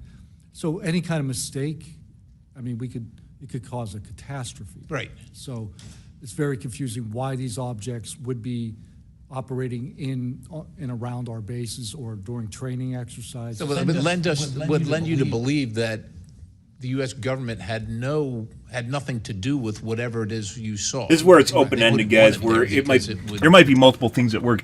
They might not all be the same thing. A couple things here. They might not all be the same species, so we could have multiple aliens here, as people, the UAP community describes them as Nords, reptilians, mantis, and greys, right? So there's multiple different species or civilizations here, basically different governments that are NHI that are here. In addition to the fact that we also could be reverse engineering technology that isn't necessarily the same thing. You got A and B here, right? So you have a bunch of different witnesses, but they aren't experiencing the same thing. So they're going to have different takes because the position that they're in is going to be a different thing that's happening, right? And it could be a different government. It could be a different NHI government or species. Potentially interrupt the proceedings at the time. Was there an after action? Was there a discussion by your command was there an investigation? It's pretty significant activities that you were involved in. Was there an investigation that you know of? We conducted investigations in real time, right? And we document all the evidence, but as far as anything from higher up, I don't know if there was an investigation done. No information came down on what we should do. Were you ever interviewed at someone else's request? About that incident? Yeah, about the incident. I don't believe so. Do you think you find that odd? If something happens, you're around multi-million, maybe billion-dollar operations, that makes it odd. Launches of national security interests, very sensitive. There's an anomaly in the operation. The only person witnessed it, saw a UAP at Vandenberg at that time frame, that was interviewed was the one that witnessed the thing land. Why wouldn't? Well, I don't know why I'm asking you, but it seems to me that we would want to interview everybody associated, no shit, even not associated, to find out if they were associated. That's we were just talking about earlier about the Russians' take on stuff, right? Which is question everyone, no matter what. We reached the opposite end of the spectrum. Was don't draw attention to the Streisand effect. Don't draw attention to something you don't want to have attention drawn to, so you don't ask questions in the first place, which then just draws more attention to the thing that you don't want to draw attention to, right? The Streisand effect. Did anybody, was there an investigation? Was there an after action? Don't look over here, guys. on the incident that you were privy to? No, sir, not that I know of. And in my previous experience as an operations specialist, all operations that I've been a part of have been deliberate. So Yeah. they're And deliberate operations, after the operations, you conduct an I swear, this guy looks like the smoking man from X-Files, and also kind of throws off bad vibes, like he might be, he might not be here in the best interest of UAP disclosure. Not sure if that's true or not, but definitely Smoker Man from X-Files. 100% get that vibe. Review, or Also that's what looks the like Army him. calls it. I don't know what I imagine the Navy has something similar to determine your weaknesses, your successes. Did you do that in regard to this incident? No, sir. The Navy calls it after-action reports, and not to my knowledge was there an after-action report of this incident, sir. It's unfortunate. Thank you, Chair. I yield. I now recognize Mr. Biggs for 5 minutes. No answers, Thank you, Madam guys. Chair. Thank you to the witnesses for being here today. I'll tell No you, paper today's trail. It's almost like testimony it's should what they alarm want. every American, no matter their views on UAPs. This isn't simply about UAPs. goodbye, Mr. It's Perry. about government integrity, responsible use of taxpayer funds, and Congress's constitutional duty. So I don't know if his position there was to discredit the witnesses by making it seem like there wasn't evidence, or bring to light the fact that there isn't evidence when there should be. That could be taken either way. His motives, still questionable, by the way, and I'd actually lean more into the fact that it's incompetence by the military itself, not by these individuals, that they weren't questioned, and it has nothing to do with the fact that they are less credible because of it. Like, it's not like they saw something, they reported it up, they tried to report it and they couldn't. So it's not like they weren't trying to do the right thing. You see the executive branch. Heard evidence of critical information hidden in special access programs, off limits to virtually every elected representative, and certainly to the public. Credible witnesses report retaliation for speaking out. These are clear attempts to silence those Another who expose whistleblower. the truth. Whistleblower's Let's a good protect guy. Whistleblowers. And decades of government I mean, I agree. disinformation have eviscerated public trust. Hopefully he doesn't go into This talking isn't about a Trump. partisan matter. It's a constitutional matter. And when you talk about the VAs, Mr. Spielberger, and all the problems that they had, the hub of that was Phoenix. And they went after the whistleblowers there. And that was under the Obama administration. So it doesn't matter which administration, which party, both parties have got to come clean, particularly on this. So if the government thinks it can hide the truth and punish those who speak out, Congress has to keep pushing until the facts, whatever they are, wherever they lead, come to light. I'm going to go to you, Mr. Knapp, first. You've interviewed numerous UAP whistleblowers over the years. The question is, how do you verify their claims before deciding they're credible enough to report on? Combination of factors. First, you check their credentials. Did they really serve where they said they did, and did they work where they said they did? Are there any other witnesses? Is there visual proof, film, footage, things of that sort? You ask the people around them that know them, that used to work with them, if they're credible people. That's one way. You know, I think about Arrow, the organization that this body created to deal with witnesses and whistleblowers. I hope I'm not taking too much of your time here, but they invited people to come forward, service members who knew, saw things and had experiences. And I can tell you that the people that I have talked to who went through that are deeply disappointed. There was a guy named Bob Jacobs who was a lieutenant attached to Vandenberg in 1964. His unit would record missile tests. They recorded all of them. On one of these particular tests, a UFO comes out of nowhere, zaps what looks like a laser beam at what would have been a nuclear dummy, a nuclear weapon, and disabled it. And he is called into the commander's office. Two guys in suits clip that film footage out that shows the UFO, and he's ordered to never talk about it.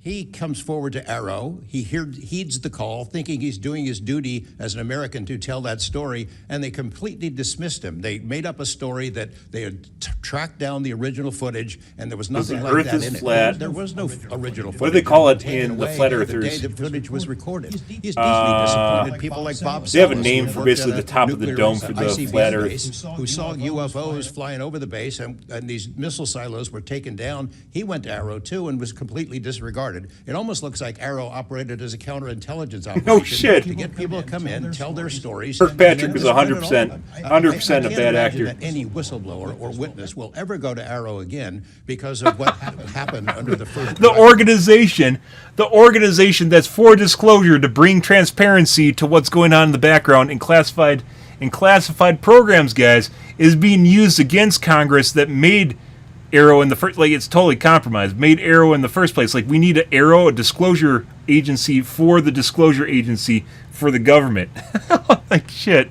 This is, we talked about this at the last hearing, too. Who's now long gone, but still seems to act as the spokesperson for that organization. And I would say, Madam Chair, maybe it's in regards to what he just talked about, Kirkpatrick was replaced last year, and he's still, for some reason, talking and trying to raise alarm about Congress and disclosure. This just recently happened the last couple months or so. And basically throw mud at Luna and the Disclosure Committee, which he was supposed to be helping. He's trying to discredit, which is curious, isn't it? Motive-wise, very curious. Once again, guys, don't look at what people say. Look at motives, actions, behavior. Big deal, because people always do what they eventually want to. And, yeah, you can say whatever you want. It really doesn't matter. But looking at his actions, it really calls into question what he was doing in the first place, right?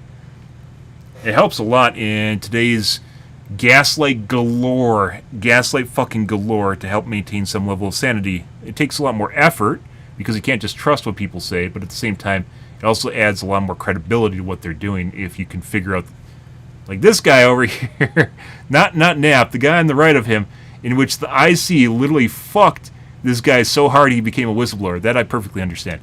But we need to really dig deep into Arrow, and I would encourage us. Oh, shit, subpoena the fuck out of him. Yeah, subpoena to Mr. Kilpatrick. Mr.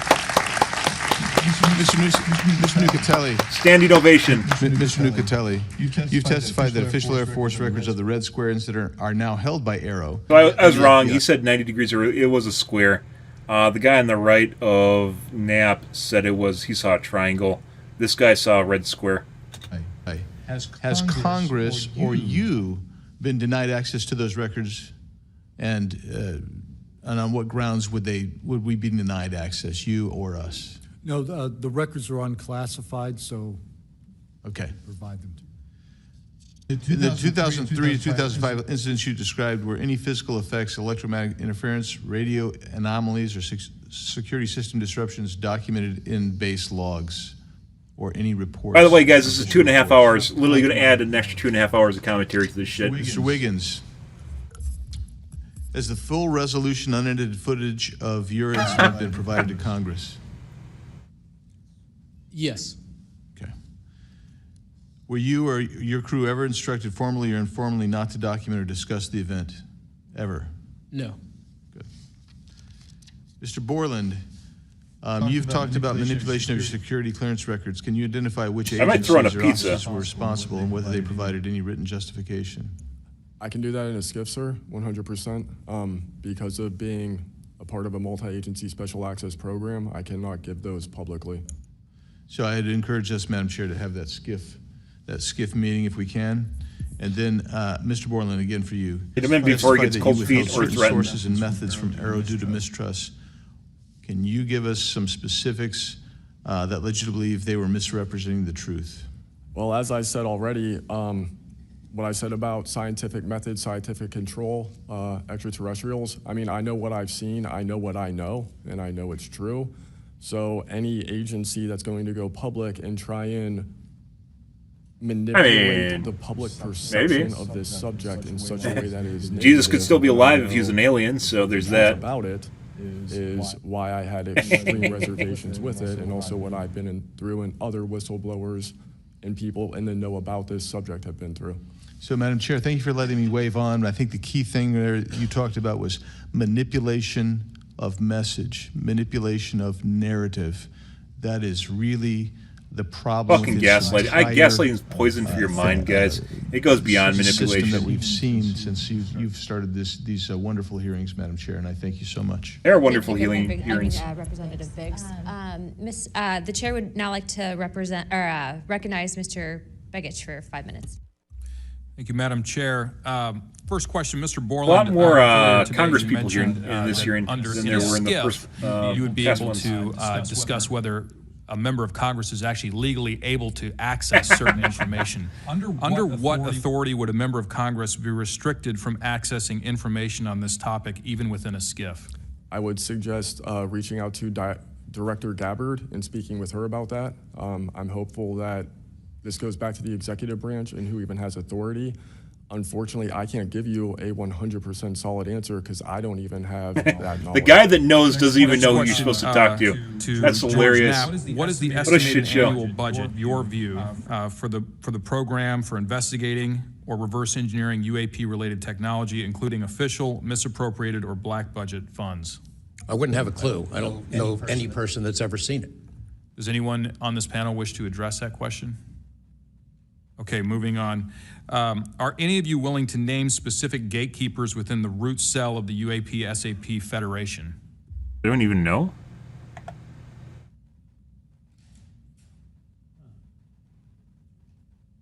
You mean specific people and contractors that have dealt with us and kept the secret? Specific individuals. Well, one of them was named Dr. James Ryder at Lockheed. But, you know, again, to emphasize, I don't fault these contractors for doing what they were asked to do by our government.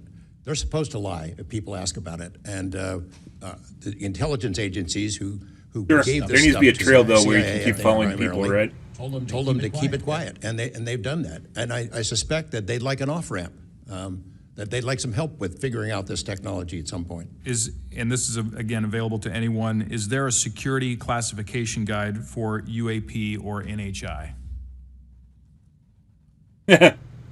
No one knows because they have no idea what they're looking for. I remember in the 2003 or 2023 hearing, it was stated that all UAP-related material is classified secret or above. I have a name for you. Go ahead. Glenn Gaffney, CIA. Glenn Gaffney, CIA. Another question for you, Mr. Knapp. What is, in your view, having investigated this issue for so many years, what is the long game? You have people, like the first hearings didn't really have people names. This information to the public, because with the advent of essentially a video camera and a high megapixel phone in everybody's pocket, at some point, this information is going to be impossible to withhold from the public. What do you think is the long game here? Well, the secret's out. I mean, how many videos have there been already? You know, videos that are leaked from within the military and intelligence agencies and contractors and sensor platforms. It's out there.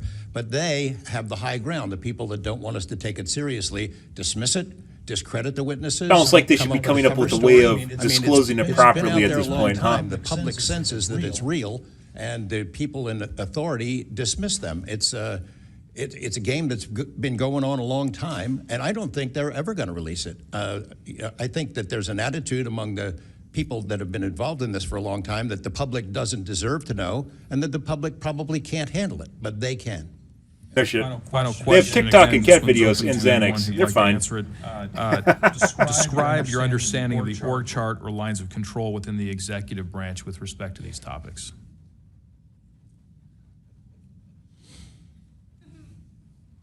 And if you'd like to address that in a skiff, feel free to say so. That could work as long as I'm legally allowed to and you are legally allowed to receive it. I think these programs are in the executive branch. Yeah. National Security Council. A lot of people do. Or at least it helps you forget that you seems don't. To be what some of our witnesses have told us over the years. So you can, you know, Congress can file all kinds of requests. The FOIAs can be filed with the Department of Defense, Department of War now, and they can honestly say, well, we don't have it, because they don't have it. Thank you. Is there anything in my remaining 30 seconds that you'd like to share on any of these questions that I've asked you today? I applaud the committee for trying to tackle this monster of an issue. I really appreciate that it might be the only bipartisan issue in Washington. I've said this for years. We've watched multiple hearings now. everyone is asking the same kind of questions, whether right or left, and honestly want the answers. And it's bringing us together, guys. We're healing by trying to stick it to the government that's hiding stuff from us. Burchett and the other members for sticking with it, because it's come up in Congress before, and they had hearings, and then they dropped it for 50 years. So it's going to take a lot of time to get to the bottom of this. And I applaud your commitment to getting to the truth. Thank you, Mr. Knapp. Pursuant to Committee Rule 9C. Madam Chair, can I ask a parliamentary question of you? Yeah, sure. Does this subcommittee have the authority to do subpoenas? Task force. So the task force, to answer that question, has to do it through full committee. Okay. So, and also in regards to immunity, which to Mr. Borland's point, we are going to be doing a motion to ask for immunity for you and a few other people to come into a skiff and tell us what you know without being subject to the Espionage Act, et cetera. Thank you, ma'am. So that's just kind of an update. But as a task force, because we are not a full subcommittee and there are certain authorities that haven't been granted to us, probably because they don't want us to have it. But there are ways to work around it, so we're kind of figuring that out. Pursuant to Committee Rule 9C, the majority and minority we don't know will yet. have an additional Someone wants to stop us. We don't know who they are. the witnesses without objection. So ordered. With that being said, if you guys want to jump in the queue, I know Representative Crane, Burleson, and likely Burchett have a few more questions. I'll just start out with 2, and then I'll pass the buck to Burleson. Burchett, do you have anything? Yeah. Burchett and then Crane. Just real quick, Mr. Knapp, and short answers, please, because of time. How much of these alleged Russian crash retrieval documents have already been physically out there? So, I mean, percentage-wise of the documents that you submitted to Congress, what was public already and what was not newly released? Maybe 1%. Okay, so the rest of it should be predominantly new information. Yep. Also, can you just elaborate real quick? I know you had, I think, mentioned a Thread 3 program, but also alleged in those documents, I got through maybe half of them last night. There's a lot, and I don't speak Russian, contrary to what my people might allege. What does the Thread 3, was there any specific programs that existed within the Soviet government or groups to specifically investigate this by name real quick? It's a number. It's their version of a reverse engineering program. It's basically the entire program. Yeah. So it's a big deal. It's the Russian version of the reverse engineering program. Documents I gave you. There was a larger program that actually had 3 sub-programs. That was Thread 3 was the name I got, and then the DIA guys who looked at it figured out there was a much larger organization. And it's listed in those documents? Yes. Okay, thank you. Real quick, I'd like to ask the committee to replay that video that Burleson had played earlier. I want to ask every witness here, specifically ones that have sensor training or have been able to recognize some of this movements real quick. So if you guys can please roll that real quick.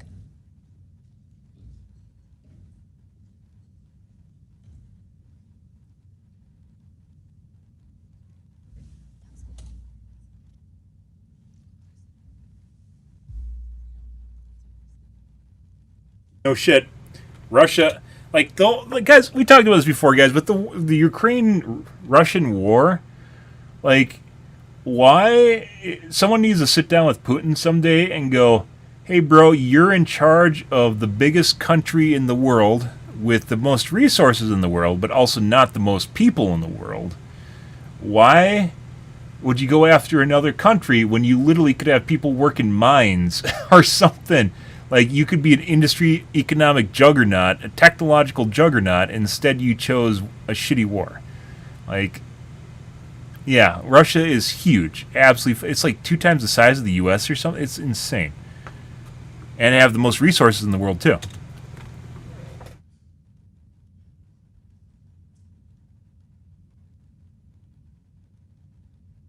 Countries by size. Okay, while this is still rolling, Mr. Nusatelli, real quick yes or no answers. Are you aware of anything in the government, United States government arsenal that can split a Hellfire missile like this? No. And do whatever blob thing it did and then keep... The U.S. is 3rd and 4th. Oh, China's trying to replace this in Wikipedia. Russia has the land area of 16 million square kilometers. And the U.S. has a landmass of 9.1 million kilometers. It's almost double the size of the U.S. Yeah. Nothing? Nothing. All right, how about you, Chief Wiggins? Nothing to my knowledge, ma'am. Okay, and how about you, Mr. Borland? These are the experts, by the way. I prefer to answer that in a skiff. Okay. Does this video scare you guys? Yes or no? Yes. Wiggins? Yes. Nat? I had a different reaction. I was really happy that it got out. Thanks for providing Curiosity that, kills the Congressman. cat. All right, Mr. Borland? He's cheering for the Yes, UAPs. Okay. All right. That is the end of my questioning. I'd like to now recognize Mr. Crane. So, why does it scare them, guys? Because they have no idea what could potentially do that as something that exists in basically the military. Nothing exists in the military which could actually potentially do that. Thank you. Chief, I was on a ship for a little bit. I was a gunner's mate on the USS Gettysburg for a couple years. My question to you is, when you had your encounter and you saw it on the screen, you were in the CIC, is that correct?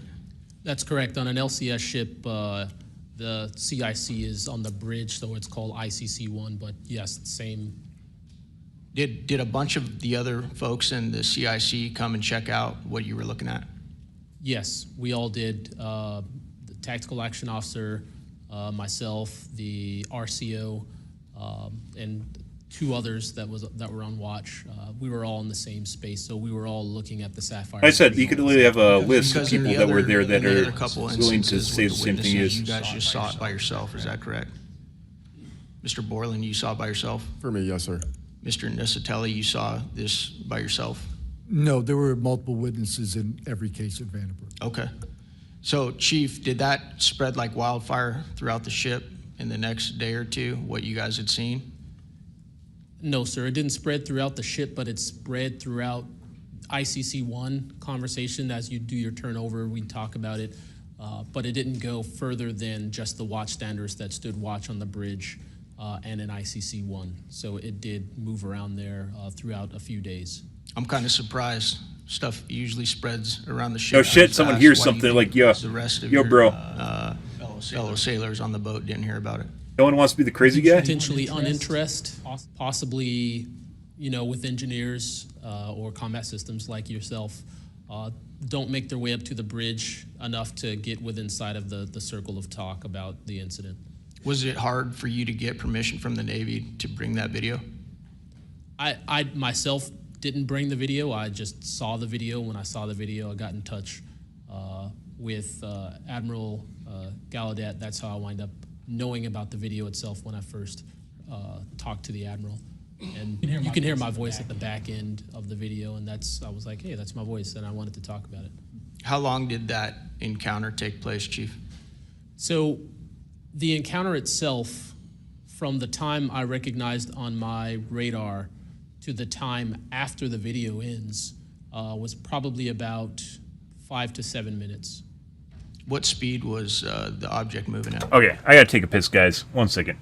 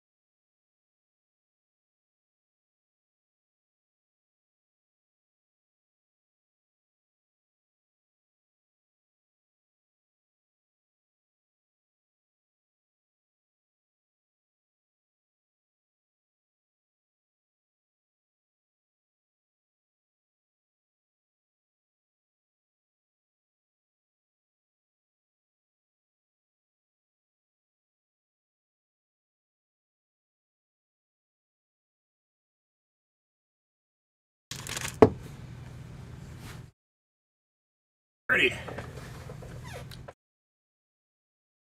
I got some gummy worms, guys. Don't judge me. Perfect for UAP sightings in the Congressional UAP hearing. The object moving out of the water, what I thought was originally just a light on the water, something on the horizon, and surfacing and going into the air. I then knew it was an air contact, but as an air controller myself, I started thinking and going through kind of like my checklist in my mind. Could it be a helo? But it's not blinking lights. So I then realized this is something I've never seen before. So the speed itself, just going from the horizon to about maybe 4,000 feet in the air, was very slow, slowly rising. And then it sped up. I'm not an expert at knowing specific speeds of aircraft just by visual eye, but I would say probably 1-2 Mach instantly into the rest of the formation. I didn't notice visually with my own eyes the other 3 objects until I went back to my radar and also utilized Sapphire to see that, in fact, there were 4 total. 4. And then again, when they all left after a certain amount of time, it was nearly instantaneous. So you spotted it visually first, Chief, and then went back to your radar, or did you guys spot it on radar first? Radar first, because that was my watch station. And then you went out to the port bridge wing, is that correct? Correct, to verify what I saw on my radar. What range was it at, Chief, when you were able to see it visibly? I would say about 7 nautical miles, 7 to 8 nautical miles of a light from the ship. Wow. Thank you. I yield back. I now recognize Mr. Burleson. Thank you, Madam Chair. Sometimes. Not always. Sometimes, though. And once again, they're talking about different taxonomies here, so different types. I've never heard of a black square before, by the way. Let's see. This guy right here saw a black square. This guy saw a tic-tac. This guy saw, no, right here. This guy saw a black triangle. Triangle is a known dichotomy. Tic-tacs are. I've never heard of a square before, though. Which is why I thought he was talking about triangle. You said that it emerged from the ocean. Is that right? Yes, sir. And before it did, it was glowing. It was a glowing object under the water. Or to UAP. That part I couldn't tell because it was nighttime. First aliens. At 1915 approximately. As it turns out, there might be more than one species, and they might have Cadillacs, BMWs, and Teslas. So, Ultimately, and it was also at a distance. So it's very hard to tell the difference between something on the horizon and something surfacing from time. That part I couldn't tell because it was nighttime at 1915 approximately, and it was also at a distance. So it's very hard to tell the difference between something on the horizon and something surfacing from the water. My personal thoughts after seeing what I saw is that it did in fact come from the water, but I don't have visual evidence. As I've mentioned before, guys, military personnel make fantastic witnesses because they're very analytical, observant, and objective, and also tend to tap down their feelings right out the gates. Evidence showing exactly, that it did in fact come from the water, but they aren't blowing each other up. I was actually tinfoil hat here, guys. Just hypothetically speaking, if you have a bunch of different NHIs on our planet, they probably have some sort of agreement with each other, not only for operating criteria, but for first contact procedure. So if you're part of an alliance, right, like the UN. You agree on stuff together, even if you kind of work in your own best interest, right? So my guess is the aliens also have some sort of agreement where they basically have a governing organization that they all operate under within a certain amount of leeway, and they all kind of do their own thing, but at the same time also sometimes don't, right? Go through my process of elimination and try to figure out, was this a ship on the horizon just showing lights at night, but to see. Have you seen one the size of a building that's flying? Because the guy with the triangle talked about that. It was 2 stories high, and what was it?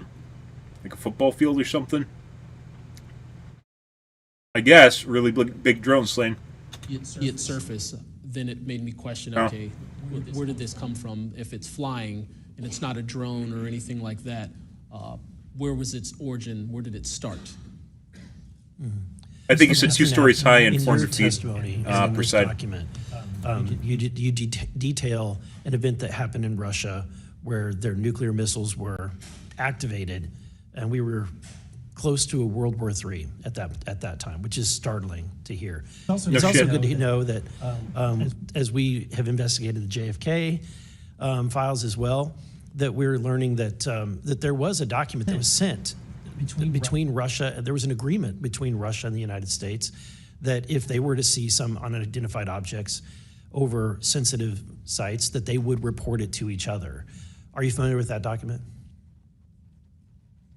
They're pretty good, by the way. Yes, I'm also. I'm a fan of trolleys. Rhetoric, public rhetoric between President Reagan. Not sponsored. And These are pretty good, though. Gorbachev at the time too, that they traded statements Extra about didn't load. to be Not something true. if we were threatened by something from way outside. How we I mean, it might, did. work together. They talked about which was the one that materialized? Was it the triangle or the square?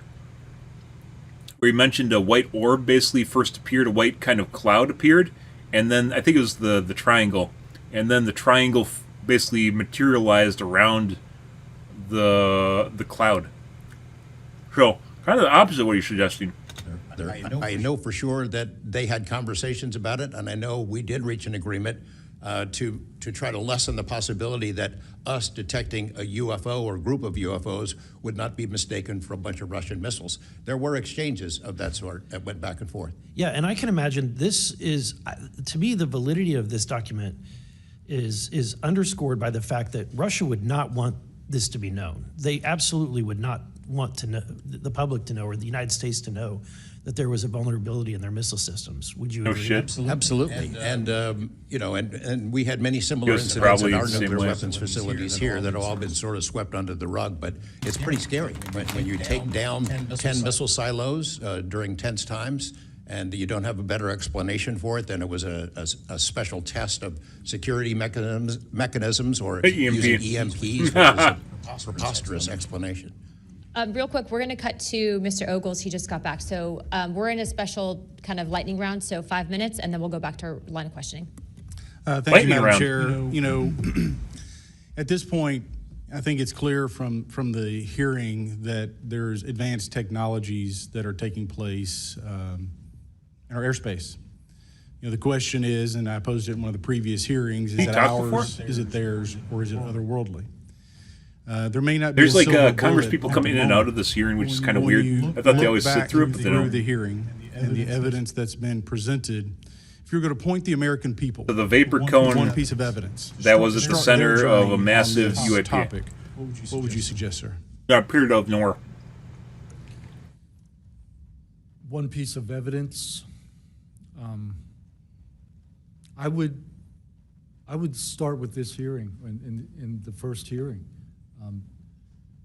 There is no evidence. But is there a specific, exactly, but is there a specific evidence or footage or document that you think lends extreme credibility to what we're discussing today? I would say this new video we're seeing today is exceptional evidence that we're dealing with something. It is the kinetic? Yes. Mr. Wiggins? Sir, I'd have to say that if just the average person here in America looked at absolutely everything that has come across television, the internet, etc., you can't tell yourself that 100% of what's being recorded is fake or false. You have to, at some point, understand that there's something else. Especially with credibility. Well, I mean, you bring an interesting point. You know, in the law enforcement community, anytime you're conducting an investigation, you're always looking at the totality of the circumstances. You're looking at all the evidence and how they piece together. And so that would be my, advice to the American people, that this is a journey that is just beginning from a congressional perspective, but you have decades. Both are new videos. Well, if you haven't been keeping up, both are new videos. The Tic Tac is from earlier this year. The drone, not the drone, the Reaper missile shooting the UAP is brand new. Of data, some of it not real, much of it is, but thanks to Chairwoman Luna, We're now presenting this to the American people. And I think this latest video from Mr. Burleson is something that should get everyone pause. When you think, when you see the 3 orbs that drop, was What that you're saying, it's a in balloon. defensive The fuck, posture? it's a balloon. Or was that in an offensive posture? What capabilities did those orbs have that we, quite frankly... This video quality, by the way, is kind of shit. It's dark, too. But for the Reaper drone, the Reaper missile... Was it Reaper? The Hellfire missile that went through the UAP, there's better quality, and it's very good. People are saying it's bad because they don't understand what a FLIR is. And it's actually really, really good quality. Mr. Knapp?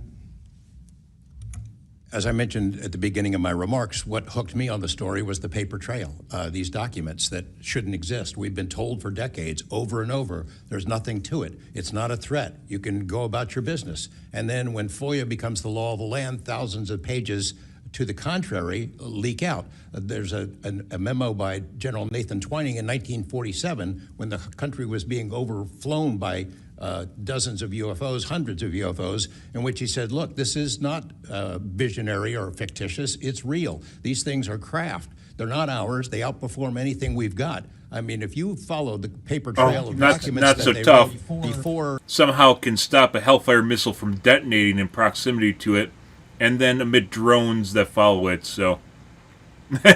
yeah. The military got wise and realized that FOIA really exists and changed their tune. And then fly off, so I guess it's tough. It spells it out pretty clearly. I'll go refer back to Russia. One incident I did not mention to Representative Burleson is Colonel Sokolov in that Ministry of Defense program said there were 40 incidents where Russian warplanes were sent to intercept UFOs. And they were ordered to fire on them. And for the most part, the UFOs would zip away. 3 of the pilots, though, did fire at these things. Those 3 planes stalled out, crashed.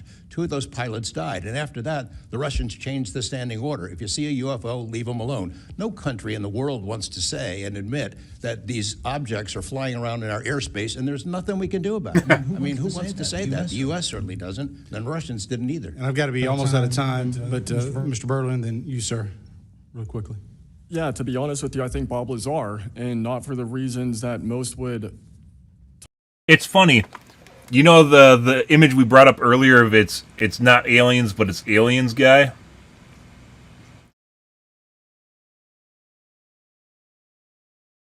This guy?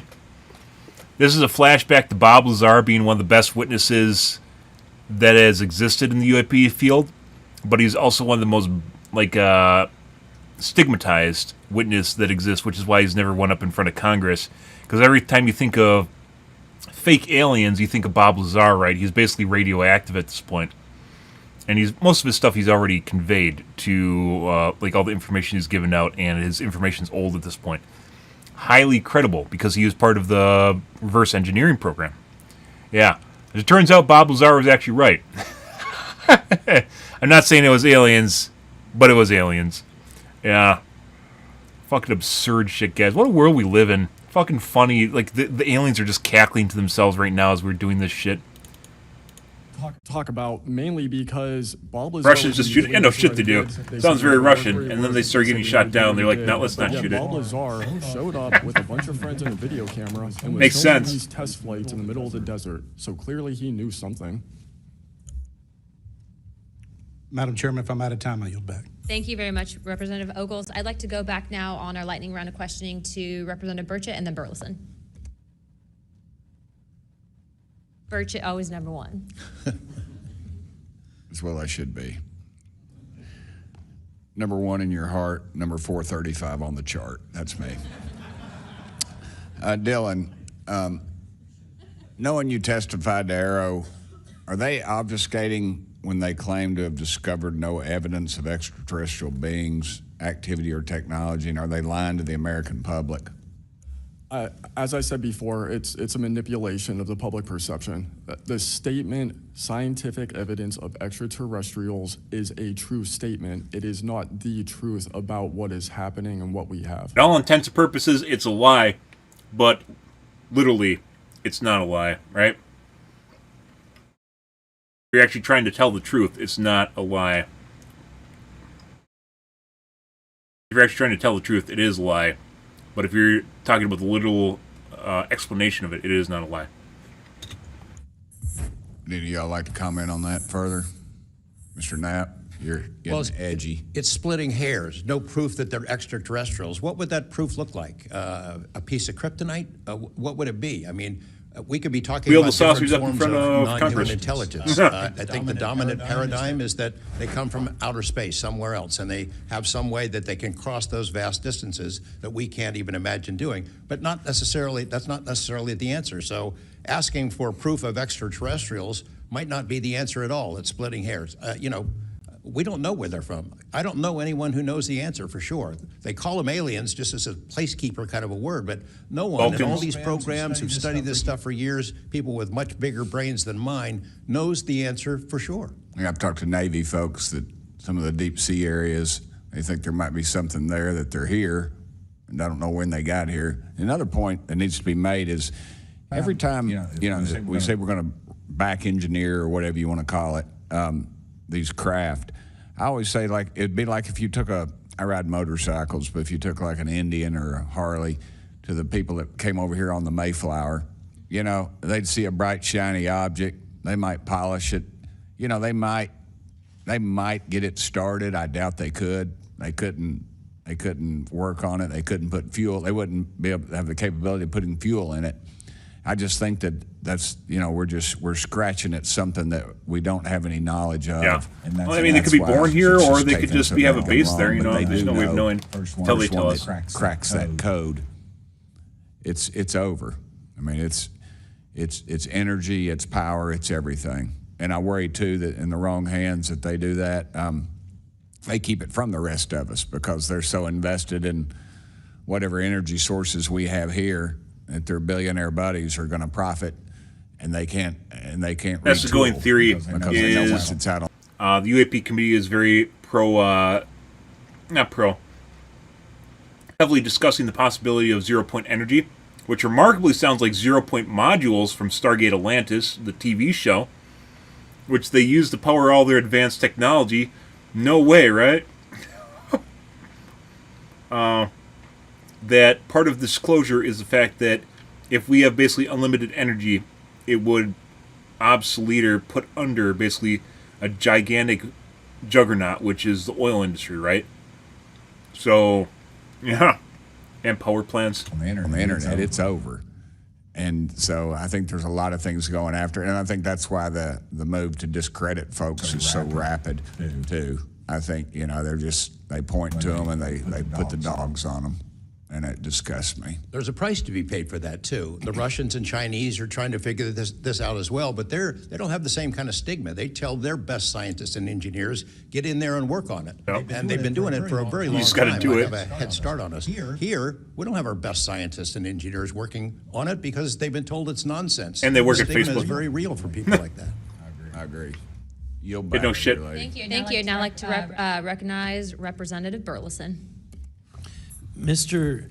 Nusatelli, when you heard the testimony of Mr. Knapp talking about these missiles were shut down or turned on in Russia, does that remind you, when you hear these stories, it's got to remind you of the event that happened on your base? Absolutely. There are many accounts of incursions of this type taking place. I believe in the 60s we had a similar incursion in New England, and same thing happened. There were these objects coming over the base at low altitude, 200 feet over the base security police, and they were scrambling fighters, and then the objects would just fly off, and that went on for weeks. So the historical record has laid out that there's a pattern, that our installations are visited by these craft. They come in and do whatever they're doing, and then they leave. And we don't know how to respond. I'm sure. We don't know how to protect the installation. Kind of a segue here, guys. The Chinese military had their 80th anniversary parade, I want to say a week ago. Their 80th anniversary parade for their military, I believe. And they wheeled out some really advanced, a lot of it was just copy shit of our technology, like Reaper drones. they reeled out some relatively advanced stuff, including laser platforms, CW, so constant wave laser platforms, assumingly because they aren't pulse lasers. No one publicly has pulse laser technology right now out of development. Constant wave basically is you just apply a laser like a pen to something, it heats up and, you know, drills through it, right? And there's a bunch of defense what do you call them, blogs or websites that were talking about basically how the U.S. is falling behind because we don't really have. We introduced the F-47 earlier this year, but as far as like major technological advances, a lot of what we have right now is just maintaining status quo. So making our current weapons last longer, such as like A-10s. A-10s are going to be retired for like the last 10 years, so they're still kind of in use. B-52s making them last longer because they still fulfill a role, right? And there's been very little like new technology that's been kind of like wowzers, and it feels an awful lot like we're falling behind or China's catching up to us, and that's a pretty bad look for basically the most advanced military on the planet, right? Especially considering how much money we spend on it. And a lot of people are, like a lot of the defense blogs are discussing how basically we're falling behind. And it actually makes you very much question, you know, the tinfoil hat bit, which is the military is literally just not telling us about the stuff that they actually have right now, which is a distinct possibility, right? That it's just they aren't showing us what they can do because you keep that ace up your sleeve. But you have to understand that the ace up your sleeve is also a deterrent that stops them from doing stuff. If we want to look at something quickly here, you guys remember the Venezuelan boat that blew up earlier this last week, I think it was?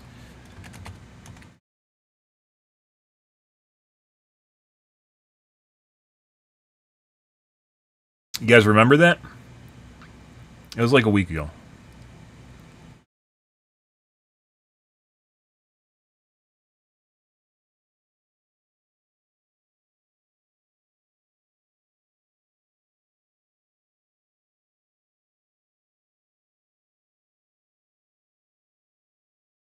This guy right here.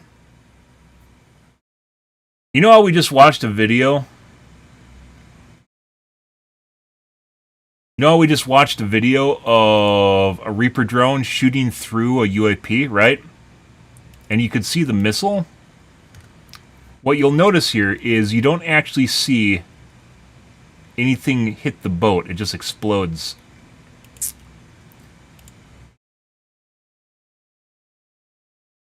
Boats are very lightweight too. They aren't something where it's just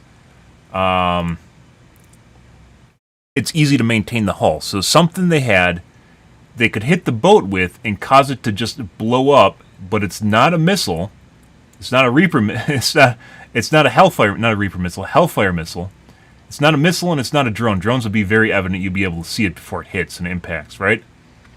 And most likely not an AC-130, and some people are suggesting it's a laser. But lasers, if it's a CW laser, not a pulse laser, a CW laser, it would actually heat it up, and you'd be able to see it. People would be jumping overboard. They'd be like, what the fuck's going on? They just jump overboard because it looks like something's about to explode, even though it'd take a little bit. The potential here is that it could be a railgun. And you go, oh, railguns. I had people laughing at me about this on social media. If you guys didn't know, Japan actually has a deployed railgun on one of their destroyers. Yeah, as it turns out, because they're actually making their way out of production, the U.S. military accordingly halted research on railguns, and they couldn't figure it out. And that was like a decade ago. And yeah. It could also be railguns usually need, like if you look at some of the test footage, they need something heavy to hit for it to actually basically combust or just like explode like that. So it potentially could also be a pulsed laser too.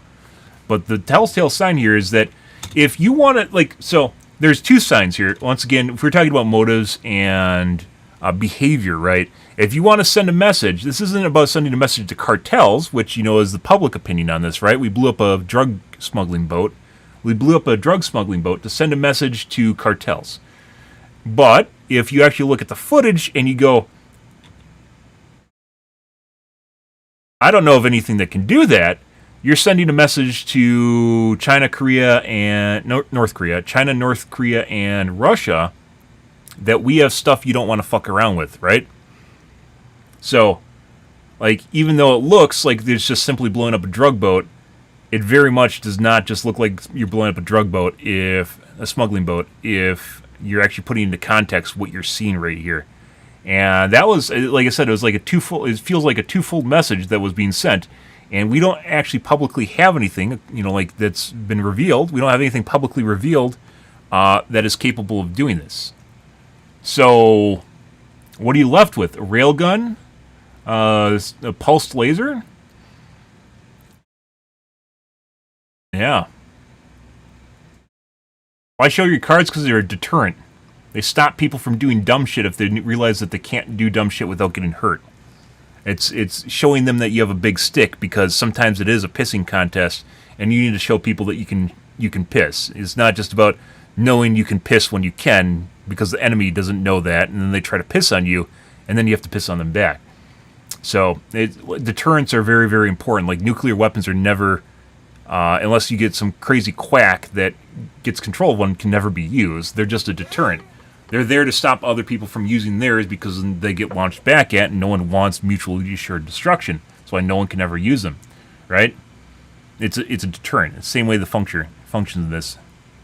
You can see the vapor. There's no vapor trail from a missile, and I doubt you could try and. This is from the boat. This isn't the missile, and this is the wake from the engines. And Slane's just trolling at this point. But, anyways, this is a twofold message, and like we're pointing out here, is that potentially the government's just hiding too many cards at this point, and it's leading to a scenario where China might actually become aggressive, and that's not something we want. Highly unlikely, but there's potential for it if they're still ramping their military. Why are they doing that if we're in a peacetime, right? Like, the U.S. isn't really, we don't just go and invade countries for shits and giggles, usually, unless they have a bunch of oil. And in that case, there's usually a little bit of politics beforehand, but yeah. So that's why we're here. When you first heard, and we're having to report on these incidents that were being witnessed by other individuals, did you believe them? Did you yourself believe it would be true until you saw it? Yeah, these are people I've worked with for years, deployed with. I was in some of their weddings. These are people that I worked with every day of my life. Usually when the events were occurring, that's we a were all problem. together. That's like Russia and Ukraine. During these encounters. Really? Yeah. All seeing it at the same time. Yeah, when the events were occurring, we I were said, all together. These guys would, if they brought a signed sheet with names of people that saw the same thing they did and are willing to testify to the same thing he is, would have had a lot of credibility. And you just need to show a list of people that are willing to do that. It's old school, but it literally gets the job done. Same thing with Wiggins. There'd be 40, 60, 100 people on duty during these encounters. Really? All seeing it at the same time. Yes, these encounters were playing out while we were on duty, and we were responding and investigating in real time as they occurred. And as you said, the importance of your operation was highly important, because they said it's the most important in 25 years. The research that you were conducting. For that particular launch, we had 500 Air Force police officers guarding the launch. 500 people. It was that critical. Wow. But had this thing showed up, we wouldn't have been able to do anything to prevent it showing up. Real quickly, can you just redescribe size and whether or not you heard anything? It was how big, wise? So the triangle was the square first one. objects were at least. It's two square. A football field.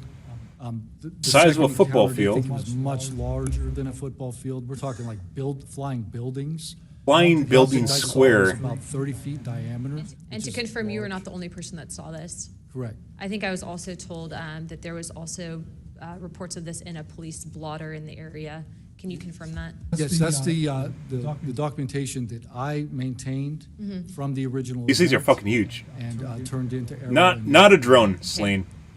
I mean, Do you have any more, bros? maybe it's a Chinese drone. I just want to reiterate to the American people that If you're frustrated, that's what she so said.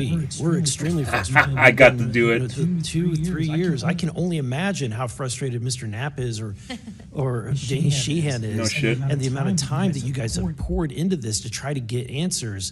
Very Some unfulfilling. You is just back keep there. going, He's been Rise. pouring Just keep going. to try to get answers into this. I hope that you all see that we're committed to this. Depending on how close to the ground it is, We're going to be scrappy. Miles. We may not have the direct It's on a authority, base. but I mean, you said can hundreds of assure people you, saw it. Representative Luna is about as scrappy as it gets. I wouldn't want to scrap with her. But that being said, I think that if the American people want to see answers, we need action. We've had the hearings. It's time to take action. It's time that we pass Tim Burchett's Whistleblower Act. It's time that we pass the UAP Disclosure Act. And I think that we've had a lot of talk about this. It's time for action. Thank you, Burleson.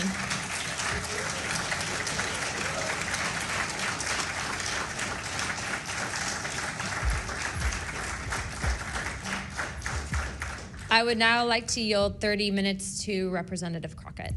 30 minutes? I'll reserve. Thank you. Thank you. In closing, I want to thank our witnesses once again for their testimony today. I now yield to Ranking Member Crockett for closing remarks.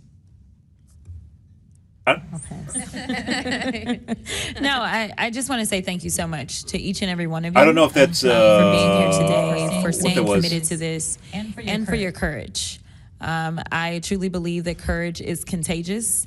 And right think it's 'cause now, she's a we ranking need more member? courage than ever. Maybe it's due to the talking UAPs time or that whether Luna we're has. dealing with any other form of government where people are afraid to come out and speak their truth. The American people are relying on amazing public servants like you to speak up on their behalf, to be the watchdog, and to make sure that we are as safe as possible. And so thank you so much not again completely for a bipartisan hearing on such an important matter. Thank you. Even though some I'd now people like try to recognize politicize myself for some it. closing remarks. This is obviously something that doesn't just affect everyone in this room. I can tell you that specifically for where I represent in Pinellas County, Tampa Bay, and Florida as a whole, there's many sightings, many questions, people reporting this, but I'm not the only one. I was also told by Representative Biggs, as well as, They have some names to go off of. Alaska, that these are My closing remarks, isolated guys. instances, and Maybe we'll so wait for it Luna does here. give us reasoning to provide investigative inquiry into these topics, but also to, I would also like Mr. Spielberger, if you could actually review and see if your organization would endorse the Whistleblower Protection Act that Representative Burchett has.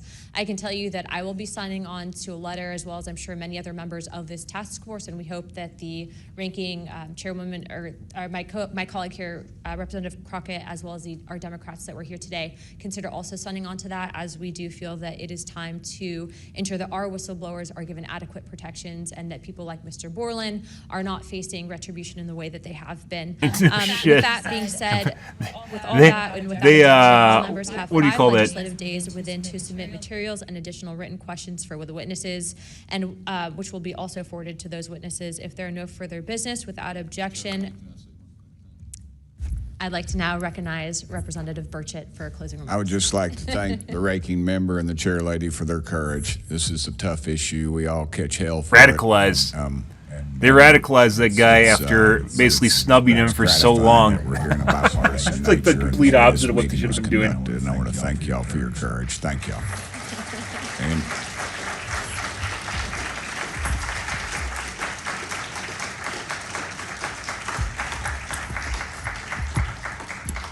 More people. Without objection, We're in flames. the task force stands adjourned. Well, that's this year's Congressional UAP hearing, guys. There was some more interesting things going on here. Obviously, the Burleson video, kind of the biggest deal, which people are now saying is a weather balloon online, because it's obviously a weather balloon. Everything's a fucking weather balloon. So Launched a Hellfire missile. yeah, this guy right here, which clearly we see a Hellfire go through UAP, and then it launches 3 drones in response that then track it. And the Hellfire missile does not detonate. It's apparently undamaged because it keeps just flying anyways. And it launches drones. So, I mean, yeah.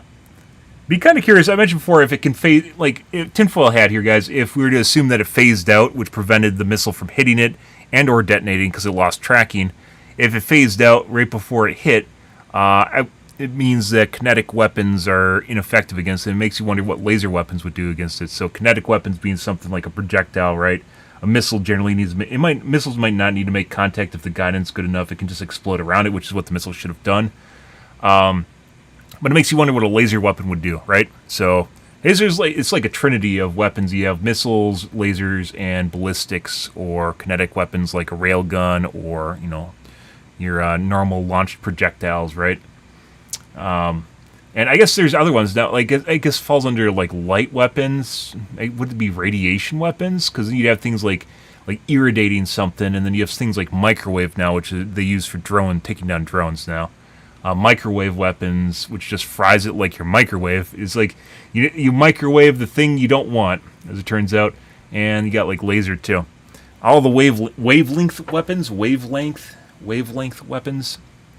makes you wonder if like a laser would be effective against it, or if it would just do the same thing and it wouldn't matter. Just from a purely morbid military perspective.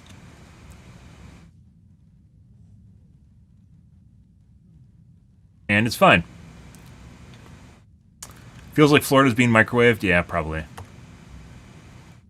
Why everyone's crazy, it's humidity that does it. I don't think he mentioned where he got this video from. Yeah, it literally looks like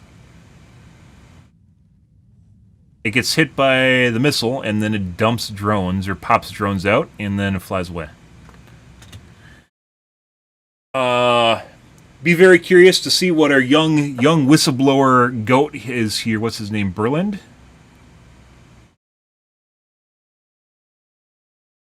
This guy, the IC Borland.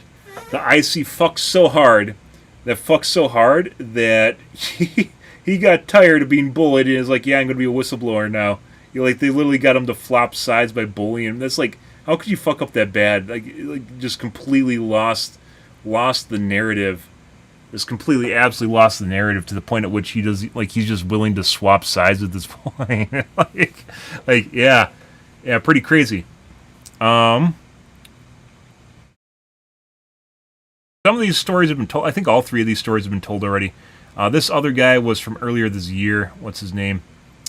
Wiggins from earlier this year. This is the guy I was actually talking about. And as I mentioned, if you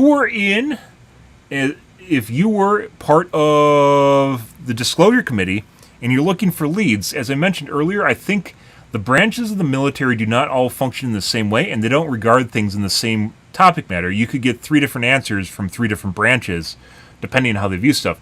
The fact that the Navy is not trying to shut him up and actually seems as though they okayed him to be here in the first place means that it's probably a good idea to talk to people in the Navy and see how far up the Navy chain you could go, because the Navy has its own version of intelligence gathering too. And once again, if you can find one of the branches that is willing to play ball, such as the Navy, it starts making the other branches that are unwilling, like the Army and the Air Force, and not really a branch, but the CIA/intelligence community, which are kind of their own military branch in and of themselves, it starts to make them look silly because all the branches have a lot of credibility in and of themselves, right? People have a lot of credibility just because they exist, of who they are. So if they can get one to basically either turn or just do the right thing, it's not even turncoating, just doing the right thing, it's very possible just to start ripping this right open, and it's a very good place to start. Like this is a good sign right here in and of itself. And I'd be curious to see what the Navy, like, I don't know how they even approach stuff. Like, could they just talk to like generals and stuff? Like, they should be able to do that, right? And see what they say. Like, just send emails and see what pops out after people start responding to you. I mean, who's in control of it?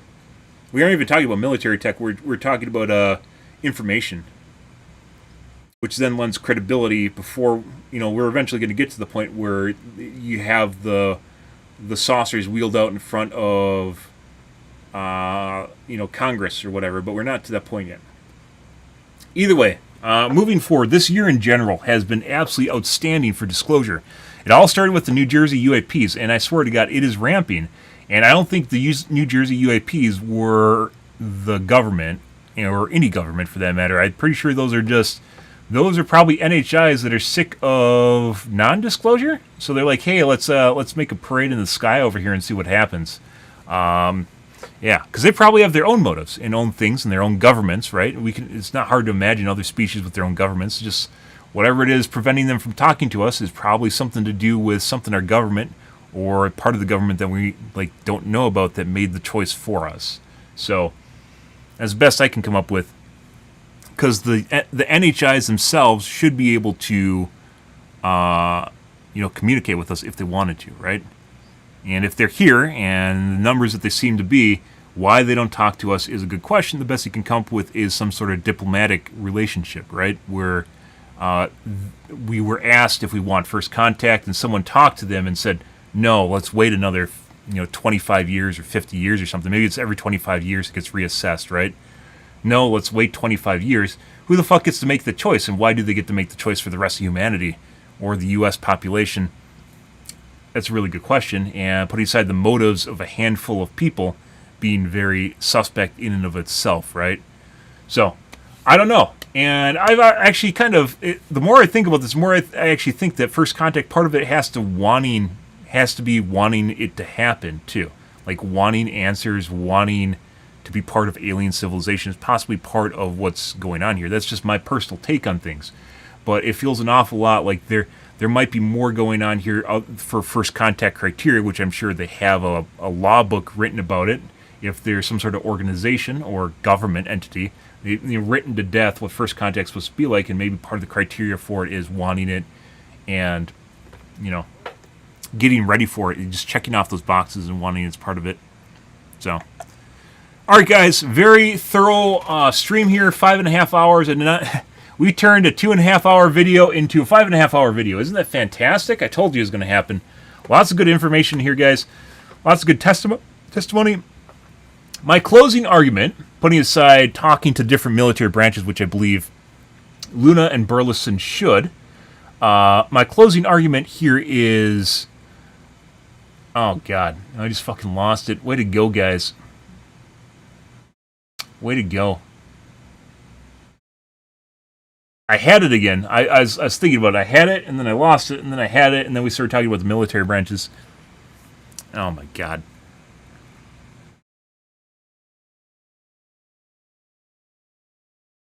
Yeah, I think it's gone. I'll remember it in 10 minutes, right when I don't need to. Holy tabs, it's not that many. I have like 1,400 tabs open on my laptop. Not even joking. You don't even know tabs, bro.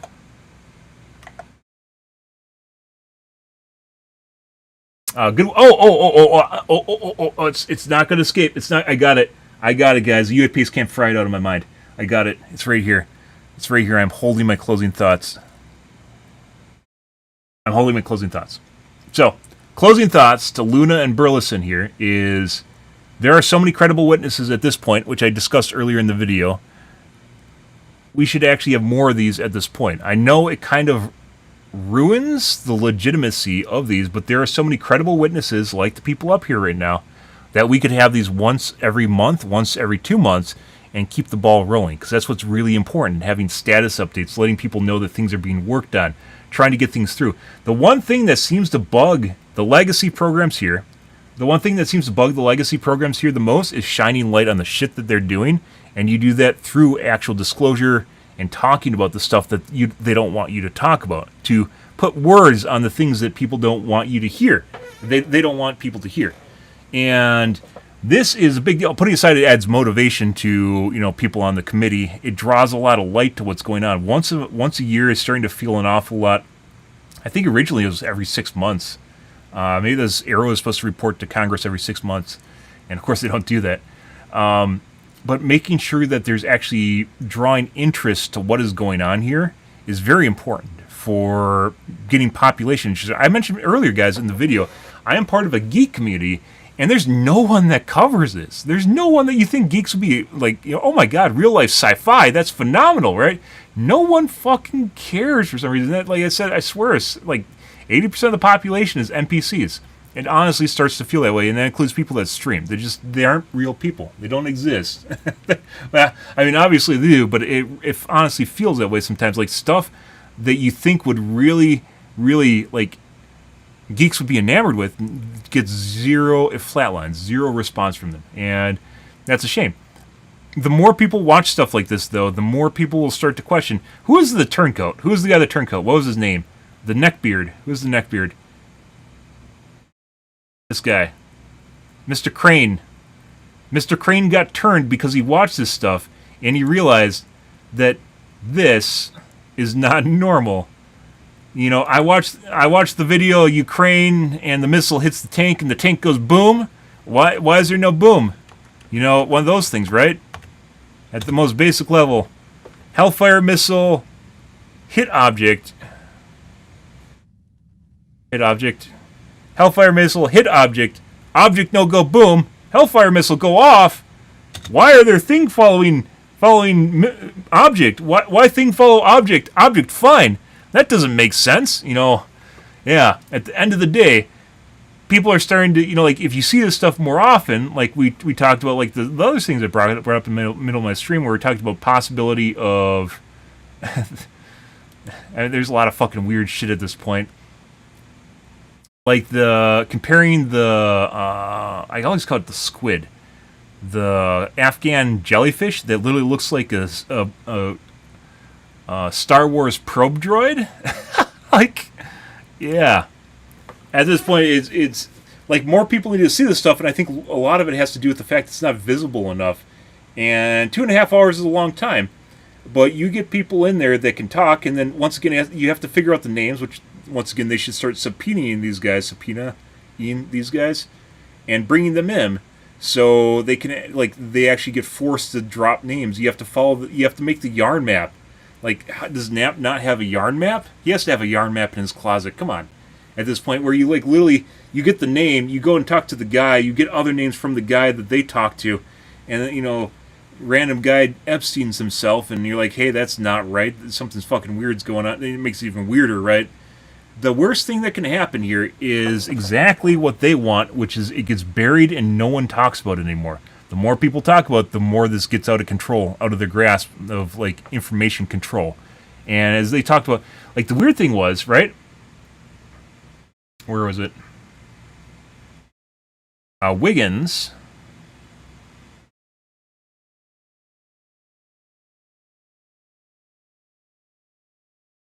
Wiggins talked about how his entire, like, what do you say, ICC? The entire booth saw what was going on here, and it still eventually died out, right? It didn't even make it off the ship. It didn't even make it to the lower parts of the ship, despite it being pretty monumental, right? Batali here is basically describing flying football fields, and people really didn't even hear about it. It's because they don't know, because you're not presenting the information to them, so then it just gets lost. That's exactly what they want, is they want things to be lost, so no one actually knows what's going on, right? And that's exactly not what we want. So, like I said, at this point, I get that you want to have meaningful information, but there are so many witnesses like these guys, well, not maybe exactly like these guys, but there's so many credible witnesses at this point, they can do more than one per year, in addition to updating basically people watching and what's going on as to what's going on here. It gets more press coverage as it gets bigger. Stuff that this desperately needs, because I'm like the only person covering this on Twitch, and that's kind of sad considering I'm in a community of geeks, right? Real life UAPs, and there's no one talking about it. Just, I get it. You want things to be concise. You want to have good witnesses. There are a lot of people that are willing to testify. There's a lot of people with stories now, and the more people tell stories, especially military personnel, the more people come out. The more people are willing to tell their stories too, and then it starts growing, especially if you can start corroborating stuff. Like, do we have an overview of all the witnesses? We did at some point here.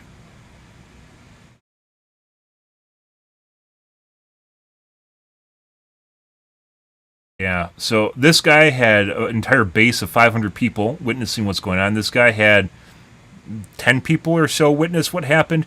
He was the only witness which he was alienated by the IC community, which is absolutely hilarious, not because it happened to him, but because the IC community is so inept that it literally alienated the guy that just wanted to do his job.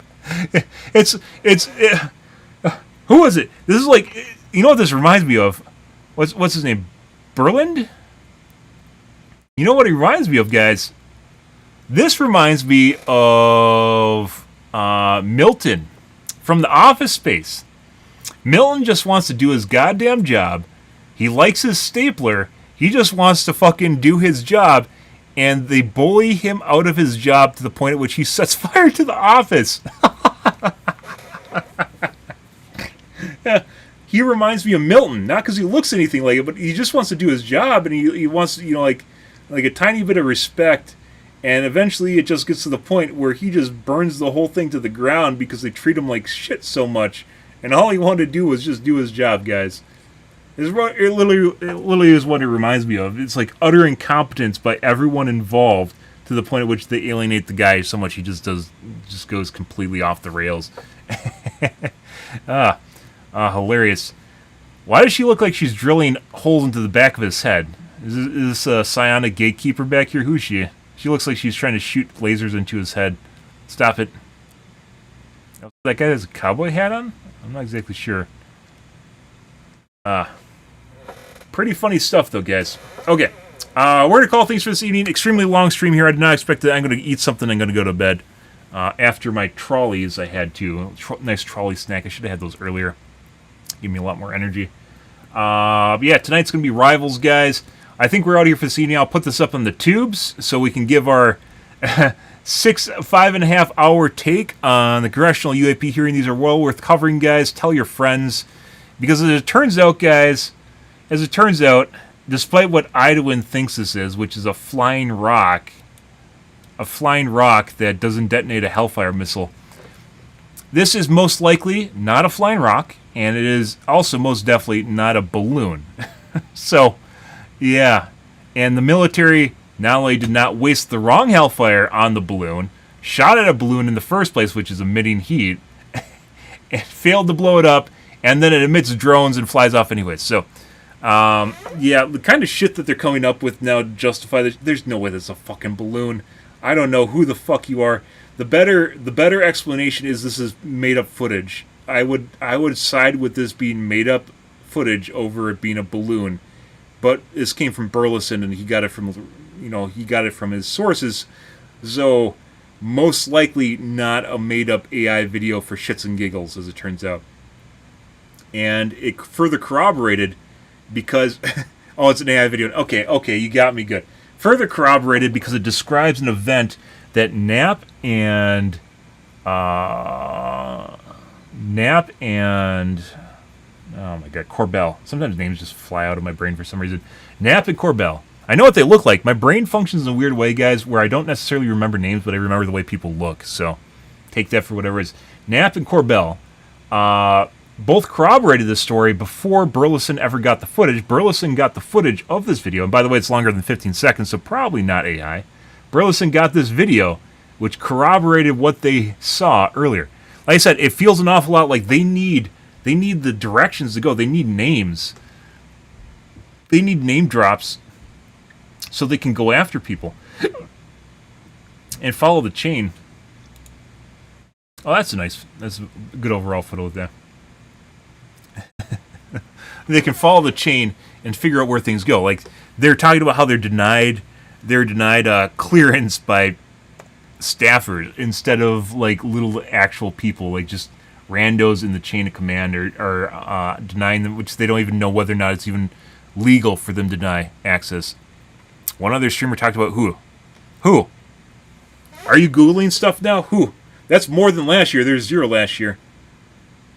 I doubt it's oh, he took a break from streaming. Asmongold. Yeah. I mean, it's like I said, it's fucking weird. We're on like year 4 of this shit, and no one's covering it. Guys, there's so much fucking weird shit this year, and like it keeps getting weirder. And this I guess we're 2/3 of the way through the 3/4 of the way through the year, but this is still really weird. Everything started ramping up after the New Jersey UAPs. Last fall is when this really started ramping up, as New Jersey UAPs. And it's like It's like they want the NHIs want us to start noticing them, so they're ramping shit up. And I don't care who it is. You can be an e-girl and actually have legitimate opinions. So, like, the weird shit is when Amaranth starts covering stuff like this. Amaranth, start covering the Congressional UAP hearings. That's gonna, like, there's people literally just edging to her, only they're watching Nap talk about UAPs. That's gold right there, if I do say so myself. You know, you can credit me if you want to, but, you know, this is the perfect edging material, if I do say so myself, on Twitch. It would get a lot of people to watch it, at the very least. So, I mean, who wouldn't want to watch someone in a bikini talk about this? You know, instead you guys have me. So, yeah, but more people, like I said, it needs, the way it grows is not by not talking about it, not by not having congressional UAP hearings. Even, you know, you might not be able to do them every month, but you should be able to, with the witnesses coming forward, especially if they feel as though they have multiple opportunities, it's not lost.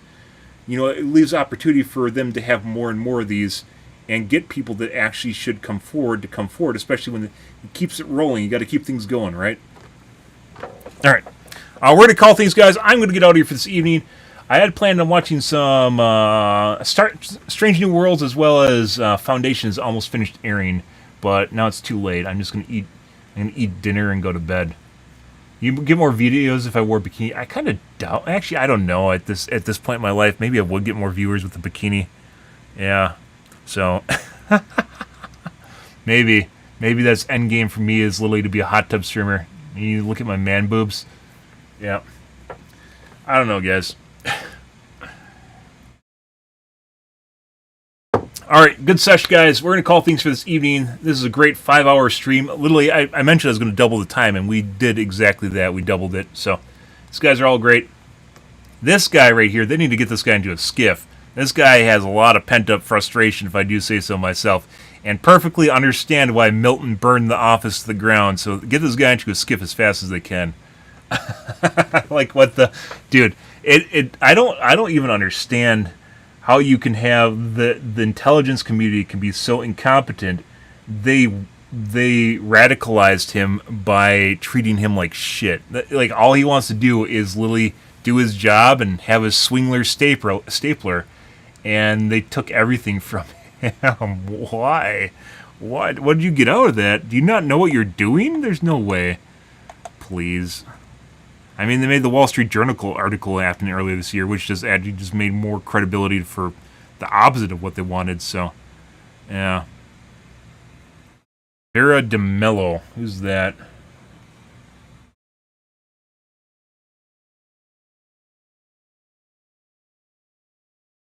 Standby screen is up. Oh, that guy. Is that like Jim Carrey? Jim Carrey in a bikini? I'm not that skinny. Alright. Not the stapler. Yeah, it's fucking stapler. They got the stapler too. This guy is ready to say it all. You just got to get him into a goddamn skiff. That's what they need to do. Also, another closing thought here for Luna in Burleson. Get someone, especially Grush, get him into the witness protection program. I don't even know if that's possible. It seems like the witness protection program kind of just went away after... I was trying to find information on it, and it's like seemingly run by multiple organizations. I don't even know how it functions, to be perfectly honest, which is weird, considering it's supposed to be something. Like after the Mafia era, like that's where basically when they're taking down crime lords and shit was when they got a lot of people in witness protection, right? Where you always hear about in media. Witness protection does two different things here. It not only protects them physically, which in Grush's case might actually be a thing, it adds status and makes people tell you that you're taking it seriously. If he shows up with an armed guard, it makes people take things more seriously, right? Yeah.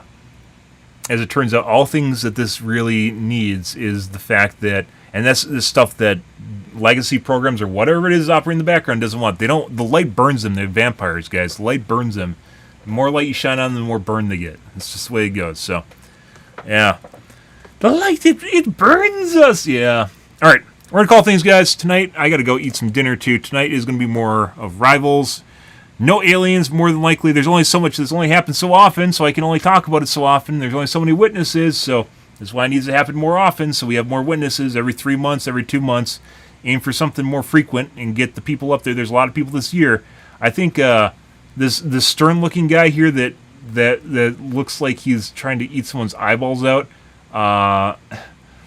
Also said that Corbell said he had 3 other witnesses, which he's going to air footage from them if they didn't get in. I don't know if they got in or not. He didn't name the names of them, so that's what he said like 2 weeks ago. Whether or not it happens or not, I don't know. Either way, it's very clear that there's multiple people here, especially if you can get, like with Wiggins and Nutelli here, Nusatelli, like the noodles or something. Wiggins and Nusatelli, if they could get like people that were on the watch to also show up, like to corroborate what he said, you know, that's also more, like more people means more credibility. So, yeah. He does. Corbell and Knapp do a show together called Weaponized, and that was part of the thing where they talked about this footage was actually from one of the not reenactments, but one of the witnesses or stories they were talking about was exactly this, and Burleson found the footage of exactly this. Oh, also, a pretty big deal that happened in this hearing was just going longer, guys. One of the big things that happened in this hearing was the third thread or 3 threads from Russia, which is their reverse engineering and UAP exploration program, which that was a massive amount of data that they just interned and ingested. And Knapp said that only 1% of it was public-ish, which might even be less than that. So there's a lot going on here, guys. This is a pretty big deal. And once again, this year, it's not just all about the Congressional UAP hearing. This was a big deal. But there's still more that's going on this year. Like, after the New Jersey UAPs, there's so much shit that's been happening. This year has been incredible for disclosure. So, we're going to call things this evening, guys. We're going to get out of here. Tonight's going to be Rivals. We're going to go back to playing video games again. This is usually only whenever this airs, so we're out of here for this evening. Also, my eyes are burning because of my contacts. You guys got me without glasses for like 5 hours. That's insane. Alrighty, guys. If you are new to the stream and you enjoy things, press the follow button on your select platform. I stream to Kick, Facebook, YouTube, Twitch, Trovo, as well as TikTok every day from late night to early morning, GMT-6, so late night North America time.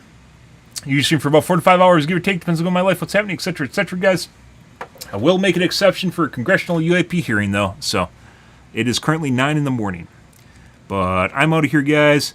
Thanks for watching my streams, always, and I hope you guys have a wonderfully fantastic Tuesday night and Wednesday morning. Have a good day, guys.